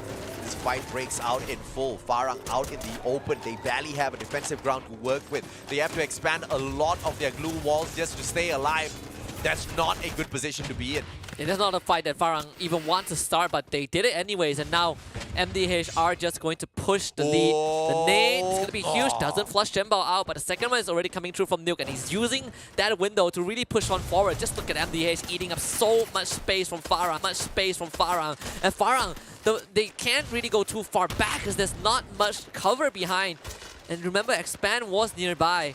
So MDH, they have FARANG in a pickle, don't cry against the first knock, and MDH have gotten the green light to push on forward. Yeah, good play with the campfire. Manages to top his health right back up as he takes these heavy gunfight against the players of FARANG. One more grenade will come on flying out. MDH straight up with the CQC this time round. One player goes down. Jembal trades out Nuke, and it is an opportunity now for Jespo to return fire, but the god nade out of Rue just gets the deed done.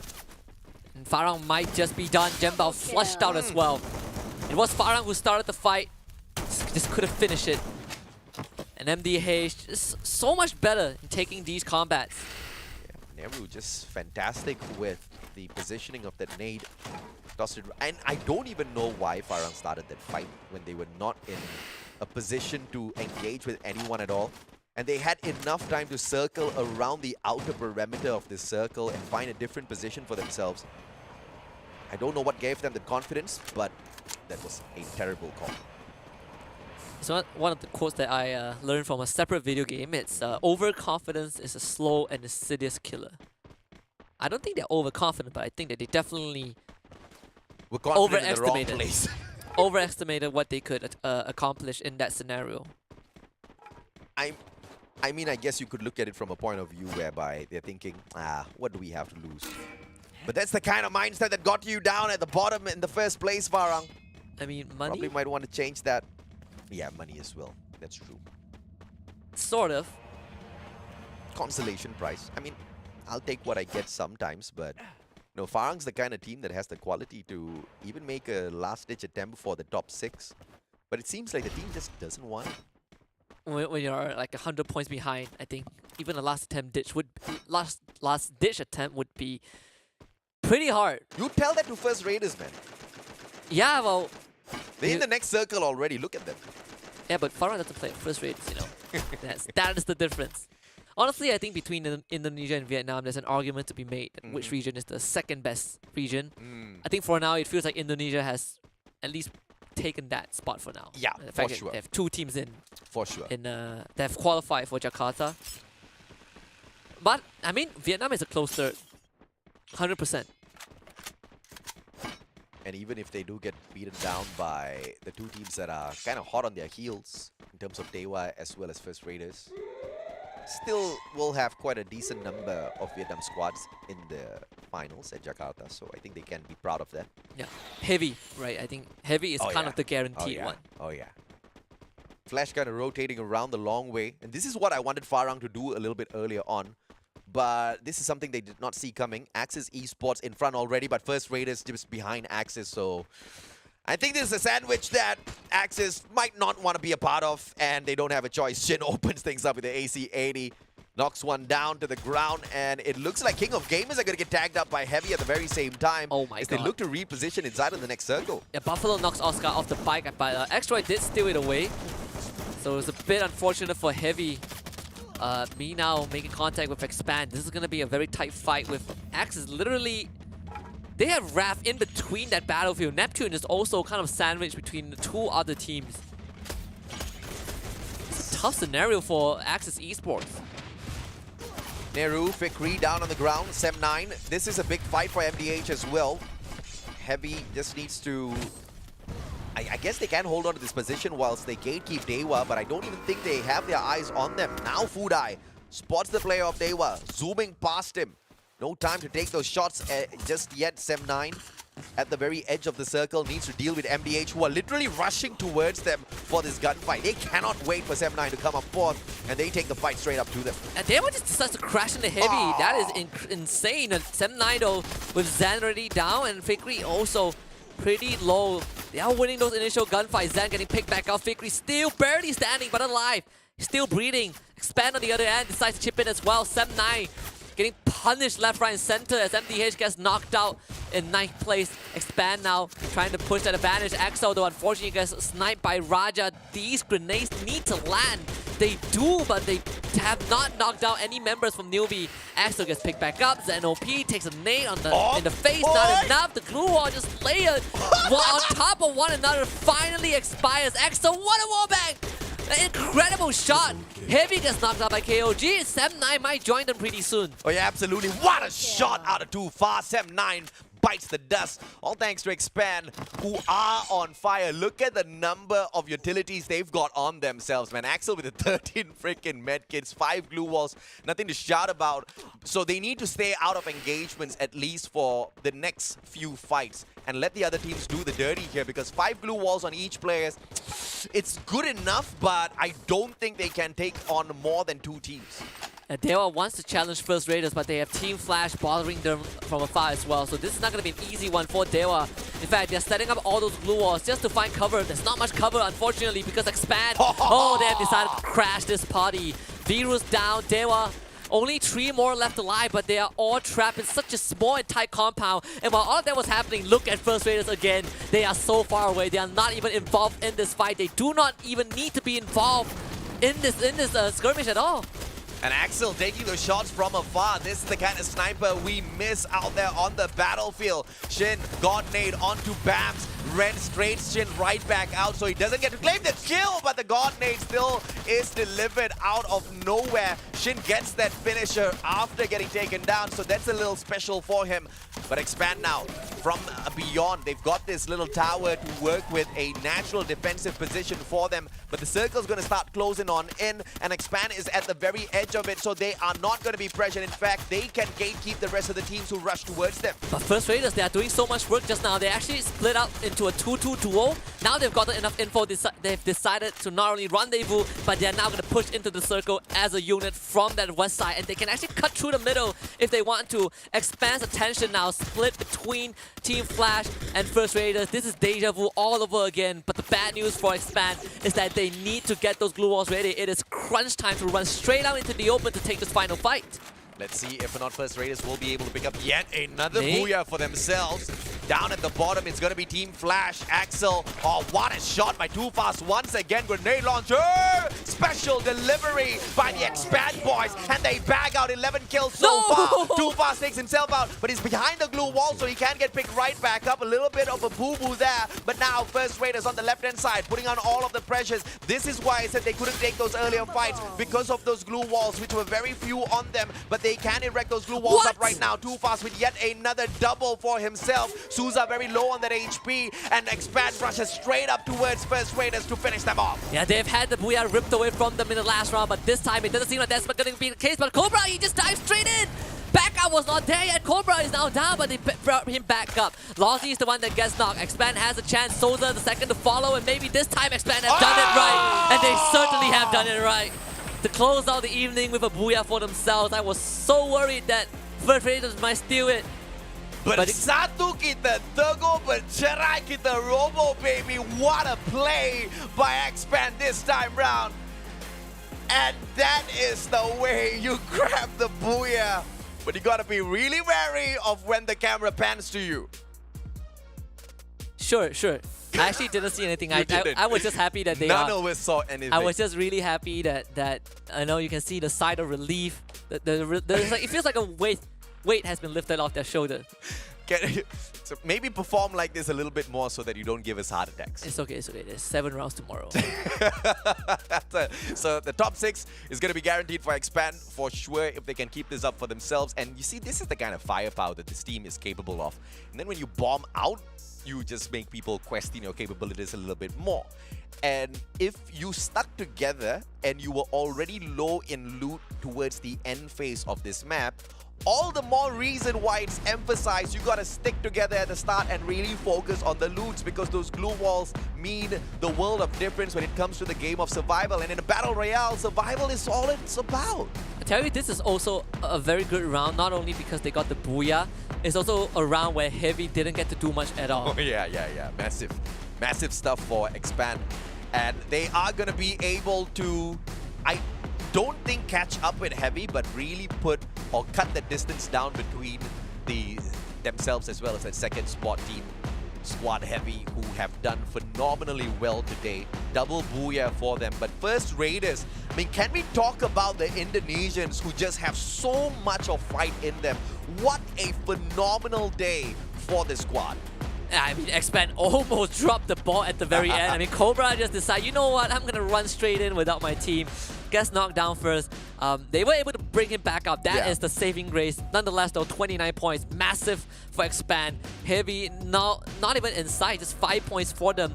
This is a win, not just for Expand, but also for First Raiders, Eclipse, and DEWA United Esports, because both VGM and MDH didn't have a good round. And I mean, this is exactly what I talk about every single time I say I believe in Team Expand. This is the highest number of points any team has picked up in a single round. Expand just broke the thing up and down because of their very interesting strategies at the start of matches. Then it's going to be a real big question. And let us not forget, they failed to make the grand finals of the Free Fire World Series by just a fraction of points. I mean, you can count those number of points in one hand. What, 3 points it was? 2 points. They missed out by 2 points because they had one round where they got 0. 0. And that was how close it was. And you can't... I mean, that was the greatest lesson you learned, brothers. And you cannot walk away from a lesson like that and then repeat this exact same mistakes. So stick together, stay strong, loot up, and prepare for that final circle. Just like what First Raiders have done so well. Their story has always been so close yet so far, because they lost the Season 4 MCPS Major by, I think, 3-5 points. Yeah. And then they didn't make it to the World Series Finals because they missed out by 2 points. But they did win the, I believe, the Open Finals for SPS, right? So that is a good testament to what Expand can do, and they actually won it by a huge margin. Correct. And that's exactly when that fire is lit up under their very stubborn bum-bums. I mean, they won the Open Finals, and then they went to the World Series Players, missed out by 2 points, and then they come back into the Challenge Group station. Fast forward time, here they are, still kind of one round away from Heavy, but Sem9 just barely leading in first place with just a 2-point lead. So even Sem9 have lost their cushion. In fact, today is the worst performing day for Sem9. I'll take that. I'm sorry, Sem9, I love you, but I'll take that, right? Because it's all about the interesting way the planes kind of breaks down towards the very last day. And I tell you, we're going to have one cracker of the last day, man. DEWA has woken up. First Raiders have woken up. MDH, they're half asleep. I don't know what... I mean, I don't know of any other team that has got like this sort of an opportunity and just goes through a stretch of 6 games and not be able to get it. I mean, First Raiders have now less than 20 points. Actually, well, just 22 points. 9 points, 51 to 60. Oh, I was looking at V Gaming Esports. No, I mean, First Raiders Eclipse. Yeah, okay. Yeah. They are 1 game away from making it to top 6. Yeah. But of course, this is going to be tomorrow's schedule. 7 maps to play. We start things off at Kalahari. That's going to be a double as we hit the reset later on. Kalahari, Purgatory, Alpine, Bermuda. We hit the reset. And Bermuda is the one map that we play once. That's going to be a problem for a team like Expand, but they're pretty much safe. So the highlight is going to be on teams like First Raiders, DEWA, as well as MDH. And I tell you, if MDH does not make it into the top 6 in the first game in itself tomorrow, I'm going to give up on the team. Well, you travel a lot, huh? I mean, they have to get this done, man. I mean, if First Raiders actually beats MDH to the top 6, then I don't know what to say, MDH. Trust me, I've watched this for 3-4 days. I completely get how you feel. And again, this is just to remind everyone, this is a team that started off Phase 2 in, I believe, 3rd place. Yep. Now they're in 7th place. Complete opposite of where Heavy was at the start of the of Phase 2. And Heavy is just like literally 2 points away. And talking about like fire under the bum-bums of Expand, I hope that fire kind of ignites a little bit of firepower in the hearts of SM9 tomorrow. Or else bye-bye first spot. It's not a big loss if they lose the #1 spot. I think if you're a 7-9, probably not a big deal, right? Think of pride, you know. It is. Yeah, well, the pride is being able to qualify for Jakarta, especially after a slump during the recent major. I think for 7-9, it is just nice. Expand has a decent lead over, I think, Team Flash, so that is a good cushion for them as well. But of course, all of this would not have been possible without our friends, partners over at Snapdragon Elite Gaming. They have given us and the players this great platform. They've made regional events happen, not just for Free Fire, but also for other game titles. We recently had Thailand a couple of months ago, and we're going to Jakarta next year, so thank you very much to them. We also got to thank Samsung Galaxy for putting trust and faith into this journey. They are the latest addition to the family, and with them, we are only going to grow harder, stronger, faster, better, and bring more to the future. Multiple folds. Multiple folds, No absolutely. Pun, no pun intended. They've upped the quality by 10 folds. But aside from that, we also gotta thank Monster Energy for letting us run green, go green, and get juiced up. So check them out at www.monsterenergy.com/gaming. Last but not least, I've been getting great deals when it comes to game top-ups, and you should too. So check out www.kachishop.com to get your hands on the best deals for game top-ups. With that being said, we've come to the end of the penultimate day of the play-ins. So before we go, we gotta remind you guys where this all leads towards. It's going to be Jakarta, 4th and 5th of February 2023. So it's just shy of 2 months and more. Tamang Anggrek, do be there, cancel whatever plans you have, fly to Jakarta, make it happen. Absolutely, man. And of course, some of these Indonesian teams are really fighting for their spot in there just so that they can make their home ground proud. But let's see if or not that's going to be possible, because we've got one more day for the play-ins. That's going to be tomorrow. Once again, 7 matches to play. I'm not going to be here, though, to enjoy all of those gameplays. So MDH, don't disappoint me, man. First game of the day in the top 6. I'll be watching from home. At least if AJ gives out, he will not say it on broadcast. So yeah, MDH, you lucky, you escape. Yeah, you don't have that pressure. So do your best. It's crunch time, right? They perform during crunch time. Tomorrow is in 7 rounds. Do not miss it. Same time at 8 p.m. So do remember, get some good rest. We'll see you guys tomorrow for the final day of the Phase 2 Challenge Group stage for the Snapdragon Pro Series Free Fire. Good night.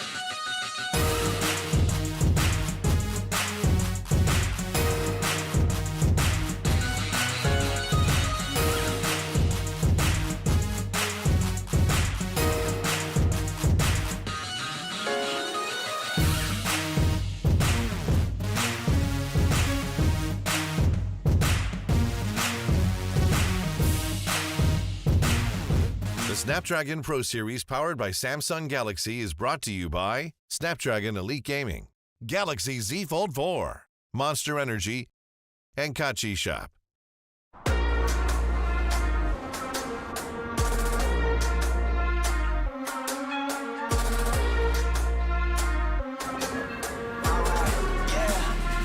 Sweet. If you really want it, gotta own it. Fight through it, we was at the lowest. Blood, sweat, tears, the components. Riding all year, now's the moment. We are not friends, we are opponents. Yeah, I'm coming for mine. Yeah, I'm making a play, the game on the line. Yeah, I've been on the grind. Yeah, I jump in the spot, I made it my time. Yeah, look in the sky. Yeah, the stars align, no shade to shine. Can't stop it already. Emotional work and devotion, we put in this time. Look, You won't stop my stride.